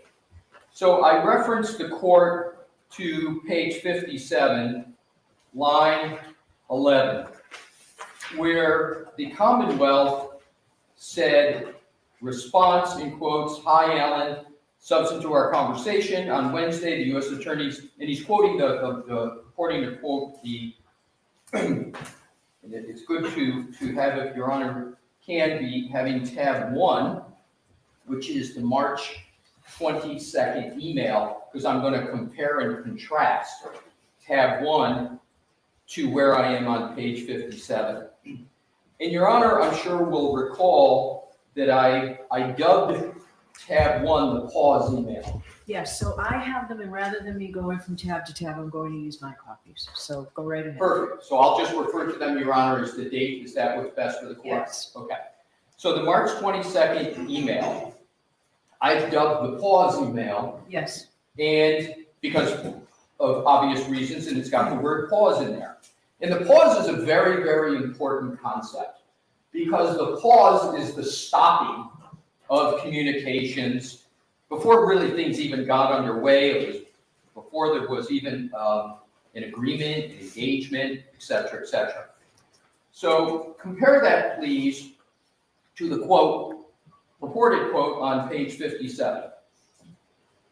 11, "Hi, Alan, subsequent to our conversations," he's quoting reportedly this email. "On Wednesday, the U.S. Attorney's Office asked me, are there any further conversations? Did we receive additional information from their office regarding how our involvement will move forward?"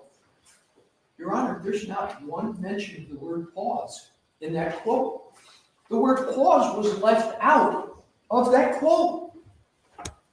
That is the foundation of that email. And it's not merely semantical, it's the cutting off of communications. And it's unfortunate that that pause was not quoted on page 57. Now back to page 60, or excuse me, back to page 58. And this is where I left off. Line 2, now this is an information provided by the defense in reciprocal discovery. This is information provided by the federal government after numerous requests, touring requests, and in assistance, the best I can to get as much information as I can. Defendant provided an outline of the questions and answers for direct examination. So this is where I left off. That's not correct. It was Dr. Wolf that provided the outline. It's really important when we're talking about a collaboration, et cetera, communications. That's not accurate. And Your Honor, what is important to note, Your Honor asked about when did the defense provide the discovery. And you told me the 12th. And I want to correct that.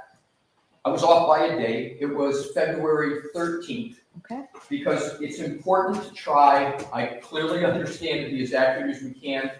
I'm the one creating the standard that every word counts, every date counts, so I want to try my best. I may get some things wrong, but I want to try my best to get it. So what I did during the break is I went and asked for the email that sent that request. So it's the email from the defense to the Commonwealth providing the discovery. Okay. And the email is dated February 13, 2015 from, and I've got extra copies if the court wants it, if the Commonwealth wants it, from Evelyn Arellano, and she is an employee of the Worksman Jackson firm. And it's important to who it's addressed to. 2, the first name on it is Hank. That's the first name on it. To Hank, Mary Ellen, Adam, and 9 more. Good afternoon. The Dropbox link below contains ARCA reciprocal discovery. Please let me know if you experience any issues accessing the files. Okay. What time of day? Because if it's California time, it might be different than what we have here. But It probably will be, but I don't know what time of the day. I'm going to ask the team if they can access what time of the day, because I don't know the answer to that as I stand here. okay. All right. And so it suffice it to say that the hearing was on the 18th. So it wasn't like it was a Friday and then we're back in court on a Monday. My best recollection, the calendar will be the best evidence, is that this was toward the middle of the week, right? But in any event, let's say worst case scenario, it was dispatched at 9 o'clock at night, California time, which would be midnight Eastern time. And let's assume worst case, it's therefore in effect the 14th. That's 4 days before the 18th that this is sent. And what Do you have a time? Pardon me? Do you have a time, Ms. Little? Yes, one moment. Thank you. And I'm understanding Your Honor would like me to pause until you get that. If we can, because I'm looking at a Absolutely. calendar. If you don't, I thought you may have had it. We can move on. I think it's approximately 6:30 in the evening. It was received by the Commonwealth. Thank you. It is that, may I ask Your Honor if that's Eastern time, 6:30? Eastern Standard Time. Thank you, Mr. McCall. And Your Honor, it was a Thursday. I'm sorry. It was a Thursday. Okay, thank you. So also, in big bold letters, at least on the printout, the subject is Karen Reed - ARCA reciprocal discovery. It's not like it was buried what was being sent. I mean, this was a lot of things, but it's right there, ARCA reciprocal discovery. Was it just these pages that we've been talking about, or was it a lot more discovery? May I confirm with counsel? I think I know the answer. It was just the pages, Your Honor. Okay, thank you. So it's not like ARCA is amidst a sea of other topics, right? This is the driving force of the email. And so, Your Honor, the question, and I'm going to keep moving on, but the question becomes, and I'm going to ask it more than once, but hopefully not too much, how is it that the Commonwealth on the 18th understood incorrectly, I think it's undisputed it's incorrect, that they got these materials from the federal government? We don't know the answer to that question, but I respectfully submit it's an important question. Was it an honest mistake? Was it just, as happens sometimes in lawyers working together, there's a lack of communication, there's a miscommunication? Is that the explanation? But I think truth and justice on these topics, since we're being so exacting and appropriately so, we should have an answer to that question. So we move on to page, so there we have on page 58, we have another incorrect statement. We have two of them right up off the top, and then we continue on to page 59. Your Honor, understandably, says the court. What is the date of that? Mr. Brennan, it's not dated. When I said it, what was I talking about? I believe, Your Honor, you were talking about the outline. Just give me a second. And Your Honor, if I may, I want to give you the second, but the basis for that answer is page 58, line 7, where the statement is, and what follows is all about the outline. Okay. So, Your Honor, appropriately and understandably says, what's the date of that? Here's the answer, Your Honor, got. It's not dated. It's not dated. Now, let's please just go back to tab. We're talking about the outline. Let's go back to the outline.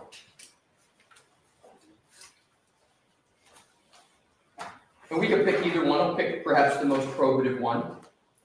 I'm not going to refer to the tab because Your Honor says you have these. This is the June 23rd email from Daniel Wolf. I'm just pausing to make sure I you, have it. thank you. It's what I refer to as a script, right? That's what you're referring to? That's what Your Honor has referred to it as. Yeah. So Subject- that itself is not, I understand it's with email, but it's not dated. Well, Your Honor, I was going to get to that, but there's context for that. Okay, go ahead. The context, you're correct. The outline itself is not dated. However, the attachment, keep in mind, we produced these materials. Okay. So we deal in e-discovery all the time. And when you look at the attachments, everybody relies upon the attachment line, especially if it's a Word document. So it's wolf_direct.docx. So you know this email has an attachment. We fortunately have a file named direct. Your Honor has referred to it as a script.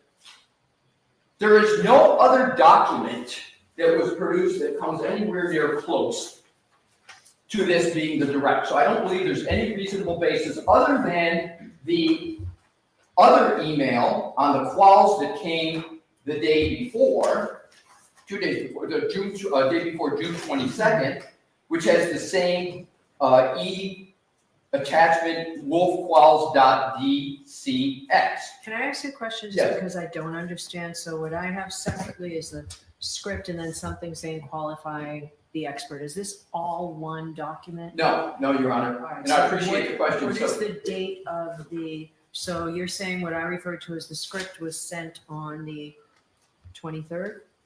That is correct, Your Honor. What was the other one? The When other that one was sent? sent the day before on June 22nd. Okay. I'm just gonna give the name that the email has. I think it's wolf_quals document, okay? So there's 2 emails, one's just the quals, the other, I respectfully, Your Honor, I know what you're calling it. I'm just gonna call it what it says in the title is direct. So it doesn't matter which one you're talking about. To me, it doesn't matter whether there's a date on the actual quals document or the direct document. We produced them in this fashion, and I believe the only reasonable conclusion is that the outline is what is sent under the June 23rd email. And Your Honor, the reason why I persist in this is because if Your Honor goes and looks at the, and this is important for the context, if you go back to the June 22nd email, Okay. the last sentence is, I will try to work on some direct examination questions tonight. So you know that when the direct comes in the next day, I think the only reasonable conclusion to make is that that direct outline was created after the 22nd, or on the 22nd or after, and certainly by the 23rd. So that's what the Commonwealth had in terms of the information. So in conclusion on this point, but I think an important one, it's not dated, but here we go back to, Your Honor, the TURI request is a recent February response, but they, and I'm assuming the Commonwealth meant the federal government, send random documents. There's no real accounting. But there is an accounting on the face of the emails that I I'm gonna just actually went. hold that thought. I just have one other thought about Yes, this. please. So we're talking about Saturday, June 22nd, what was sent as an attachment with the email, and Sunday, June 23rd. So this was before the witnesses testified, right? That's And you are correct. saying that this was disclosed prior to the February 18th hearing, but was this disclosed prior to the witnesses' testimony? The answer is no, Your Honor. All right. The I answer just is wanted no. to be clear. That's how I see it. I just wanted to give you the opportunity to tell me if that's not accurate. No, that's 100% accurate, Okay. and I'm going to get to that. To me, that's a Rule 14 issue, not a candor to the court issue. Okay. So now, if we could please go back to page 59. I'm there. Thank you. There's no real accounting. Now, I'm not saying that undermines the conclusions of ARCA. There's another okay, so to speak, with ARCA. Or I'm not saying they're not qualified witnesses, but it certainly shows some bias. I went over a lot less than blah, blah, blah, blah, blah. Now, here's the next one. Another comment. He's quoting, would it be fair to say, because you had a lot of nighttime visibility work, your cases frequently involve pedestrians? Now, and then yes, unfortunately, there is a direct correlation between the time of day and pedestrian facilities. Statistically speaking, most pedestrian facilities occur during the evening. Fatalities. I'm sorry, thank you. Fatalities occur during the evening and night hours. End of quote. And then the Commonwealth adds a commentary. That would have been nice to have. They had it. They had that. What's the objective evidence that they had? I go back to the voir dire. They had it 4 months ago, 4 months before last Tuesday. They had it before we turned over the discovery. In which the objective evidence that they had it is the voir dire of June 18, 2024 of Dr. Wolf that I referred to earlier, page 167, line 12. This is Dr. Wolf. Well, to give you an example of that, so I do a lot of nighttime visibility work where, for instance, let's say a pedestrian's coming down the roadway, et cetera, but that's not the end of it. They had it twice. So if we go to the direct testimony of Dr. Wolf that I referenced earlier, this is my tab 6, but I'm going to stick with, it's the date of June 24, 2024 of Dr. Wolf. Page 36-65. Okay. Line 22. This is Dr. Wolf's answer. Several hundred, period. As I mentioned earlier, you know a great deal of my work is in the field of lighting and visibility. Here comes the key points. So there is a direct correlation between time of day and pedestrian incidents. We see a rise in the evening and night hours just due to drivers having a difficult ability to try to perceive and recognize individuals. So I certainly see a lot of pedestrian collisions in my casework. There it is. I did see that. So let's go back. That's misstatement number 5. It would have been nice to have, I agree, it would have been, and you did. Twice. Next. Reading on the same page 16, he's quoted. So, my specialty in the area of lighting and human factors results in a lot of my cases involving pedestrians. That's the end of the quote, and then the Commonwealth takes on with a commentary. Pretty important stuff in this case. I agree, and you had it twice. And then he comments, if you don't want me to say this, that's fine, that's fine. Then the commentary from the Commonwealth. Shh. And I went back and watched the video. Shh. Don't tell them. I'm sorry? What do you mean don't tell them? You were told twice. In the voir dire and in the direct. It was just unvarnished. And here's the important part, Your Honor, another important part. Mr. Jackson drew that out on direct. Not only was he not shushing or hiding, it was Mr. Jackson's question that drew that out. So here you have Dr. Wolf trying to figure out, is this something that we should say or not? And honorably, Mr. Jackson, nope, we're going to hit it head on. Mr. Jackson draws it out, puts it right on the table. 4 months before February 18th, and the whole world heard it live. Next, if you could, Your Honor, please go to page 16. I'm sorry. There's another point at the no. Let's go if we could. I don't want to take the lesser significant ones. I want to focus because there's many of them. I want to get to the more significant ones. So then we have on page 60, line 2. And then a bill from ARCA to the defense for $23,925. That's not a trial by ambush. That's getting duped. So I, Attorney Brennan, didn't know any of this. But I've tried a few cases, I've been around the federal court a bit, I know how it works. So what is the import of that statement? I didn't know any of this until I got it from the federal government. And we're talking about the invoice. No. You know about it because the defense, after the certificate of completion of discovery, in 6 weeks before the trial is starting, the defense affirmatively turns it over and does it not buried amongst several discovery documents, but essentially a tailored discovery response that's titled Karen Reed ARCA Reciprocal Discovery.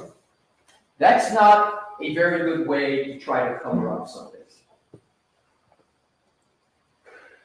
There is no statement about the date of the invoice on February the 18th. So people are left to wonder, when did it occur?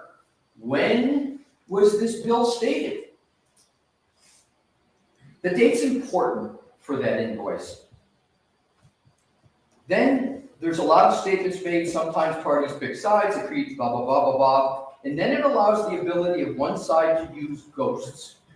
They create illusions and shields and say something's there and something's happening, a federal investigation, and this person, and then this happens. Your Honor, I think it's important for the defense to be allowed to speak to the very words that were used against us. Ghosts, illusions, shields. That's what we're accused of. I choose to try to comport myself and practice a certain way and give people a little bit of the benefit of the doubt. But if we're going to be talking about ghosts, illusions, and shields, I don't think it's the defense that's creating ghosts, illusions, and shields here. The illusion, and it's more than an illusion, it's a statement of fact, is that all these documents came from the federal government. It's not an illusion, it's a statement of fact. Statement about federal investigations that were these are not ghosts, we're not creating it, but I'm not going to go any further on that topic.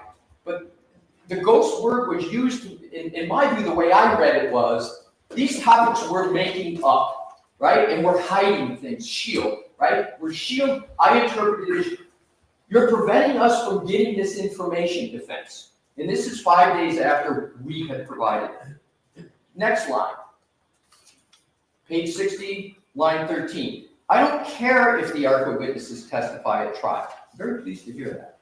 I don't care about their opinions. I'm pleased to hear that too. But I care that it's unfair, imbalanced, and hidden. Hidden. And that is based upon the faulty premise that we didn't turn it over and the Commonwealth got it from the government. There's no other way to read it. And the Commonwealth, like the defense, is entitled to discovery. I agree with that.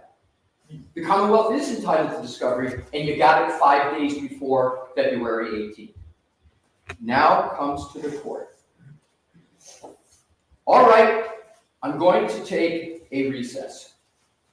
And I certainly, Your Honor, am not going to be so officious as to even delve into why Your Honor wanted to take a recess. But I will tell you what I thought and what I believe occurred. Your Honor listened to a completely counterfactual rendition of some of the most important issues of the day and, frankly, of the moment in this trial. And the reason I got a little bit of an inkling is because what happened when the court came back. So what I concluded, after all of this, the court saying the break is, after all of these inaccuracies and piling on of inaccuracy after inaccuracy, there's a cause and effect in my mind between the several and serial inaccuracies, the break right in the middle, and then the court comes back. And I understand, I don't really, and I'm going to get to this, see the justice in terms of this presentation to the facts. And that's what we're going to be talking about, facts and representation. So here's what the court says. After hearing all of this, and I want to underscore something, Your Honor, and I'm not going to get too lofty with due process and notice, but it's important to hit some of these points. All of these topics that were raised were not in a motion. They were not in an affidavit. And I've had this issue before with other motions under what's required in an affidavit. In this case? No, Or I'm you're saying talking generally, you've had this issue in other cases, or do you mean? other cases, Your Honor. With there not being an affidavit, right, where someone's got to be very, very careful about what they say. But in this information that Your Honor had to be subjected to was not in anything that we had notice of, these topics. We had no notice that this was coming. There was no affidavit that someone had to swear to that all of these facts were correct. And Your Honor takes the break. So we didn't get an opportunity to stand up and say, you know, what I'm being given the very fulsome opportunity to say today. So Your Honor comes back. All right. So the Commonwealth just provided the court with information. And I don't even want to repeat these words because it almost pounds on to the prejudice to the defendant. But Your Honor well knows what Your Honor said. But it certainly had the words in there that were very, very difficult on the defense. And you say, so for that reason, right? So the Commonwealth just provided the court with information that causes me, and then it goes on. So it's clear that Your Honor was relying upon that information, which was only given verbally, right? And you say, so for that reason, I'm going to suspend today so that we meet again, and then the rest will be back in here. Unfortunately, that's not the end of the prejudice. So what happens is, all of a sudden, and Your Honor basically said, and this is all so key. So you said, I'll see you in a week from today, and then Your Honor continued on page 61, line 12. And where Mr. Brennan, where the federal authorities have been kind enough in the past to allow me to have copies of everything, would you be kind enough to call over there and check with whomever you were dealing with, so to see if I can, in fact, get a copy of everything that you just read? It was only then, when the the reality hits, that you're looking for the backup for what's being said. Up to this point, Your Honor's understanding, all of this came from the feds, and the defendant didn't turn it over. So what does the Commonwealth do then? Does the Commonwealth stand up and say, whoa, wait a minute, I made a mistake. And Lord knows I've made mistakes before. They didn't stand up and say, a very significant mistake, my whole predicate for my whole presentation was, I had to even fight the feds to get this information. Lo and behold, I got it, and I've been duped, and I've been ambushed. Rather than saying that, and you know what, I don't even know if I would have had the courage to say it in open court. I might have asked for a sidebar and come up and said, Your Honor, my bad. You know, this is that. But that didn't happen. So what did happen? The Commonwealth says I can, and there's a brief chronology I think Your Honor should be aware of. So the defense is still not able to get up, but the Commonwealth is continuing on. If I could add that right now, it will take me less than a minute. The court, okay. So the Commonwealth goes on, says the chronology is December 4th. We sent another TUI request, 2024. January 6th, we filed our notice of intention to exclude ARPA experts. January 30th, 2025, the United States Attorney's Office sent a response to both ours and the defense request. Without any prompting, on February 6, 2025, the defense and the prosecution received an email from the U.S. Attorney's Office saying that the contract had ended with the ARPA experts, and that if either party wanted to engage, the original materials are still protected. This was a change in position about whether the party could be impeached. On February 11, we filed a motion to exclude. February 13, the defense provided us the emails that I read. Buried in a chronology is, in the middle of a sentence is, the defense provided us with the emails. I think I said, I'm going to repeat that. I think I said, the federal government, it was the defense. February 13th, they sent us the emails in the direct examination outline. I think I said that was the whole basis for the entire presentation, was that the Commonwealth had to fight, needed the feds to get that. And then it goes on. We reached out to the federal government, but you know what was not said in lines 9 through 14? What was not corrected? It wasn't corrected that the invoice came from the defense. Just the emails. I thought it meant everything, but. I don't understand how that conclusion can be drawn, Your Honor. It didn't say the defense provided us with all of the entire production. The defense provided us the emails that I read. There was no email with the invoice. The invoice was discussed as a separate item, and I can go back to it. When the Commonwealth was talking about it, they never connected it to the emails. So then we reached out to the Because I received a copy of it. Pardon me? I think it's because I received a copy of everything that had been referenced. Yes, but I'm going to get to the point about the importance of correcting misstatements, because 3.3A1, everybody focuses on the first sentence, which is, thou shalt not make a false statement of fact to a court. The second part of 3.3A1 is you get the opportunity to correct, and you got to correct a material.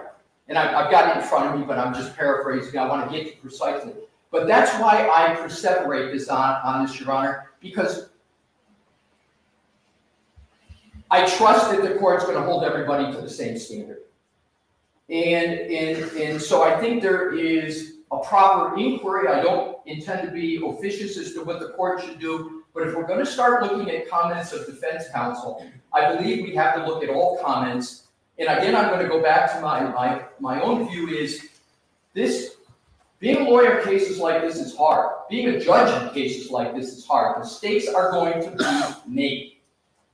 So we go on into page 62, line 15. We reached out to the federal government again because I was curious about the change in position on February 6th that the contract was ended, but that parties could contact ARCA. Obviously, the Commonwealth is in no position to contact ARCA because that would naturally preclude the defense from retaining them. So we refrained and we will not reach out to them. This is really an interesting statement because you read it, because that would naturally preclude the defense from retaining them, yet at the same time, the Commonwealth, for the fourth time, has moved to strike our ability to use ARCA. So then the court goes on, all right, so the information that was provided to you, not from the federal government, so Your Honor knew at that point, I don't believe Your Honor had any basis before that to believe that it had come from the defense. I'd like a copy of it before you leave the courthouse. So I hearken back, Your Honor, to what I conclude drove Your Honor to make those impactful statements about, on the top of page 61 was the presentation of the Commonwealth that I counted had 10 misstatements, 10, before Your Honor caused the pause. So coming to what happened then. The Commonwealth, having not given us notice that this was coming, these topics, not putting any of these statements in an affidavit, we didn't have the ability to stand up. But I will tell you this, Your Honor, I greatly appreciated the week that we got, because I do believe that Your Honor intended that counsel be given, defense counsel and defense, a fair opportunity to go look at this. And that's the way I'll speak for myself. That's the way I took it, and I appreciated that. Because that's allowed me to go spend the time that I spent to try to do my level best to give the court an accurate rendition of the fact, because as an officer of the court, I believe that is a sacrosanct duty. And in a matter where the very issue is, what are counsel saying to the court and is inaccurate, I wanted to make sure I could do the best I can. Now, I may have made a mistake here or there, but I just want, and today, but I want to make sure that I recognize your honors giving us that week, and we try to take the best opportunity for it. So what happens? What happens after these 10 misdirections? The court's comments go viral. And I'm not saying this for drama's sake. I'm saying this for what has impacted the defense 6 weeks before trial starts, while jury notices are out in the mail.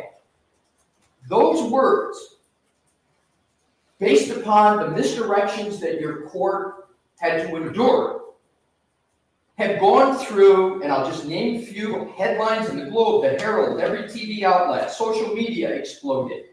And these are not trivial issues. And more than that, the veracity of counsel has been called into question. There's commentary of everybody about what's going to happen to certain members of the counsel's team, and whether it's intended or collateral damage. We've got the ARCA experts, which are key parts of our case. Their credibility is being pillared throughout the public domain. And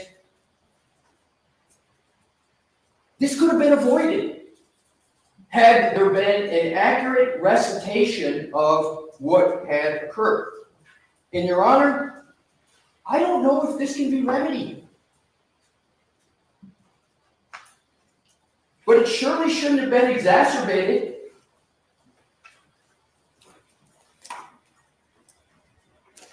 I would now like to move rather hopefully efficiently through the next step, which is to point to the Massachusetts rule and give the court my view, and I have to reference because Your Honor brought up Again, some. you don't have to tell me what you're going to do, Mr. Leslie. I'm sorry, I'll just go ahead and do it. My apologies. So now let's just turn to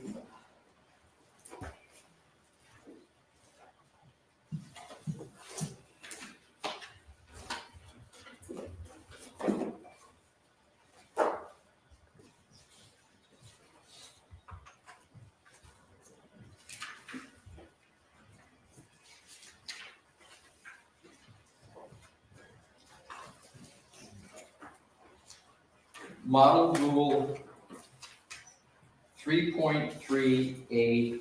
And this applies to every counsel in this room, of course. A lawyer shall not knowingly, so there's the adverb of the mens rea, knowingly, make a false statement of fact or law to a tribunal, or fail to correct a false statement of material fact or law previously made to the tribunal by the lawyer. So we all know the mens rea of knowingly. And this court knows it better than everybody, so I don't have to get into that. But in terms of make a false statement of fact or law to a tribunal, I don't see that on behalf of the defense, and I'm going to get to the new item of February 6th, because we haven't covered that. Your Honor brought that up today. But certainly with regard to the representations that I've gone through and the statements that were made, especially on June 10th, they were 100% true and accurate at that time. They were 100% true and accurate, and that's why I went through the note. Or fail to correct a false statement of material fact or law previously made to the tribunal by the lawyer. And there's no real time period that's given for the attorney. But here is something very important, Your Honor, and I'm going to parse the grammar because it's what you do in construing the statute. It says, or fail to correct a false statement of material factor law previously made to the tribunal by the lawyer. So the is a definite article. So it's like an adjective, it's a definite article. Lawyer is the noun. The lawyer refers to the lawyer who is perhaps made a false statement of fact or law to a tribunal. So it's sort of like you make a misstatement, it happens, but you got to correct them, right? And what they talk about is what do you have to correct? You have to correct a false statement, so it has to be false. It has to be knowingly false of material fact or law. And material has been interpreted in the context of 3.3A1 to be a statement of fact or law that caused a court or adjudicator to have relied upon it for a determination. It's essentially what the case law talks about, that it's influenced the judge's decision. So let's go back and even let's assume hypothetically that on June 10th, there were misstatements made. It's not any misstatement. It has to be a failure to correct a material. You have to do it knowingly, and then you have to fail to correct a false statement of material fact.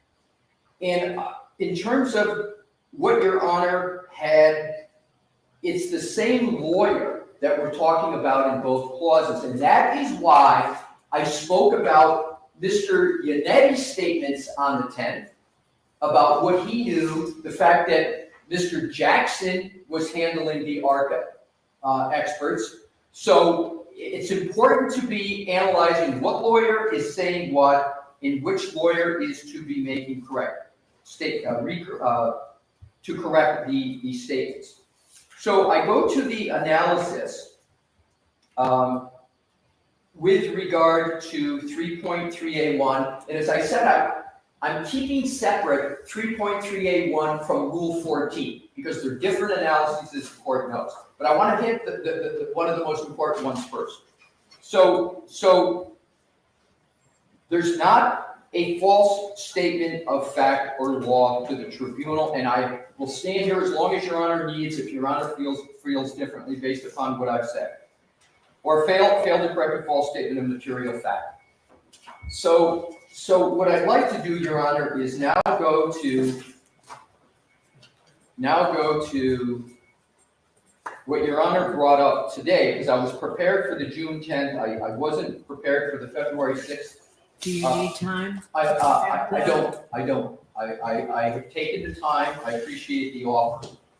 But I would like to draw your attention, Your Honor, because like I provided context on June 10th, I think context for February 6th is important.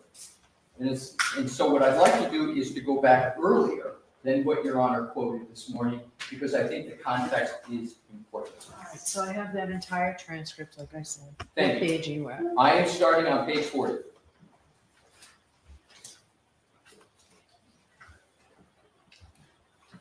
Okay. I start with line 1. Mr. Brennan, correct. I had a conversation with one of the two prosecutors I spoke to, and the only means of trying to obtain information they suggested was through a TUI request. I don't think it's the Commonwealth's obligation to seek discovery, part of Rule 14, but I wanted to assist the best I could, so I made an assented to request, and they responded with a letter. I think you've received a copy of it. Do you mind if I share it with, no, okay, I received it, I sent a TUI response, essentially rejecting all of my requests on multiple grounds. So to be fair to the Commonwealth, Your Honor, this is February 6th, and they haven't gotten our discovery, right? They're just still trying to get it from the government. They don't have it from us yet. The court, all right, can I get a copy of this? If not, I just need, and then Ms. McGoffin, you can retain that copy. Thank you. So I'm not going to stay here and read it right now, but all right, Mr. Brennan, of course. And so inevitably, I'm not making any motion right now, but I appreciate that as the proponent of the evidence, defense's obligation to give Rule 14 discovery. I do not think, even despite their testimony, they've complied with Rule 14. And so the reason I forecast this was because I appreciate the April 1st trial date. If the defense, through no fault of their own, is unable to comply with the discovery, I think that we're entitled under Rule 14. I will at that point move to preclude the risks. So So I think the important in this snapshot in time is all of the discussion that occurred on February 18th, and I'm going to underscore this. That presentation was not about the substance of what was in the email. The Commonwealth never had an issue with that. It was all about they had to get it from the federal government, and we didn't turn it over. Your Honor obviously has read the February 18th transcript. You can draw your own conclusions. But on February 18th, they were not on the issue of anything other than they thought that they didn't get the material from us. So now we continue on. The court. Move to exclude the witnesses? Mr. Brennan, yes. The court. What do you say, Mr. Jackson? Mr. Jackson, I don't want the witnesses excluded. What do you want me to say? The court. I asked you all to try and work out something. The original protective order permitted that we can do in court anything that would rule. I expect you to say something a little more than that because, and Mr. Jackson, well, I'll wait to get this motion. The court, all right. Last time, Mr. Jackson, let me put it this way. The court, hold on a second. Last time we did voir dire of these witnesses, it seemed to me that that was the logical conclusion. I'd be able to get both sides discovered. We did that. That seems like a logical alternative to the exclusion, right? Your Honor knows what you're doing here. I guess we can wait and see if I exclude it on a motion to exclude. It just makes sense to me to set that up now rather than wait. I don't know when they do that, when the Commonwealth, based on their witness list, recalls them is that when you want to exclude it. So I sort of expected the defense would have some suggestion. If you don't, you don't. Mr. Jackson, and this is the key context. I can tell you this, the Commonwealth has exactly, this is an interesting and sort of different set of witnesses. The Commonwealth is saying that pursuant to Rule 14 and, exclusion and preclusion of a witness is a punitive sanction for Rule 14 violations. Ms. Reed has not violated anything. Why should she be penalized when the Commonwealth has the exact same batch of information that we have about these witnesses? And there's more context to that. I understand the import of these words so far. So I don't have any more information. I don't have any additional discovery. I didn't hire them. I didn't ask them to engage in additional protocols. So I've got nothing else to give to Mr. Brennan. He's got the same information I got and he got at the same time. What Mr. Jackson is referring to here is the disclosures from the U.S. government, not the disclosures that were going to occur on February 12th and 13th when we would get the certificate. We had the certificate of completion of discovery. We had 30 days technically to turn it over, but it got turned over on the 12th. So then it continues on, is important. The court, if I don't exclude it with other sides seeking a voir dire, we would not seek a voir dire because they're eminently qualified and there's no other discovery to give. They've provided, the federal authorities provided all the discovery that was attended to their analysis and testimony. So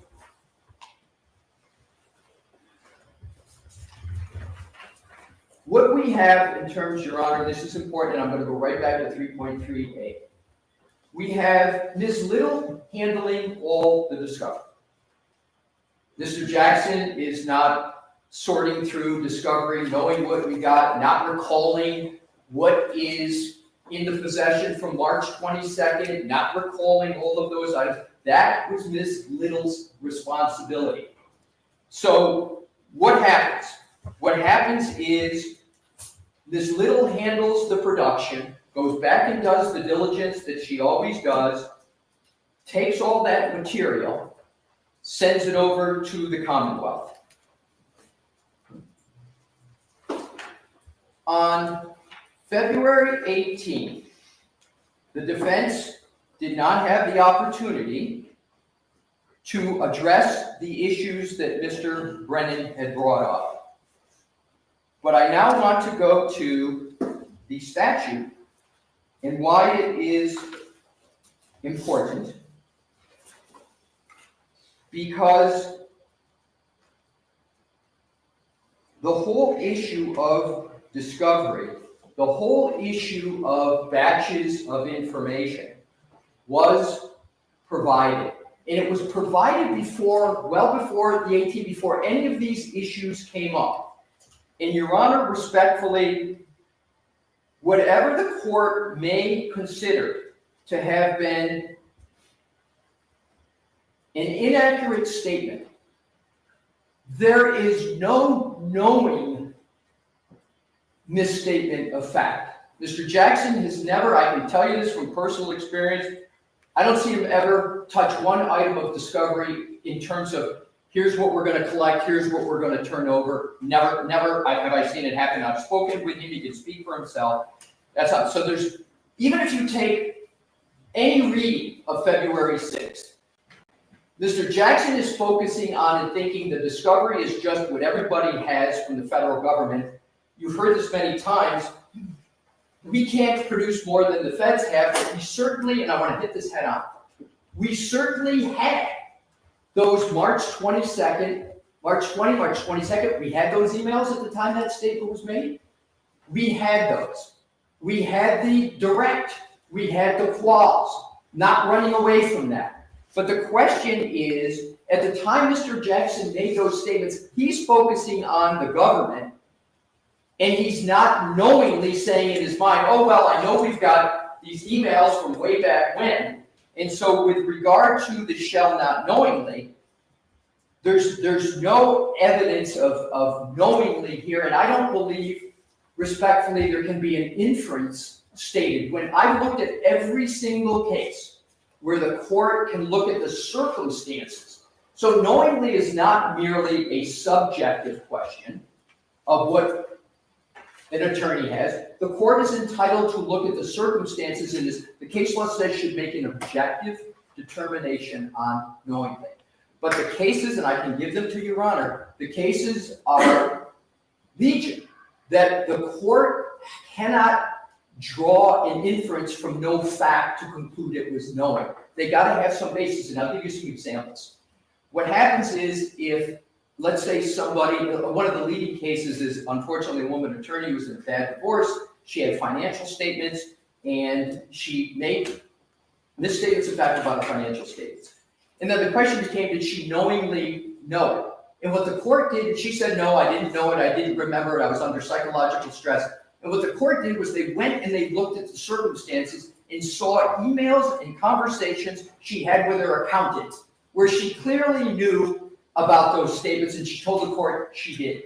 So there's an example of you've got to have circumstances that the court cannot just jump from a lawyer said this to it's knowingly without some basis. That's why the mens rea is there. So in turn, and that's the February 6th, respectfully, that's the only aspect of, and I went through all the others, that even comes close to a false statement of fact by Mr. Yannetti or Mr. Jackson. In sum, Mr. Yannetti's statements on June 10th, all completely accurate. All completely accurate. Mr. Jackson's eliciting of the direct testimony at trial, when he asked, have I ever asked you specific, questions, etc., that's completely true because it was Dr. Wolf who sent the questions in. So we now are left with February 6th, and I've given you that construction of the statute. My last point, Your Honor, is going to go to the Rule 14, which is, and I'm going to spend a very short amount of time on this. Now that the Commonwealth knows that the discovery came from the defense, I want to go back to, please, the February 18th transcript, because I want to keep separate analytically the ARCA from defense counsel, because obviously for Ms. Reed is obviously very concerned about her defense counsel and her choice of counsel, which is going to be my last legal point. But in terms of what occurred, I want to go to and quote the Commonwealth on the transcript. I am on page 62, line 18. Obviously, and by the way, this is toward the very end of the 18th. Obviously, the Commonwealth is in no position to contact, et cetera, and what does that relate to? If Your Honor would go back to page 60, line 13. And it's a repeat, but I didn't get to the point here.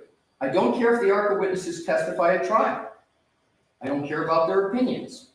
But I care that it's unfair, imbalanced, and hidden, and the Commonwealth, like the defense, is entitled to discovery. Key line. So if they can produce the discovery, I welcome ARCA. I want to repeat that. You don't need to. I'm sorry. Okay. So my point is, we produced the discovery. Why is there still an issue with ARCA? These aren't my words. So I want to cover, before I get to the Sixth Amendment issues, the point that ARCA should be allowed to testify. We've complied with our Rule 14 obligations. There's no prejudice. They have the discovery. They've obviously had from the government a long time everything about ARCA. So I want to touch that base to make sure that either intended or collateral damage, that ARCA still gets to testify, because it's a key part of the defense here.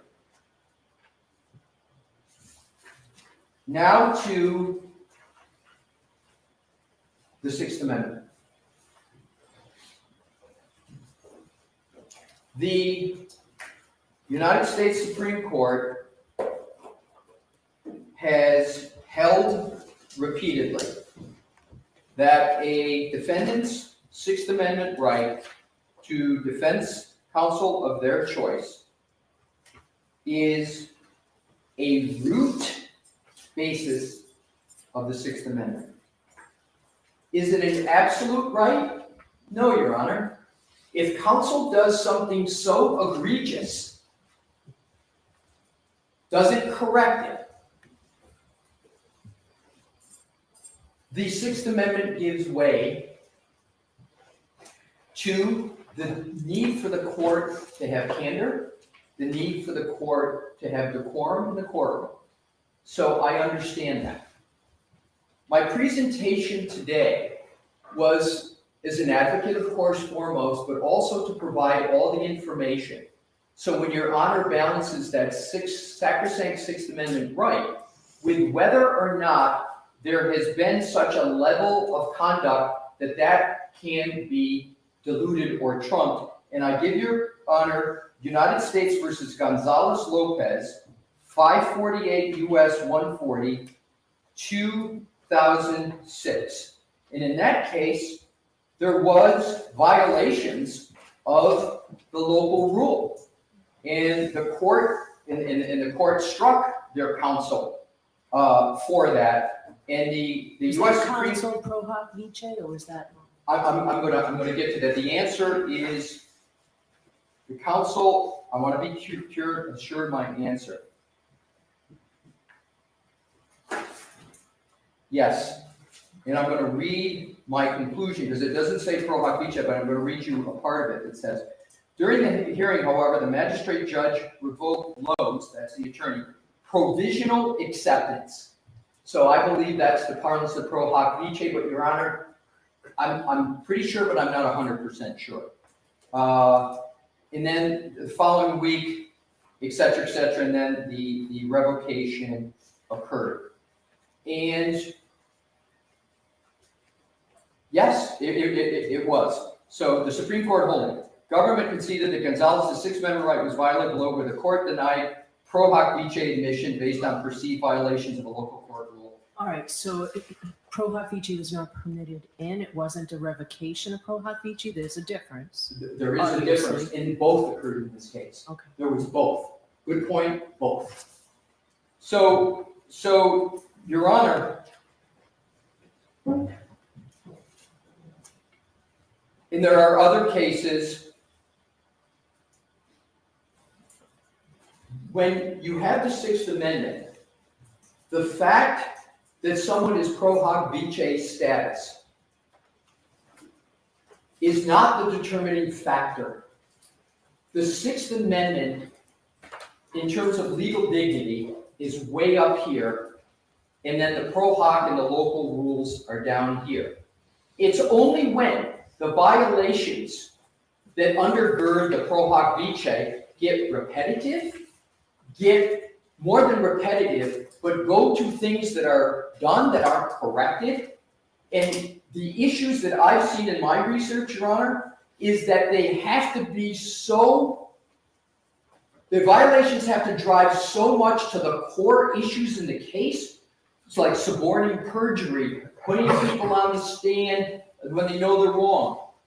Literally having objective evidence that counsel had a document in their hands, almost literally at the same time they're telling the court they don't have it. It has to be that severity to trump the Sixth Amendment. And why is that, Your Honor? Because the court has alternative remedies for if they really think that is happening. And that is going to be my last point on the Sixth Amendment. The case law is replete with the trial court having to be careful that whatever they do, even if they believe there's a basis for some sanctions, that the court look to do them post-trial so that there is not for the trial the bleeding in of those issues into pretrial matters. And the case law, there's a mention of that all the time. It encourages the trial courts to make sure that they're very, very sensitive to that issue. I don't think the courts are being all that sensitive and empathetic to the lawyers, but I think what they're doing is appropriately trying to make sure the defendant gets a fair trial, right? And the defendant is not adversely affected by whatever the counsel may or may not have done. But I want to be very careful and clear, Your Honor. I'm not saying that is sort of like mitigation. I'm saying, importantly, the time I spent that there was not these violations. If any occurred, they were corrected. And on Rule 14, there's no prejudice. And therefore, I conclude, Your Honor, and I would urge the court. What happened on February 18th? There were some misstatements, and they weren't cured. I don't want this to turn into, and I'm not making this argument. I'm not making an equivalence argument. I'm not saying, okay, now let's turn to the Commonwealth. To the contrary, Your Honor, and I hope I provided a factual and legal basis. I don't want any of this to continue. I don't want scrutiny of the Commonwealth statements on February 18th unless there's going to be continued scrutiny of the defense counsel. And I don't say this as a camouflage or a shield. We've got a lot to do between now and April 1st. The last thing I'm sure the court wants or anybody wants is to have something happen where that date can't be met because of whatever actions come out of this. My hope is that we all understand we made mistakes. Mistakes have been made clearly by both parties.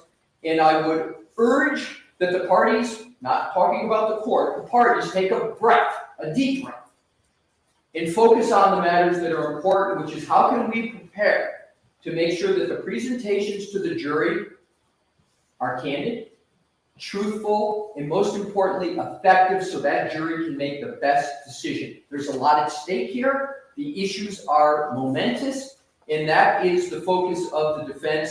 And I, again, conclude, but I would ask that I have, if anything said, if Your Honor has any concerns, I would really appreciate hearing them so I can take them on. Mr. Jackson, Mr. Yernetti, any questions Your Honor has, I would greatly appreciate it. My presentation notwithstanding, if there's still concerns with the court, we will take them on as best we can, and certainly candidly. Thank you. All right, I appreciate that. Before I give the Commonwealth an opportunity to respond, I need 10 minutes. All rise.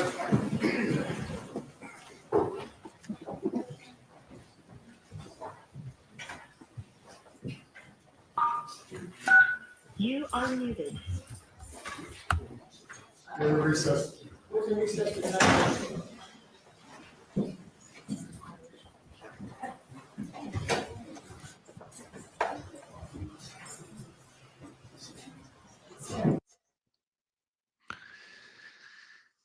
So has.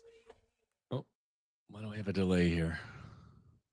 And an echo my thing. So did he succeed in potentially giving the judge an excuse to not take the drastic step of taking away his pro hoc vice? What do you guys think?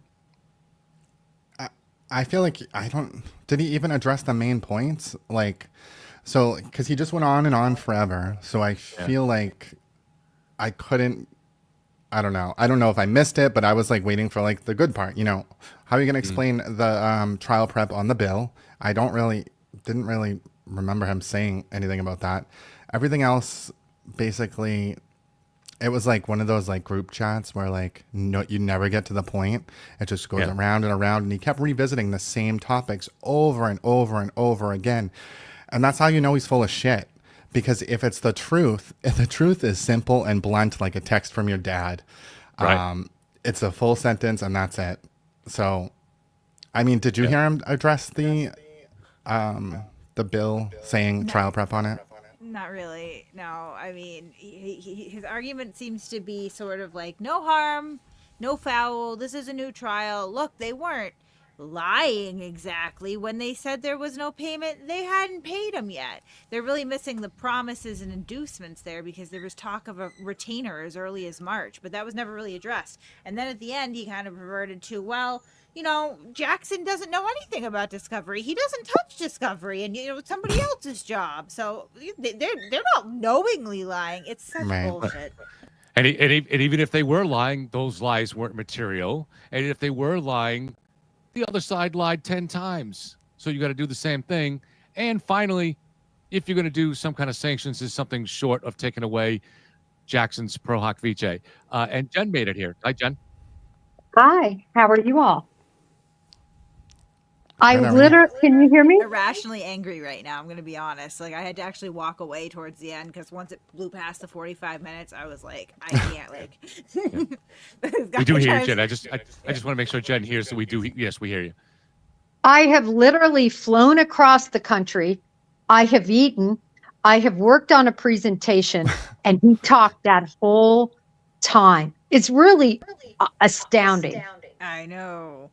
That he was allowed to do that. That he was even allowed to do that. Mm-hmm. But I thought I'd come on really quick. I still have a little bit more preparation to do.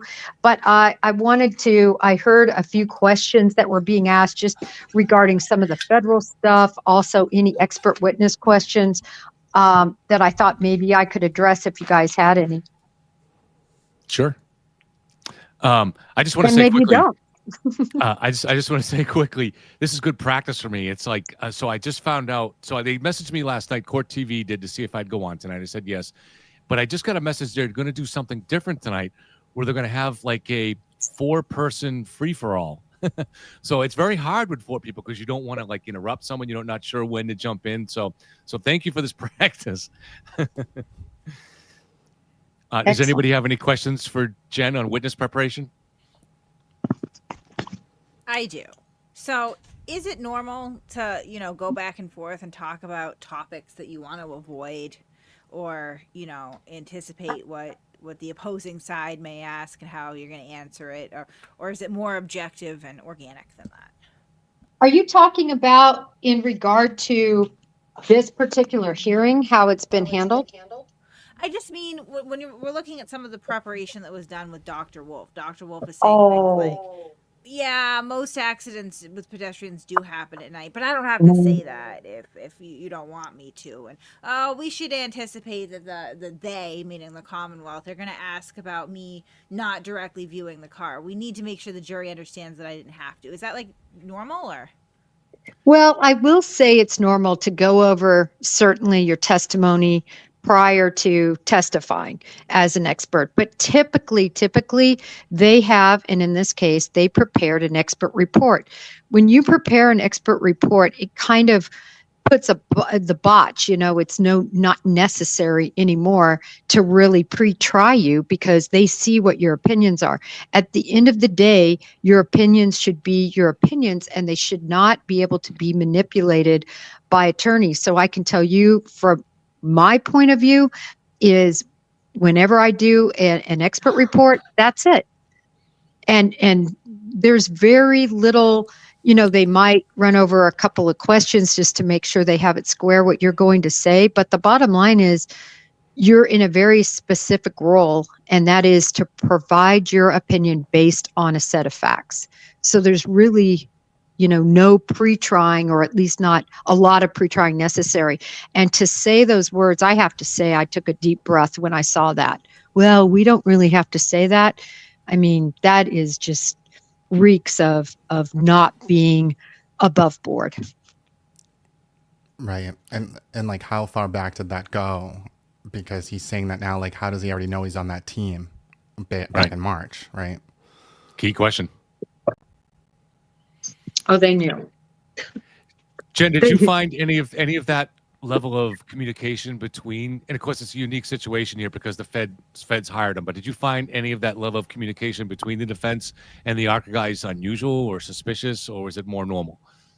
Well, the thing that I found suspicious was the fact that they were under particular federal parameters, and that is what made it special. And whenever you're in a situation like that, you don't get up against the line. This is not a situation where you want to operate in the gray. And so that alone I found is sort of a red flag, if you will, that there were issues with being really morally sound in how the whole situation with ARCA was handled from the defense standpoint. That stood out to me. Normally, are you going to have some discussions? Yes, but typically, I got to say, it's weird that they were in these email format. I mean, normally you just have discussions, that are on either telephonic or via Teams or something like that. And as I said, it's not like a regular fact witness where you're kind of going over what are they going to say and what did they see and where did they go. You've already written a report that tells them everything they need to know on your opinion. I've been saying for a week, ever since on live I did on that last hearing last Tuesday, that the main issue here was not the misrepresenting about the contract, the retainers, or any of that stuff. The main issue for me that I thought created legal jeopardy was the violation of the federal protective order. And the judge interrupted to ask that question very early on. And unless he said, yes, I'm going to get to that, he never got to it. Yeah, no, I heard that. And that is, to me, it's a huge problem, especially since the judge pointed it out at various hearings that we all were a part of listening to. Mm-hmm. And so that's something that was, a blaring beacon in the room that there were special parameters on this situation concerning ARCA. And,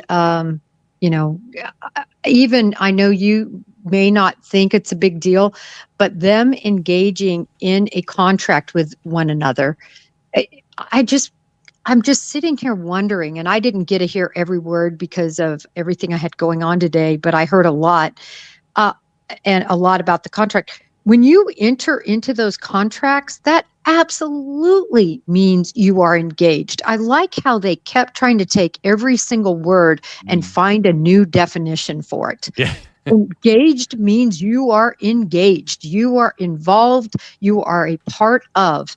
And for them to, play this bizarre game, I was thinking if I were Judge Cannoni, and bless her for being patient, I would be so insulted. And I can tell you the federal judges that I know would be so insulted at the, seeming mind games that were played throughout that, like they were going to try to convince her as to something that wasn't. And it just kept going on and on. It was really something. What did you guys think? And hi, Matt. I've never spoken to you. But I love your stuff because you're funny. I like funny. Need levity in these things. That's where I started in the comedy realm, and then somehow I started talking about this case, and I don't know what happened. I don't know if I'll continue it is comedy. on this path. Because if you don't, it is unreal what has happened in this case. I've said it before, it's the emperor's new clothes. There is no way that you could believe, if you just see this historically, whenever this ends, that you could look back and think that this could have grown in the way it has. and that anybody could believe a dog, a teenager, an ATF agent, and a decorated 30-year vet in the same police department as the deceased murdered this person without any ounce of evidence and threw them on their front lawn, all because of a couple of butt dials. It's absolutely absurd. It is. I mean, I've heard people say that they think this is like a government experiment to see how stupid people are, like to see what they can get away with if they could push out propaganda and just, convince the masses that something's true that's obviously not. And I mean, hopefully Russia's not watching. This is terrifying. These people, they're allowed to drive and vote. Just think about that. Yeah, well, I think the other thing is just when you watch people's Twitter engagement, and I know a lot of people like, Elaine and Carrie Lama and Julie, and you, Mass Mafia, and, all of you all that have engagement on Twitter, you could say literally the sky is blue today, and it could be blue. And they will come on and bombard you in masses that it's pink. And then people will start thinking and saying, Jen, are you sure it's blue? Are you sure? And that's what happens with this case. You say a fact to be true, and they will get on and say, no, that isn't what happened. That's not what happened. And then you have other people start doubting the facts just because of the amount of people and the, excitement, I guess, that these people come forward with that start confusing the issue. And that's what's happened in this case and still happening every minute that you post on it. And this is obviously something that the jury, that won't impact the jury. But how does the public, shouldn't they, as they process this and they realize that an extensive federal investigation was done into this and found no evidence of a cover-up, don't they start to process that to say, well, maybe that makes a conspiracy theory a lot more unlikely here? Is that something that the public will do? You would hope. That whole conspiracy thing and then everything to do. I mean, I got to say, I'm with you, Kevin, at least to some degree. I worry so much. First of all, they said it in court that the defense were the ones that brought this case. So we know that they brought the case to Levy. And then secondarily, I really will always believe, I don't know, I haven't seen the 270 or 137 files. So I'm going to preface it with that, but I will always believe that the blogger was opened as some sort of either a 137 or a 270 type informant.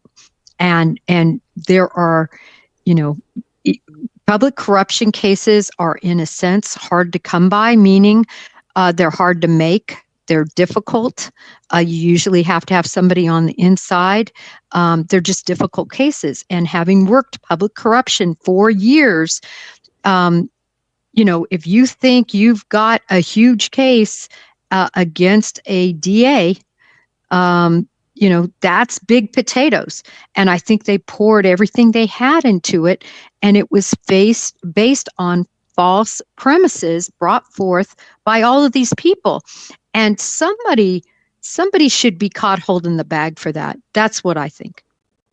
One of the mysteries of this case that I've talked about, and me and Kate have speculated, we don't really know, and you might just feeds off what you just said there, is that Turtle Boy, whose proudest day was last year, we're going to go back in a second, was when they were kicking him out of court. He loves any kind of publicity like that, but yet he refuses to discuss the fact that that the U.S. attorney used his blog in court as a blow-up. That's indicative. Somebody has, I'm not saying that a federal person told him that, but somebody has. Let's go back to the... So while memories are fresh, I just want to ensure the accuracy of what was just said. So I'm certainly not going to order counsel to answer my questions. You don't have to, but I am curious. So we're going to start with you, Mr. Yannetti. Yes, ma'am. As an officer in the court, is there anything that you dispute that you just heard from Mr. Alessi? And what I'm particularly concerned about is what you knew or what you didn't know. No, what he said was entirely accurate. Okay? Mr. Jackson, same questions. No, and I would simply elucidate with regard to the February 6th sidebar comment. As I look back at I didn't remember making the comment one way or the other. I didn't remember that sidebar. I did. Well, I'm sure the court did after it looked at the transcript. No, I no, did as well no, after I no. looked at the I transcript. did long before I looked at the transcript. Right. The context of that, what was in my brain when I said we don't have anything else to give, which when I reviewed the transcript, was very clearly the federal batch of information, what we refer to as the federal dump. I did not have in my head at all emails, communications, things of that nature, the small. Invoices, payment. No, nothing. Because the context of what Mr. Brennan was talking about, being frustrated about, were his TUI requests concerning the federal batch of information. And that's when I was making the additional statement. We don't have anything that they don't have concerning the federal information and the background information for the ARCA experts. That was it. Your Honor, if I could, this is. Nope, hold on.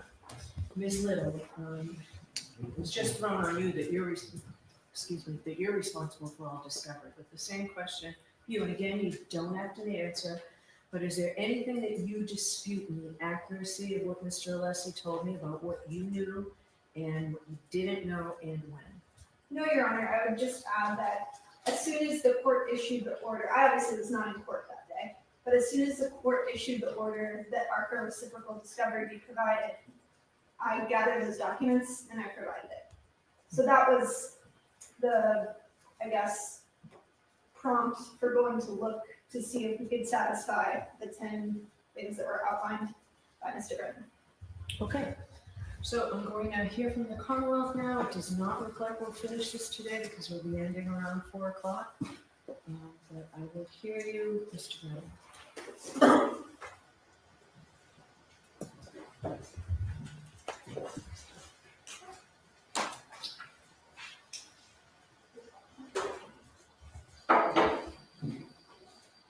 Attorney Alessi ended his argument talking about the Sixth Amendment and discounting repeated or repetitive violations.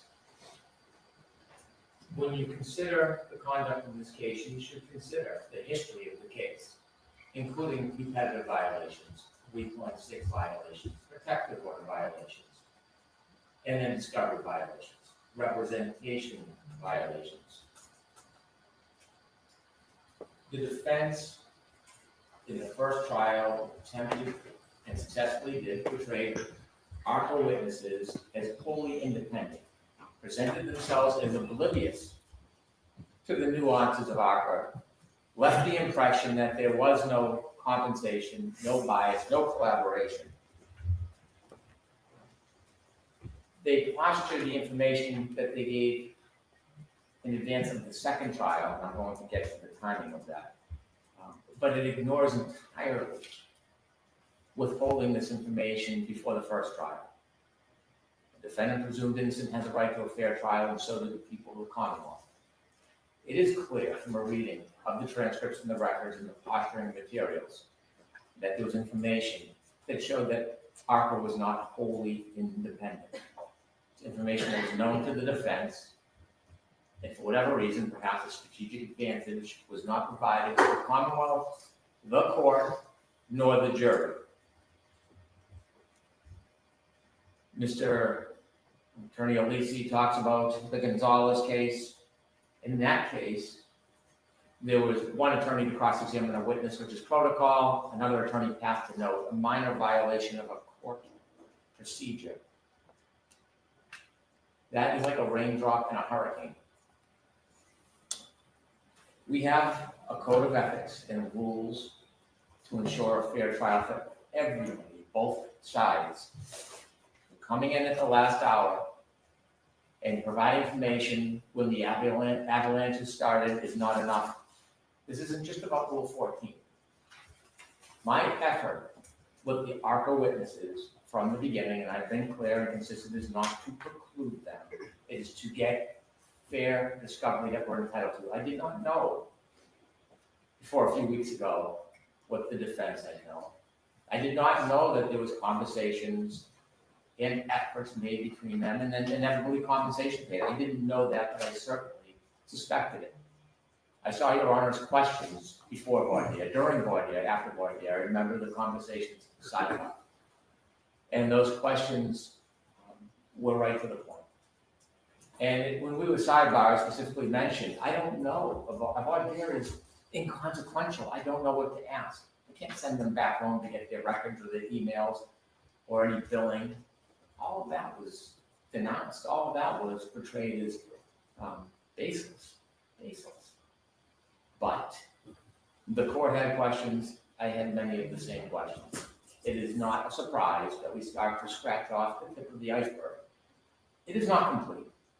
There is a murky relationship between the defense and the United States Attorney's Office relative to these ARCA witnesses. And there is a very unclear relationship as we stand here right now between the history of interaction between the defense and these ARCA witnesses. You can see from the emails, while there is some information provided, there are gaps. There are enormous gaps in time. The pause moment on March 24th and then reinitiating on May 5th, where ARCA is actually billing the defense for their works before the voir dire. There had to have been communication between that time that rekindled this relationship. There are two requests that are mentioned in the emails. We didn't get all of those responses. And so we do not have an affidavit from either counsel or any of the counsels. We did not hear a word from any of them. According to Mr. Lisi, what you should do, what the court should do, is go to the federal government and ask So questions. just to be clear, I am not having ex parte communications with anyone about this case. So I'm totally rejecting your request that I do that, Mr. Reese. It wasn't a request, Your Honor. You suggested that I called them. No, I said if Your Honor wanted to do that. I didn't suggest that Your Honor. I'll move on, but the point is, it is not incumbent on the court to provide the proof that the defense was given the opportunity to bring in today to clarify the record. Instead, it is the typical 101, blame everybody but themselves. There's no acknowledgement. There's no contrition. And there's no confidence that we are going to get all the materials that we're entitled to. To suggest that ARCA's position did not change, it did change. Their opinions did change by the time they reached trial.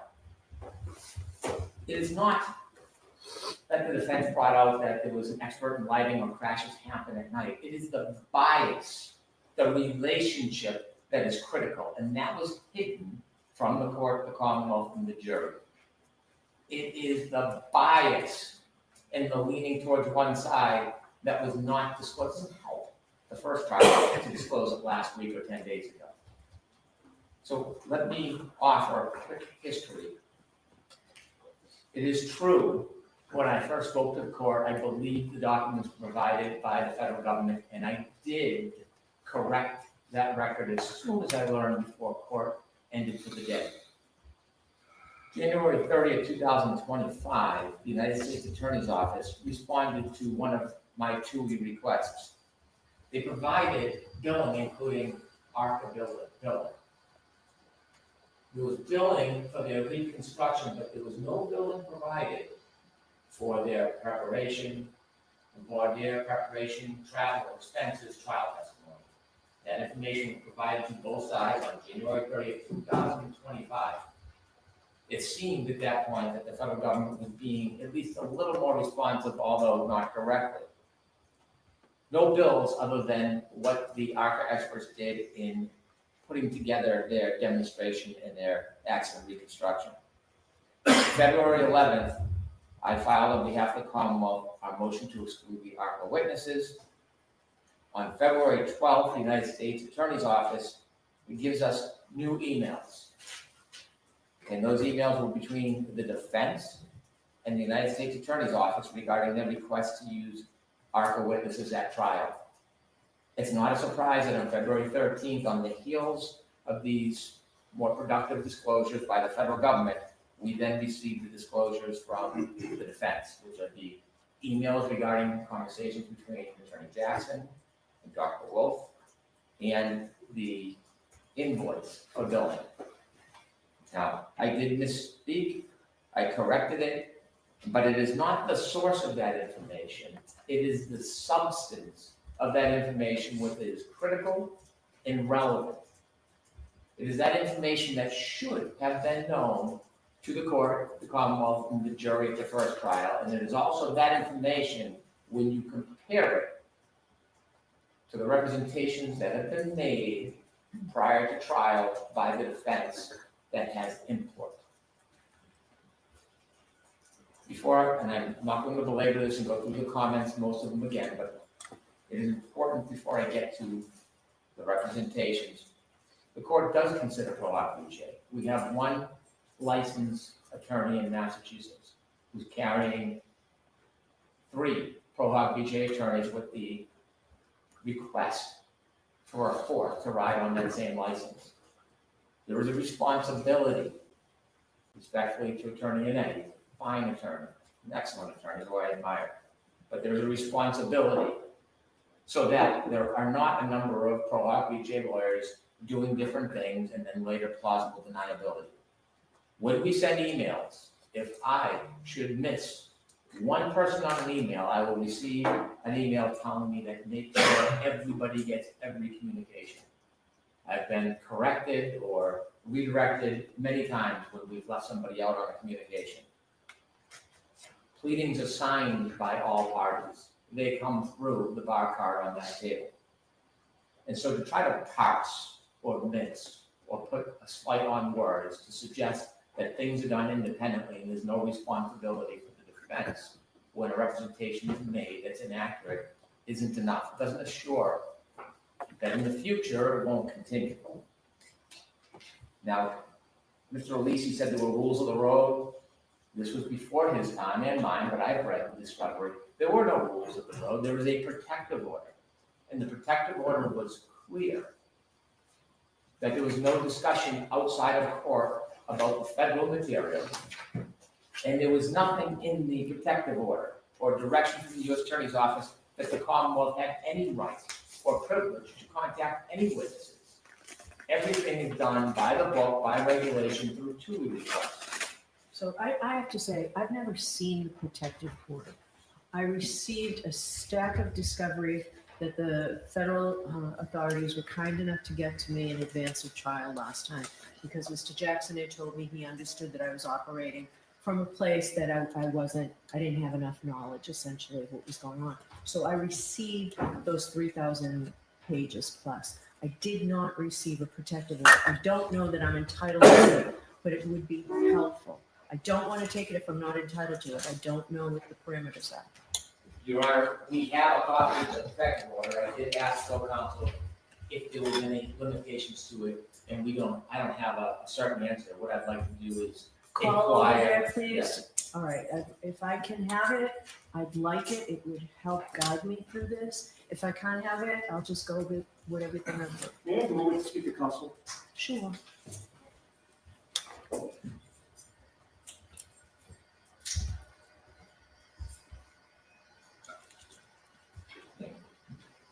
Thank you, Ron. I'll need to call the United States Attorney's Office and get an answer. All right, I appreciate that. Sorry to interrupt. And so the portrayal that there was a rules of the road, there was no such rules of the road. Neither Attorney Lally or McLaughlin ever contacted any witnesses directly because they understood that that was precluded. And so there was not an opportunity to call or discuss or have conversations, share direct examinations, or have emails with these witnesses. In fact, it's underscored, isn't it, by the emails that we received where Dr. Wolf replies on the 24th saying U.S. Attorney's Office essentially told them to hold off on communications. It doesn't seem like it would be a very clear rule of the road to have independent conversation with these witnesses and then be cautioned that that no longer was viable. And so inevitably, it was the understanding that nobody would be speaking to the witnesses. And I did see in the transcript, in the board there where it was asked, were you available to the Commonwealth? And the witness said yes. I don't know any basis whatsoever for the witness to suggest that there was any invitation to speak to them. And so what we have is we have witnesses that were wholly portrayed as independent. When we look at the testimony, it was represented many times in court, leaving the impression that the defense had no access and no special relationship with the ARCA witnesses. On June 5th, 2024, day 26 of trial. What date? Day 26 of No, I know trial. that, but what date? June 5th, 2024. Discussing scheduling and voir dire hearings. The defense said, I provided everything we have. I can't make up discovery. I mean, I got a report. And everybody in this group knows why I can't provide additional discovery for ARCA. Everybody knows they've got what I've got. Your Honor asked, I haven't. If you can't, that's fine. So not everybody knows, and I make those decisions. Response, certainly. You're the one who needs to know, and I thought you knew. The federal authorities will not allow me to interview or ask for additional information from anybody in their world. So I have nothing. I've got a report. He's got the report. That's it. I'm going to start asking questions on the report. That's it. He can cross the report. So as many times as he says, I don't know what they're going to testify to. Yes, you do, because they're going to testify to the contents of the report. And those are definitely questions I'm going to ask. So I've got clean hands. All right, so you're reading from a transcript. As you know, there are dozens of transcripts. What's the volume number? There's Dave, I'm sorry. What's the volume number and the page number? Day 26 of trial, page 248 to 250. I will get a volume number to the court. That's okay. This seems to directly contradict the theory that Attorney Lisi has been promoting today of the rules of the road. This does not suggest that ARCA is open for business and private discussion and consultation and payment. It says the opposite. The federal authorities will not allow me to interview or ask for additional information from anybody in their world, so I have nothing. And so this presentation today by Attorney Lisi, suggesting somehow that this was open and notorious, is not backed up by the defense attorneys themselves. The June 10th hearing, we've already been through it. I won't repeat it, but those comments are important. I think what stands out about the prior hearings, and I say that I think that there's a murky relationship that we have not done more than scratch the surface of, is Your Honor may remember that the defense noticed 3 experts, including Mr. Klein. When we get to June 10th, Your Honor is asking, regarding the 3 experts from ARCA, this is June 10th, 2024, trial transcript 28. Hold on one second. Let me go with that.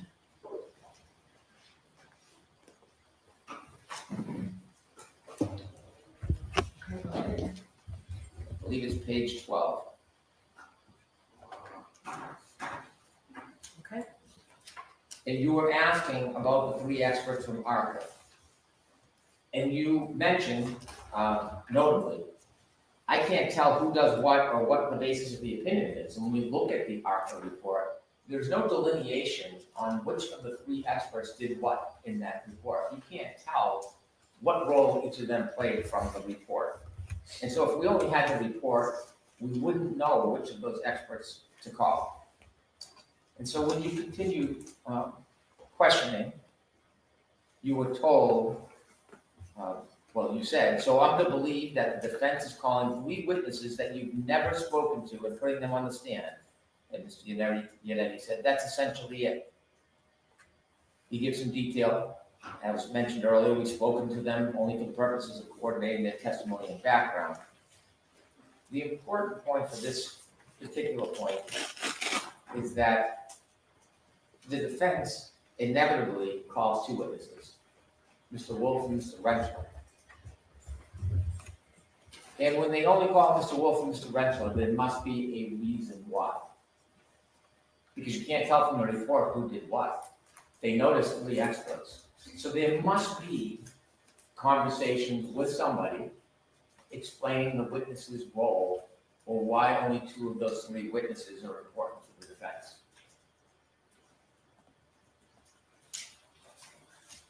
And so it is clear from the absence of information, there are much more communications that are expected to be in existence that have not been provided.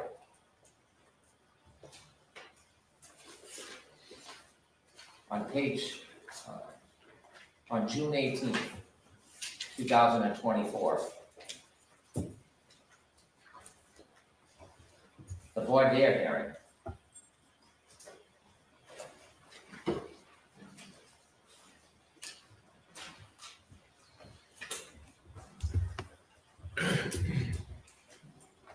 The court asks, well, I thought that you would help. I've got the transcript. What page you want?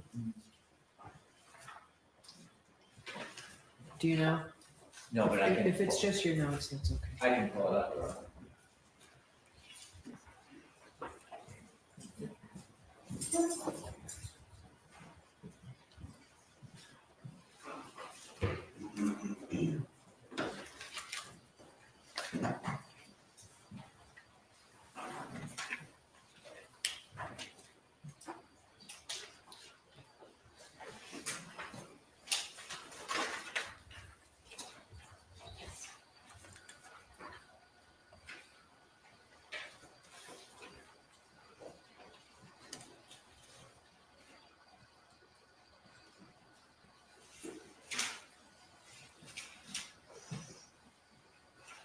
Page 4, line 11, the court asks, so the understanding of the voir dire is that this is for the Commonwealth's motion to exclude this testimony. All right, that's what we're here for, the Rule 14 violation.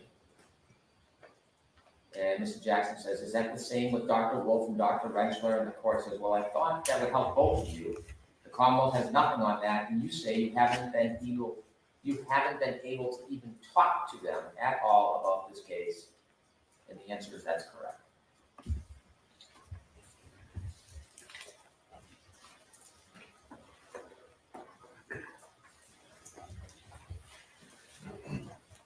Now, refrain from my opinion and characterizations.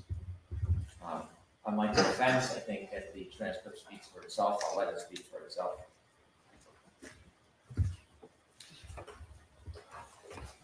When we continue in the voir dire hearing, page 71.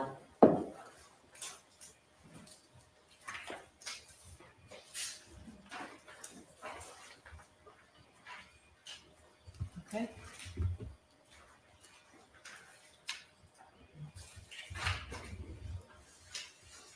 Line 4, importantly, were you hired by the defense in this case? No, sir. Before this morning, when you walked into court, had you and I ever met face to face? No, sir.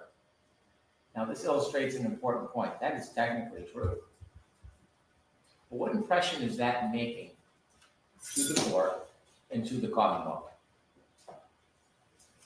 Is that a genuine impression consistent with reality? Line 20, the person to my left, the female to my left sitting here, have you ever seen her before? Nope. Do you know who she is? Yes. And so there is direct and indirect commentary, questions, presentations that reinforce that the defense and ARC are wholly independent from each other.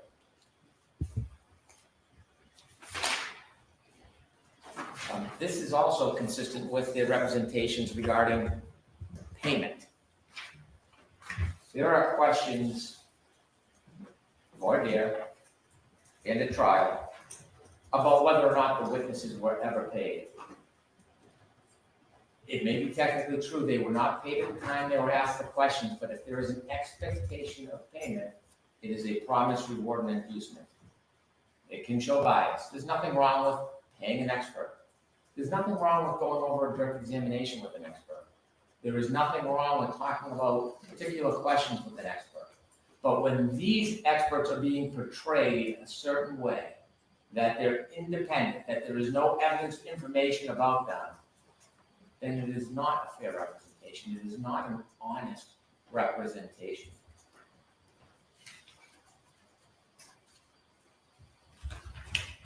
Now, it wasn't until Your Honor asked today that we even knew that the defense paid this bill.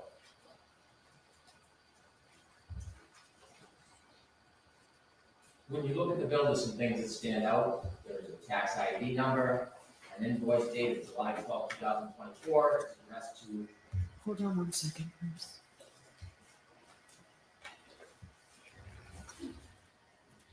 Okay.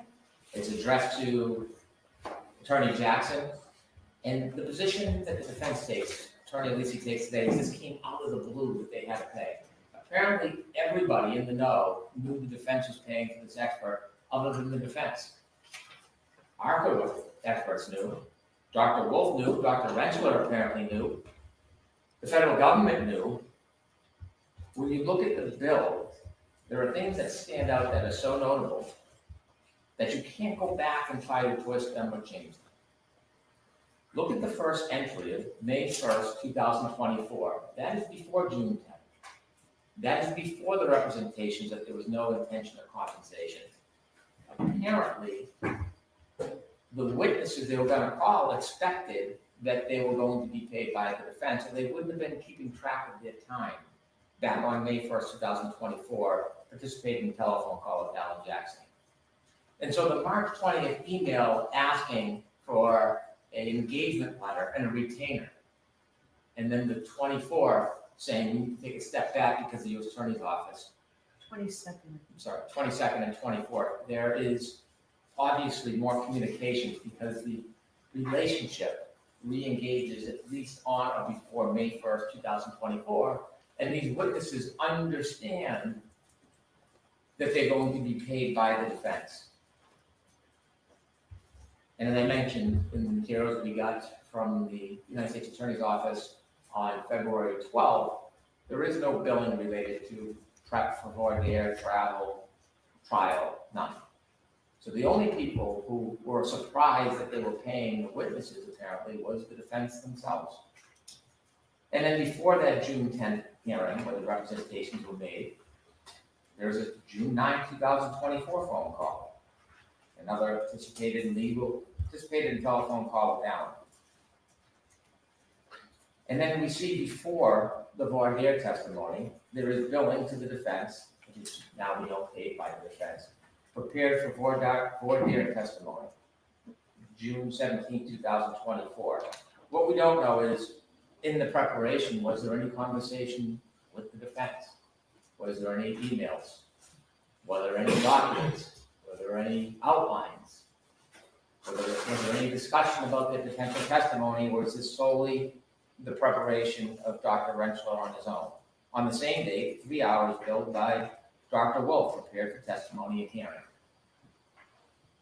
Now, they felt inclined and comfortable billing the defense for.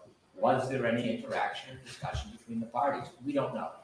This was the time that the court gave the defense an opportunity to bring in their product, their receipts, the emails, to elucidate, illustrate, demonstrate, prove what the relationship was. We don't have anything.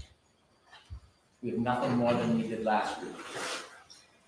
On June 18, 2024, a round trip to Norfolk Superior Court by Dr. Rentschler, and also separately for his testimony, 8 hours billed, 12 hours for Dr. Wolf billed to the defense.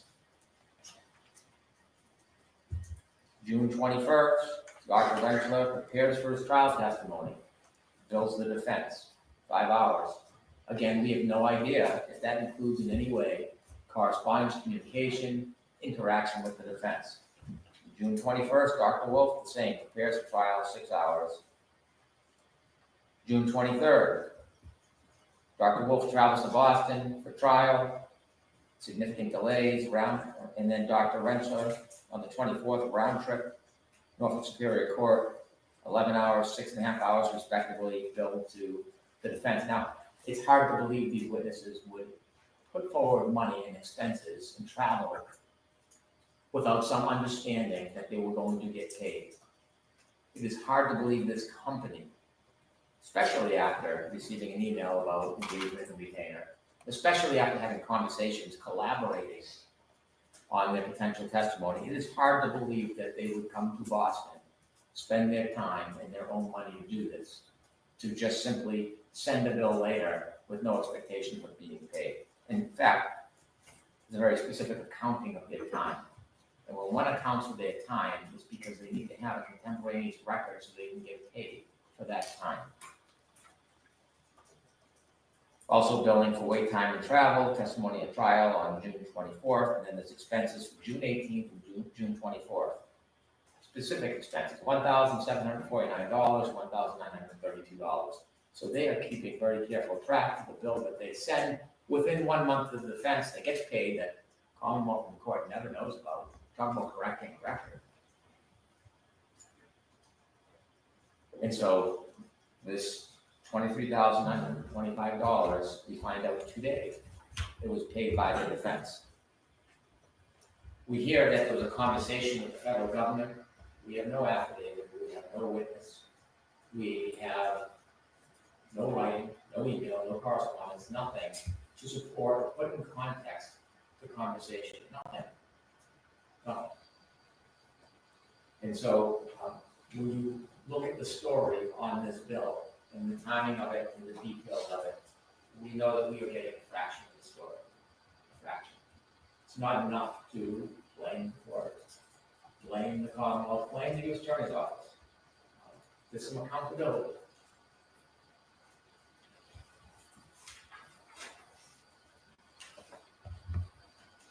In addition, when you look at the totality, the representations made in court, we also, at some point, are going to address the Commonwealth's position of violations of 3.6, not promotion. It's interesting that after the last court hearing, well-known reporter, very reputable reporter, Christine Rex, asks Mr. Jackson about paying the bill. And what I'd suggest more 3.6 activity. Quote, no, of course not. That was the position last week.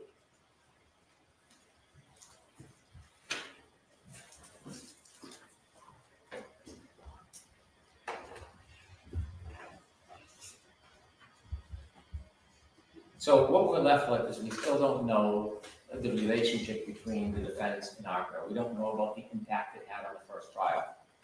There has been these multiple representations that ARCA was independent, they had their opinions, and they were exculpatory. ARCA's opinions changed. There were 4 opinions. And if you look at their report, and I'm not going to read it for the sake of the press and the public, we'll have a trial, and we'll vet it at trial. But when you read the report, clearly the representations made about that report were extended at trial. And the question is going to be, why? Why did they improve? Why did Any they? particular page you'd like to without sight?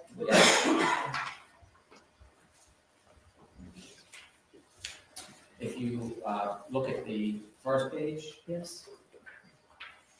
Yeah, You don't have to read any of it, you just tell me what paragraph.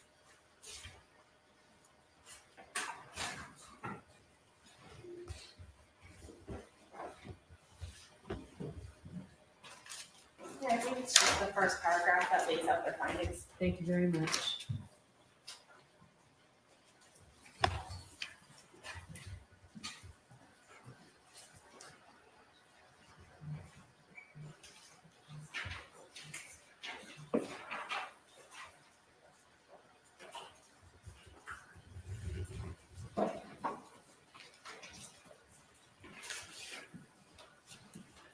And actually, particularly note number 4, and both publicly, tentatively, but also at trial, the parameters of that were extended substantially.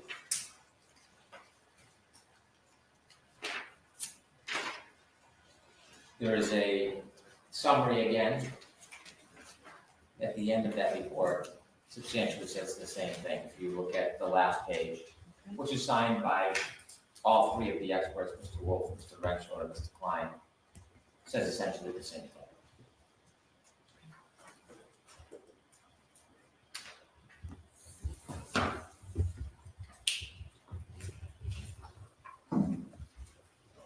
So we'd be oblivious if we stood here and said that the relationship between the defense and the experts, there was no relevance to bias or motive or desire to please, because clearly there is a change there's an expectation of payment, there's communication. And to suggest that an outline was provided so close to the testimony, therefore it shouldn't have been shared, it isn't just what's in that outline. It's the fact that they have the relationship. Attorney Jackson may have brought out that accidents happen often at night. It's not the point. The point is that the ARCA witness is willing to forego that information as a benefit to the defense. That is the heart of what is missing and what is hidden. And so there are a number of instances, 3 of them, in the outline where the ARCA clearly is trying to accommodate the defense. And by representing to the court that there is no relationship, the hands are clean, they have no information, is not only not accurate, it is misleading and unfair. So we know there is more. The question is, will we get it before trial? I have another TUI letter going out this week. I don't know how long it will take to respond to it, and the TUI letter is not going to be thorough and complete. It's just not the way TUI works. And so we are in the same spot. Well, actually, we're in a better spot. We know now about the relationship. We know about the potential bias. We know about the payments, but we don't know the full scope of it. And so we are entitled to that information. We don't know what conversations and communications the defense had with the ARC experts that the federal government doesn't know about.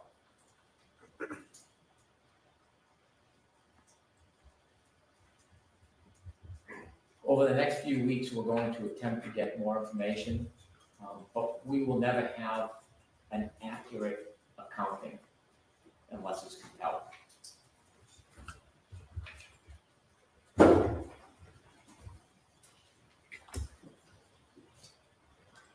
Your Honor has mentioned the sidebar, Which one? the most recent one. Okay.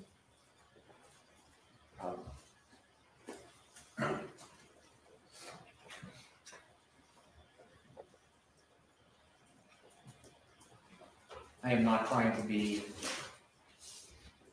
overly critical of another attorney. I'm not. You can laugh, but I'm not. It has been my effort to get Rule 14 material. It has been my effort not to exclude ARCA witnesses. It has been my effort to try to achieve fair play. There's been no other way to compel any information other than to file motions in this case. And it is not incumbent on the government to fight for this information. We're entitled to it.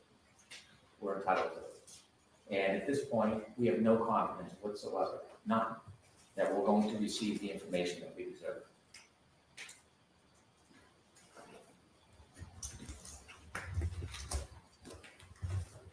All right, thank you. Mr. Leslie, very briefly, if you have something. Yes, thank you, Your Honor. I'll be very brief. And I hope we get an opportunity to have a more fulsome response, but I'm going to be very brief on the key points. Attorney Brennan focused a lot on the invoice. As I said, I work with experts all the time. The experts keep track of time. They had historically been paid by the government. There's another completely rational, more probable explanation that they had been retained by the government. They were being paid by the government.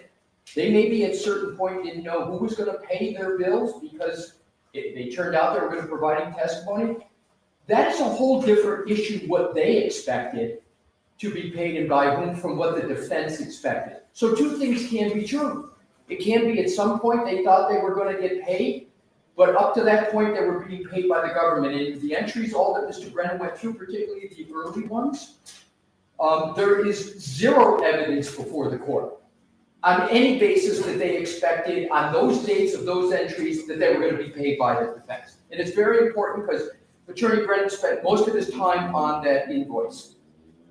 With regard to the comment he made, and this is the problem when we don't have notice, like I provided a notebook so everybody could see it. We don't have some of the things that Mr. Brennan was referring to. but he referred to, of all things, Mr. Jackson's response to a reporter. We're here talking about communications to the court. But to be clear, the reporter asked, did you pay for testimony? Did you pay for testimony? Mr. Jackson, of course, said, no, I paid for their time. Did he say I paid for their time? Pardon me? Did he say I paid for their time? Mr. Jackson? I said the words, of course not. Did you pay these witnesses for their testimony? And I said, of course not. If the court were to ask me that question today, I would respond exactly the same way. All right, so you just told that I paid for their time. That No, was not said, right? That was not said, but I'm saying there's always some inference about what he said that was said, but that was his response, that was it. But it was only, the premise of Attorney Brennan was, what Mr. Jackson said to the reporter was different from what you've heard in court today, and it wasn't. It's important to be accurate. The other things that I'm going to go through quickly is it kept stating that there had to be a belief that they were going to be paid by the defense. There is no evidence whatsoever for that because it didn't exist. So now with regard quickly again to the other topics. Attorney Brennan talked about 3 witnesses, right? And he said he was, I believe I took it as clearly inferring 3 ARCA. Your Honor can go back to the transcript. It was Dr. Russell was the 3rd one. Oh, I thought it was the 3 ARCA people. I Yep. didn't go back to the transcript. You can go back to the transcript. Earlier on, there was a discussion, way early on. Who is Mr. Klein? He was a 3rd ARCA expert that was involved for the government, right? And then he stopped, and we didn't retain him for testimony. Okay. Let me be clear on what I mean by retain. He didn't testify. It's been a long I day. understand. I'm trying to answer your question, Your Honor. I know, and I realize that you just said something that you want to explain. Go ahead and explain. Right. So what I'm saying is, in terms of, I'm going to take back the retain. The point is, there were originally 3 ARCA persons on the report that we got from the government, right? Rentschler, Wolf, and Klein.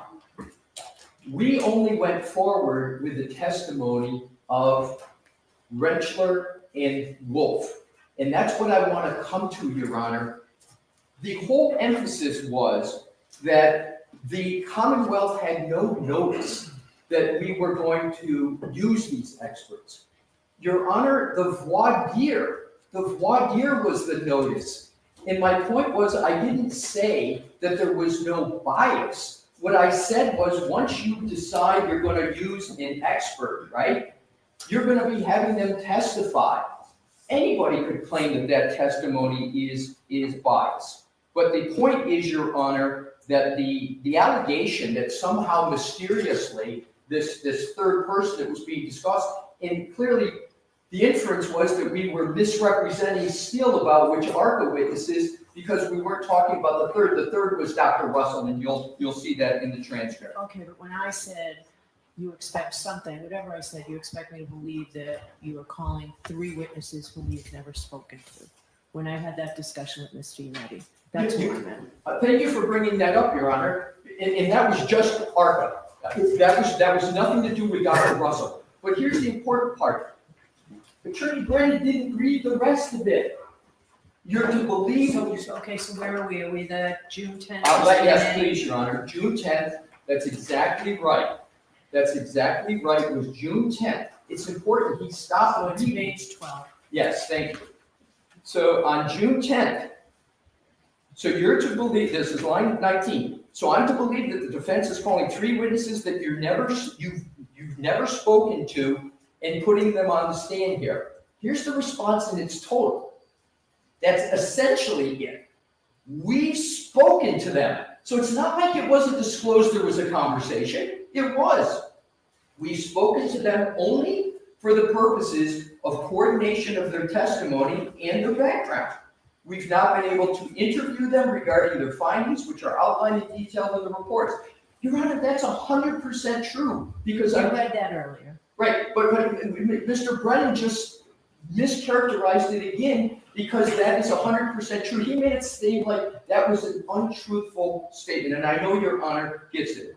The other last 2 points, Your Honor. Attorney Brennan talked about that the ARPA experts improved their testimony.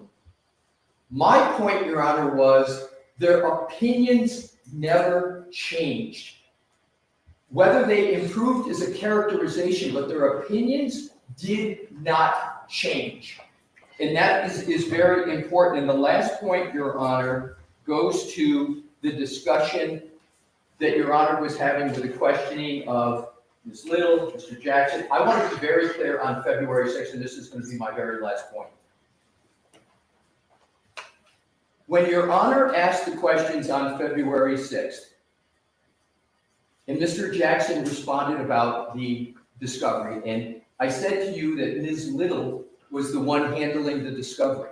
And I spoke with Ms. Little and I spoke with Mr. Jackson, and they're going to be completely available for any questions that follow up on this. I asked Ms. Little during the break. She wasn't here for that February 6th. She obviously didn't hear the sidebar. But I said, when you learned of what the Judge Benoni was asking about, I said, in your head, what was going on and what came to your head? Because I said Mr. Jackson didn't make any knowing misstatement because he had no recollection of any of those March emails. So I asked Ms. Little, who would, between the two of them, would, if there was any recollection. So during the break, I asked Ms. Little, I said, Ms. Little, when you heard, and got the order, because that's the first she knew of the inquiry, she gets the order, I said, when you got that and you saw that you had to turn over discovery, when you read that, did it come to your mind? Did it come to your mind that there are these March emails? And she said, no. I didn't recall them. I didn't remember their existence. And what I did was I knew we had to turn over discovery. I then went back. I rediscovered those emails, and that's how I had recalled it. That is important, Your Honor, because there has to be a knowing misstatement of fact for 3.38. So not only did Mr. Jackson not know at the time Mr. Jackson made those statements and recalled those emails, neither did Ms. Little, who was the keeper of all the discovery. And that is my last point, and I will conclude this way, Your Honor. Attorney Brennan conflated Rule 14 issues with the 3.3A1 issues. They are completely separate. I am not here today, Your Honor, to take the position that the defense is in perfect compliance with Rule 14. We're not. But that's a whole different question from whether the attorneys are in compliance with 3.3A. And I would urge Your Honor, as I know you will, to keep those distinctions as we go through the matter, because conflating them is not proper for the analysis. And my last is a citation of law, Your Honor, which said that Gonzalez involved a very minor issue. Attorney Brennan is correct. There was a minor issue in Gonzalez, but the Supreme Court went through those things that could rise to it. And I'm going to give you another cite, Your Honor, which is United States versus Diazzi, that involved a lot of serious issues with regard to conduct of counsel. They were not pro hoc vice, but it's 807 Fed 2nd 12 First Circuit 1986, where Your Honor can read it as to what were happening. The attorney's conduct was deplorable, and yet the court held that you could not disqualify them because of the Sixth Amendment. And my last point, Your Honor, is when you do a Sixth Amendment analysis, whether or not the attorney at issue is pro hoc vice or not, is not weighty in the determination of balancing the Sixth Amendment. It is not. In the abstract, Your Honor, in civil cases, is it easier to knock out a pro hoc vice? That would be absolutely correct. But when it comes to a criminal case where a defendant or choice of counsel, that is a much different analysis with the Sixth Amendment. So I will stop there, Your Honor, because you said to be brief. There would be more I would have to say, but those are the highlights for the moment.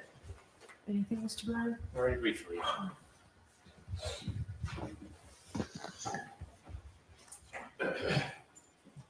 My arguments to the court have always been focused on Rule 14. the verbal gymnastics that counsel engages in to use words like misrepresentation to distort reality is extraordinary. So let's use the defense words themselves. If you look at docket 505, which was signed in a pleading, That was filed on late, right? The February or 6th. Saturday or something. February 16, 2025. This sums it up, really. And this is signed by Attorney Jackson, Attorney Alisi, Attorney Manetti, certificate of service by Attorney Little. Was it signed by Ms. Little? It's not, Ms. right? Little has It's only done the maybe certificate of authored service. by- Okay. She did not sign it. It was signed by Attorney Jackson, Alisi, and Manetti. And this is the defendant Karen Reed's opposition to Commonwealth's motion to exclude employees of ARCA LLC. And here's the representation they made. Not my words, not a misstatement, not a distortion. This is their words. Now comes the defendant Karen Reed, Ms. Reed, and respectfully request that this honorable court deny the Commonwealth's motion to exclude the expert testimony of employees of ARCA LLC, namely Danny Wolf, PhD, and Andrew Rentler, PhD. Here's the important part. The Commonwealth's motion to exclude these exculpatory expert witnesses who were not hired or paid for by the defense is not made in good faith and is a desperate and transparent attempt to keep exculpatory testimony of neutral expert witnesses from reaching the jury in this case. I know Attorney Alisi no longer likes the word retain, but that retain word has import. The reason he said their words, their motion. This is no different than the tone of representations made February, last June, May, and before. Thank you. All right. So we're back here next week. I believe we're back here Tuesday, Wednesday, and perhaps Friday. Is that accurate? Your Honor, may I speak to Wednesday, please, the 5th? As this court may know, Mr. Jackson, myself, and Attorney Weinberg are scheduled to appear before the federal court What at time? 9:30 in the morning. Okay. Could we possibly go there and then Yes. come here immediately afterwards? Sure. Thank you, Your Honor. Sure. All right, but we'll see you here, Jim. We have these all scheduled at 9. We do. Okay.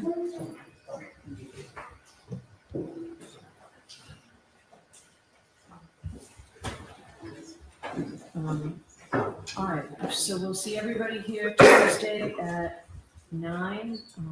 We've blocked off the day for Tuesday, Wednesday, and of course I'll let you go to federal court first, and also Friday. All right, so we'll see you next week. What am I, please?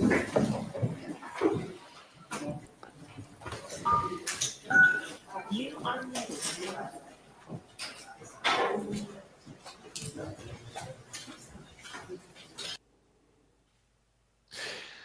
So just some quick notes. First, we did not get any mention that the federal investigation has been completed. I can tell you, so you'll have to accept my word or Ted Daniels' word that it has been completed, and the U.S. Attorney's Office reached out to the Mass State Police. Ted Daniels reports the Canton Police. I didn't know that, and also to the Norfolk County. So.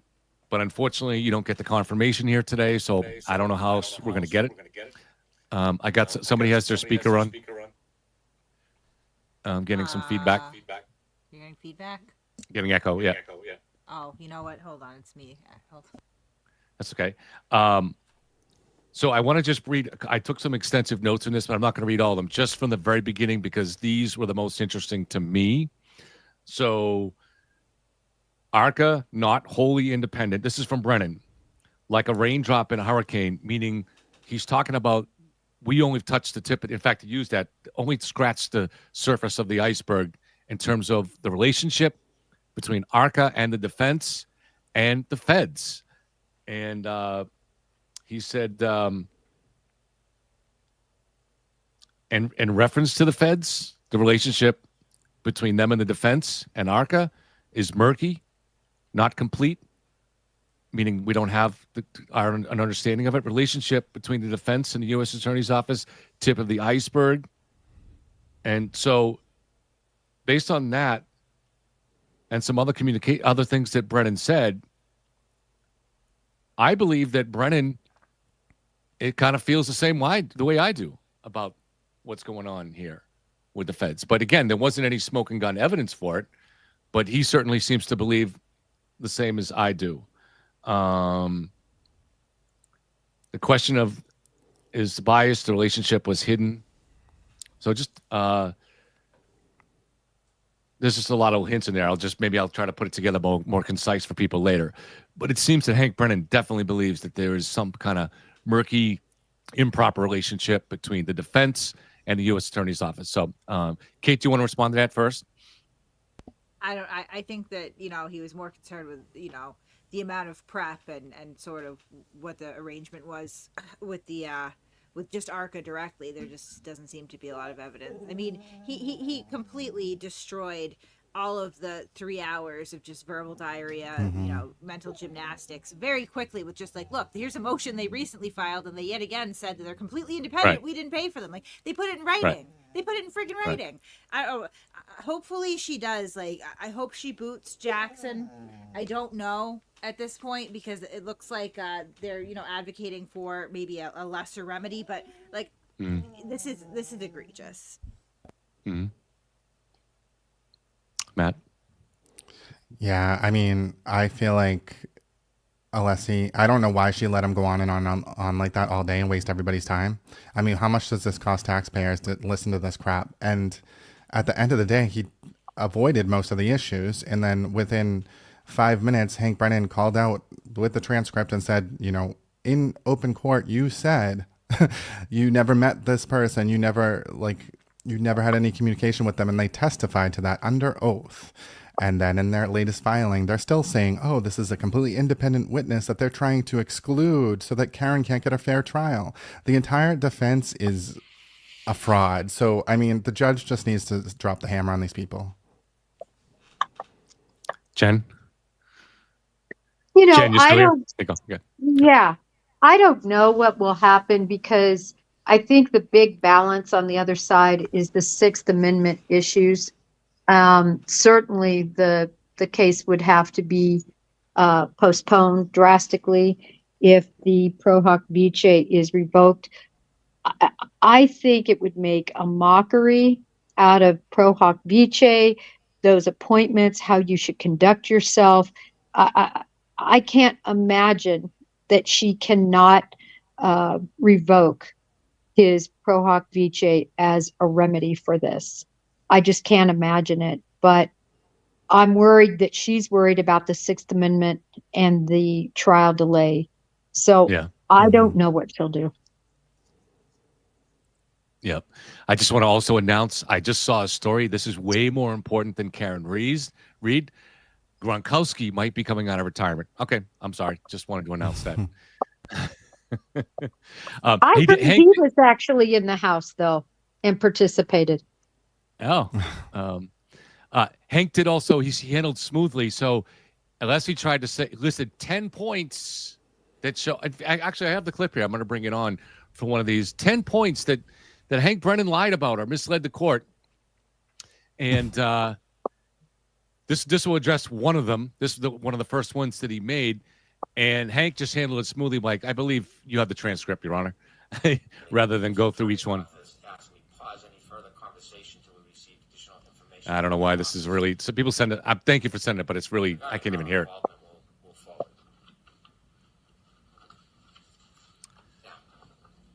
I'll try to play it again, but I believe what he talked about is the pause here. Let me try it. Okay. Yep, we heard it there. All right. So there's proof that Alessi yet again had it wrong. I don't want to say lied, but had it wrong. He accused him of lying about mentioning that one word pause. And there it is right there. So. Yeah, I was surprised about that because I made a video about this and I remember him saying that and I was just like, why does he think he didn't say that? Because that was like, should I put this in or not? I'm just going to put in the whole thing just so that the whole context is there. But I don't know. It's so strange. They're employing the Free Karen Reed people have used this defense and arguments a bunch, and now they're using it in court, which is just no you. right? Like every single time that they get called out for doing something, it's no you, or you criticize something, well, that's really rich coming from you. And now they're doing it as essentially the same thing. They're like, no, wait, you're the liar. Like, I mean, you're caught with your pants down. Even at the end, Alyssa had to kind of backpedal and be like, look, I'm not saying that we're, perfectly in compliance with Rule 14. We're not. And, maybe some misrepresentations were made, but nobody knew they were doing it. Like, it's such horseshit. It's such that's his whole argument, that the knowingly part. He's like, she didn't know. They didn't know. These are legal professionals that have a Juris Doctor. They know. They're not just ignorant people. Like, give me a break.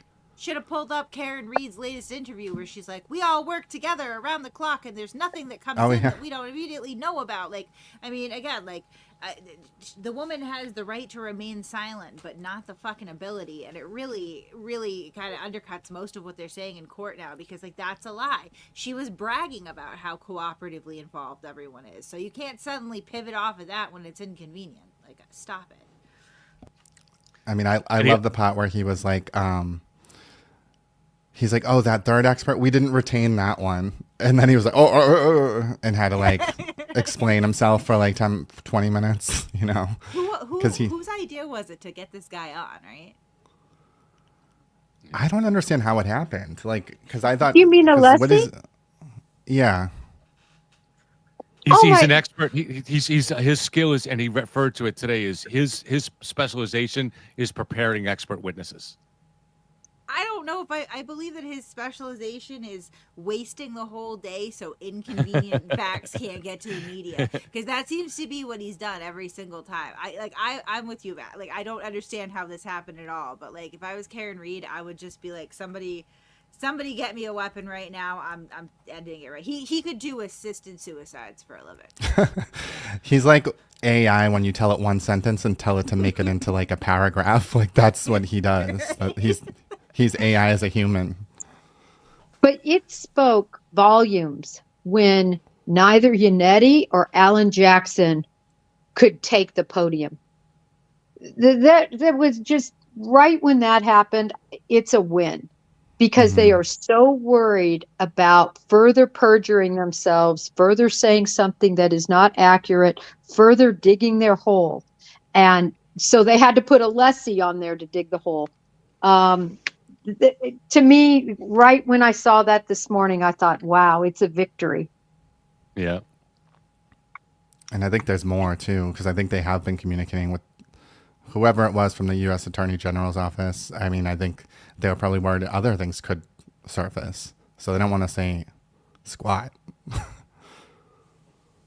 Well, I still think it's interesting, though, just that this was in the discovery.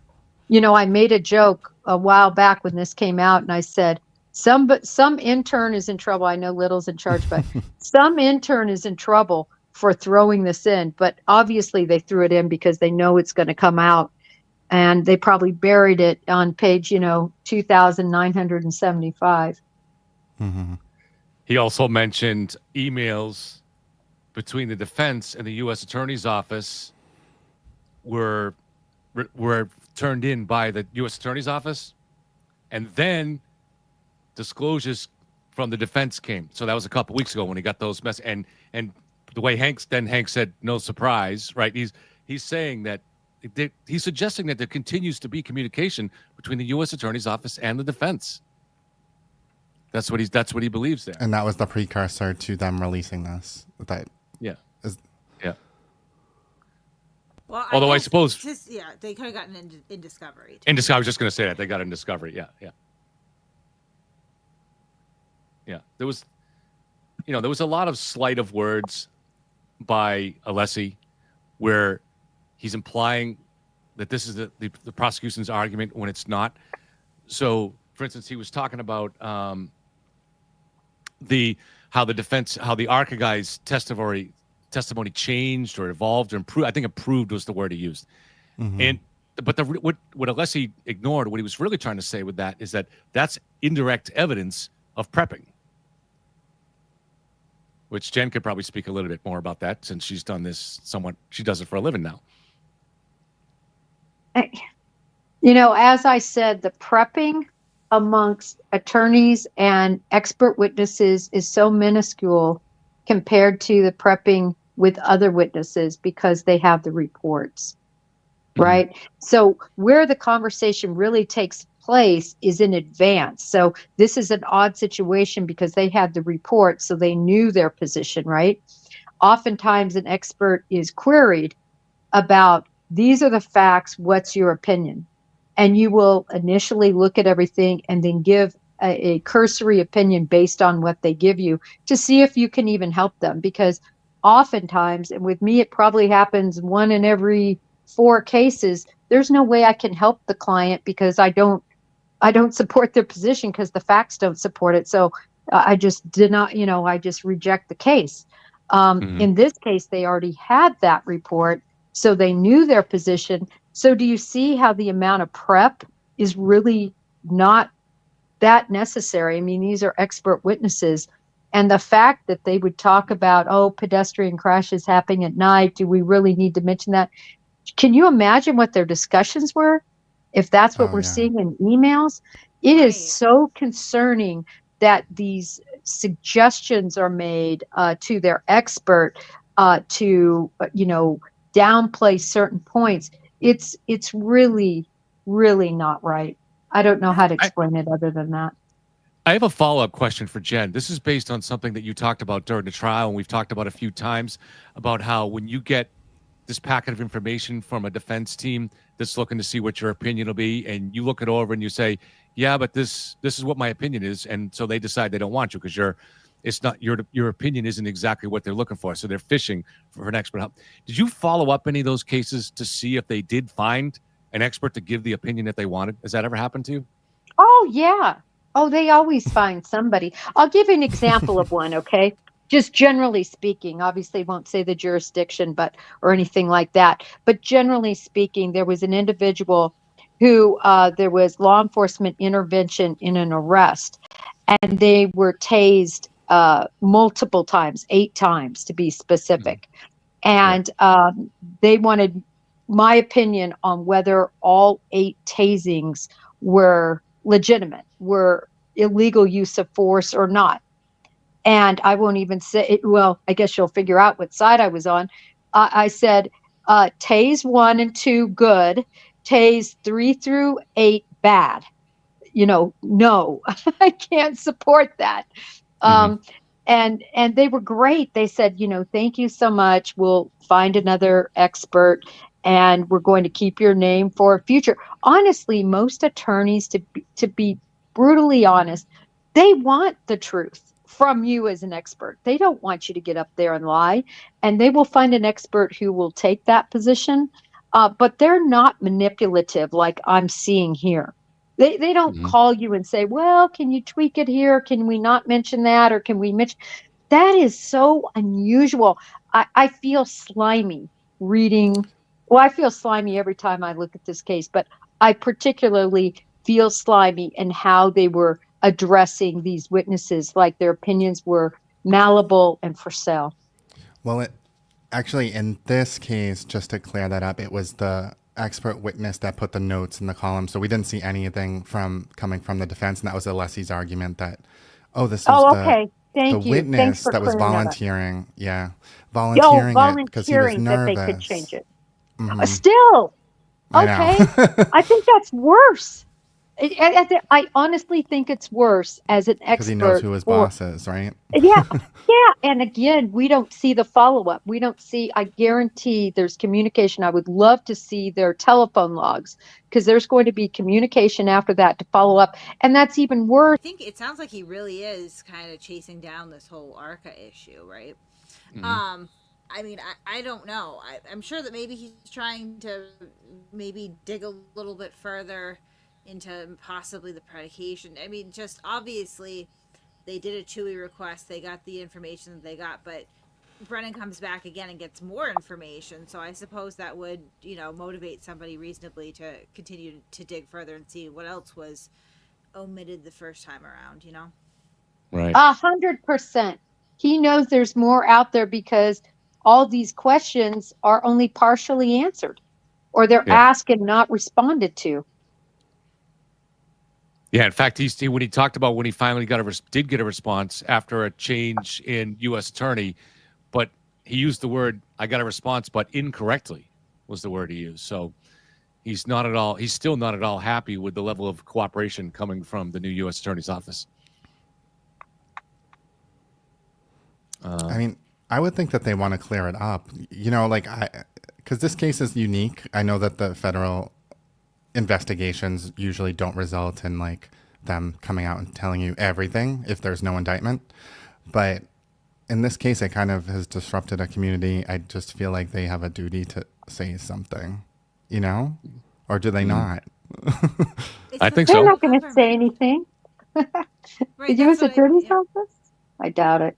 Right, and I think it's important not to conflate necessarily a cover-up with just sweeping things under the rug, because that's sort of the read that I'm getting at this point, is that they overstepped, they poured resources into an ill-advised investigation that yielded absolutely no results, and they don't want to talk about it, right? Because even absence any sliver of corruption or quid pro quo backdoor dealing or anything that could even be mildly unethical, if you take all of that out of it, they still wasted our tax dollars investigating this ridiculous claim and came up completely empty-handed.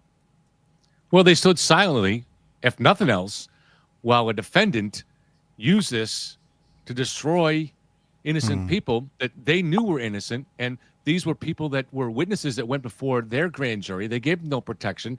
So I think there's a lot more here. I'm not at all suggesting that at any point somebody from the federal government got together with someone from the defense team and said, let's form a conspiracy to save Karen. No. It's much more subtle than that.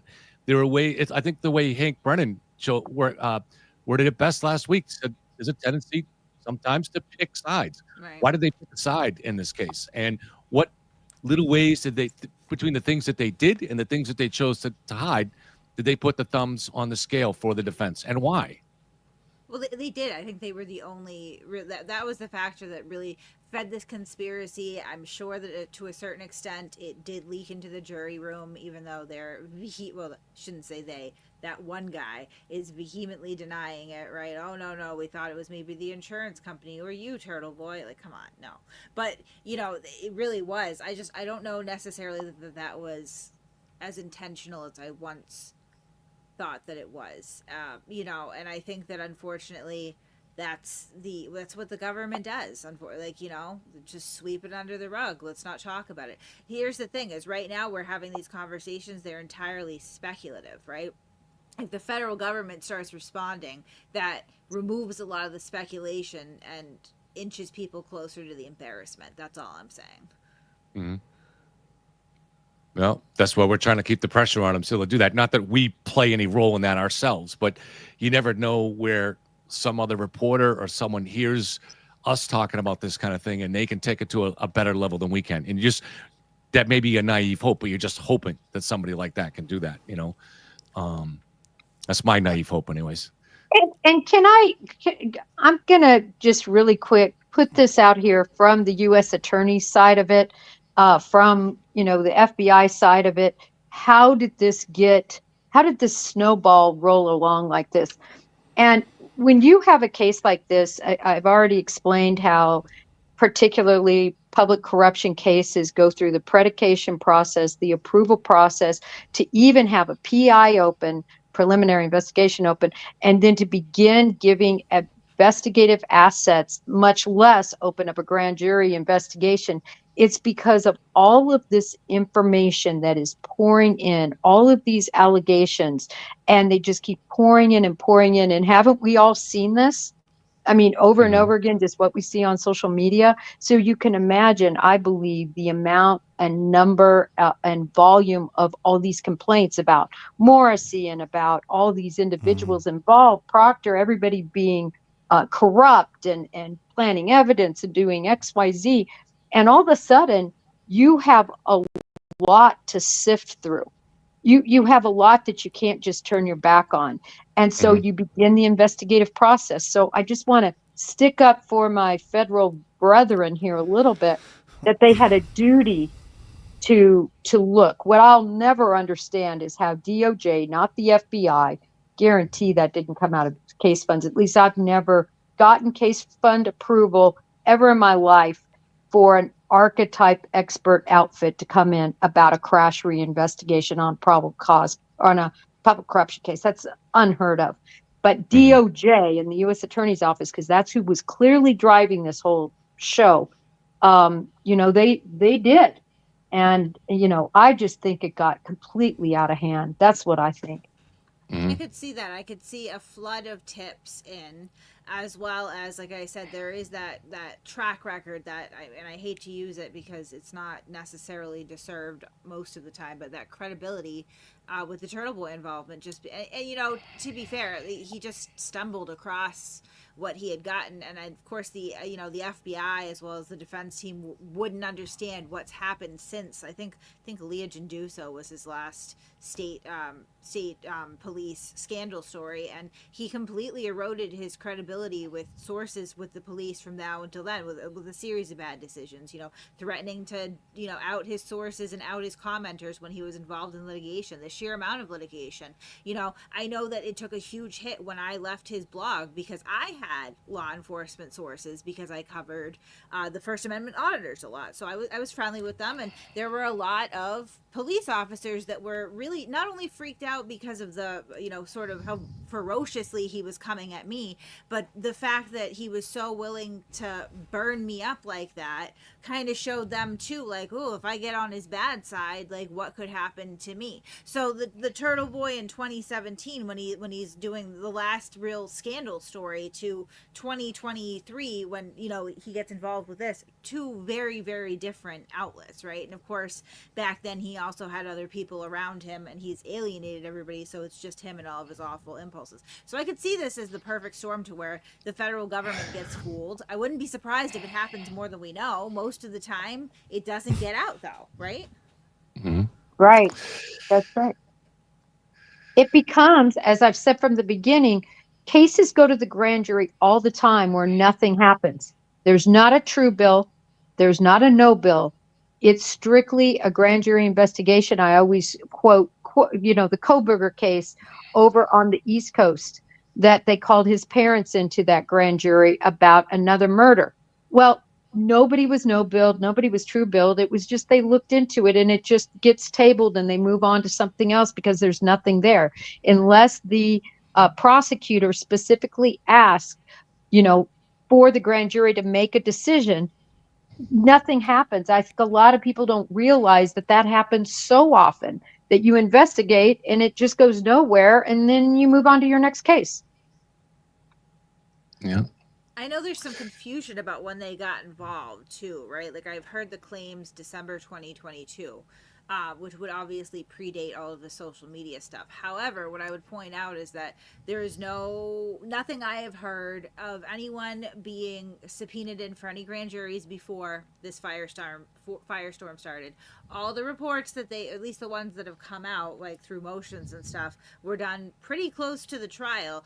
I'm even questioning the timeline a little bit about, okay, so December 2022, why didn't they actually do anything that the defense can bring up or can be traceable until a year later? And it makes me think that maybe it did coincide with the social media stuff. And your conversation with Rollins, Kevin, about how they look for headlines, and so it all kind of comes together. I mean, I think regardless, I am inclined to believe that the federal government is corrupt. No offense to not the individual people, but the institution as a whole, because that's just my belief system. Correct. However, right? Make mistakes. They make mistakes. They get misled. They go down the primrose path too often. They have to respond to all these allegations, but I don't think they're willfully corrupt for the most part. But you're right, Kate. There probably are individual bad guys. Or, like I said, I think the system as a whole, not necessarily the people that are comprised of it, right? But I think that more often than not now, we're looking at things that, unfortunately, I guess this is a story all the way around, if you look at it, about how toxic our relationship with social media and the internet has become, that it's driving it's driving the most fundamental institutions here, right? You're able to throw a criminal trial. It sounds like, from anything I've heard, that the DOJ, one of the highest legal institutions in this country, right, is swayed by what's going to get them press, what's going to get them buzzing on social media. And that's problematic, right? All the way around. I think every angle of this case potentially is permeated with it. And I think that's something to really think about and be upset about. Kimmy K, I may have just actually got an answer to. I've had, she notices I've been having some more pain sitting here lately.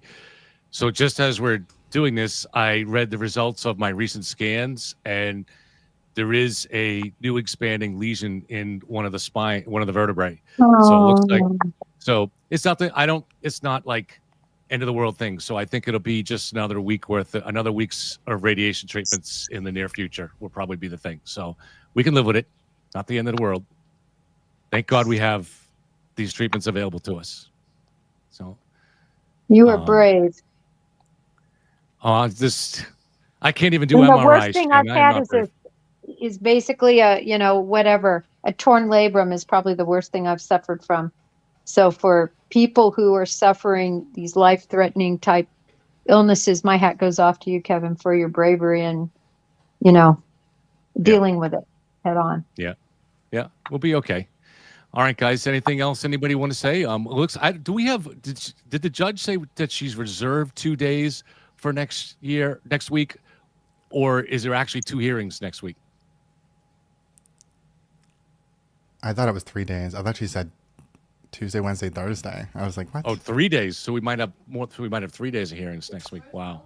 Yeah, I'm not sure, but Is Alessi going to be allowed to talk? That's my please first no. question. Thank you very much, Alma. I appreciate it. Yeah. Thank you, guys. Yeah, thank you all. All right. Well, thank you. So this is Jen Coffernaffer from Breaking the Case with Jen Coffernaffer. So please always check out her channel and head in there and hit subscribe. Obviously, most of you probably already subscribed to Matt's channel, Boundless Millennial, but please head over there and do that. And then obviously Kate, Masshole Mafia. So everybody appreciates your support, guys. So we will see everybody probably sooner next week, but we'll obviously see you next week too. Thank you guys for being here. Thank you. Have a good one. Take care.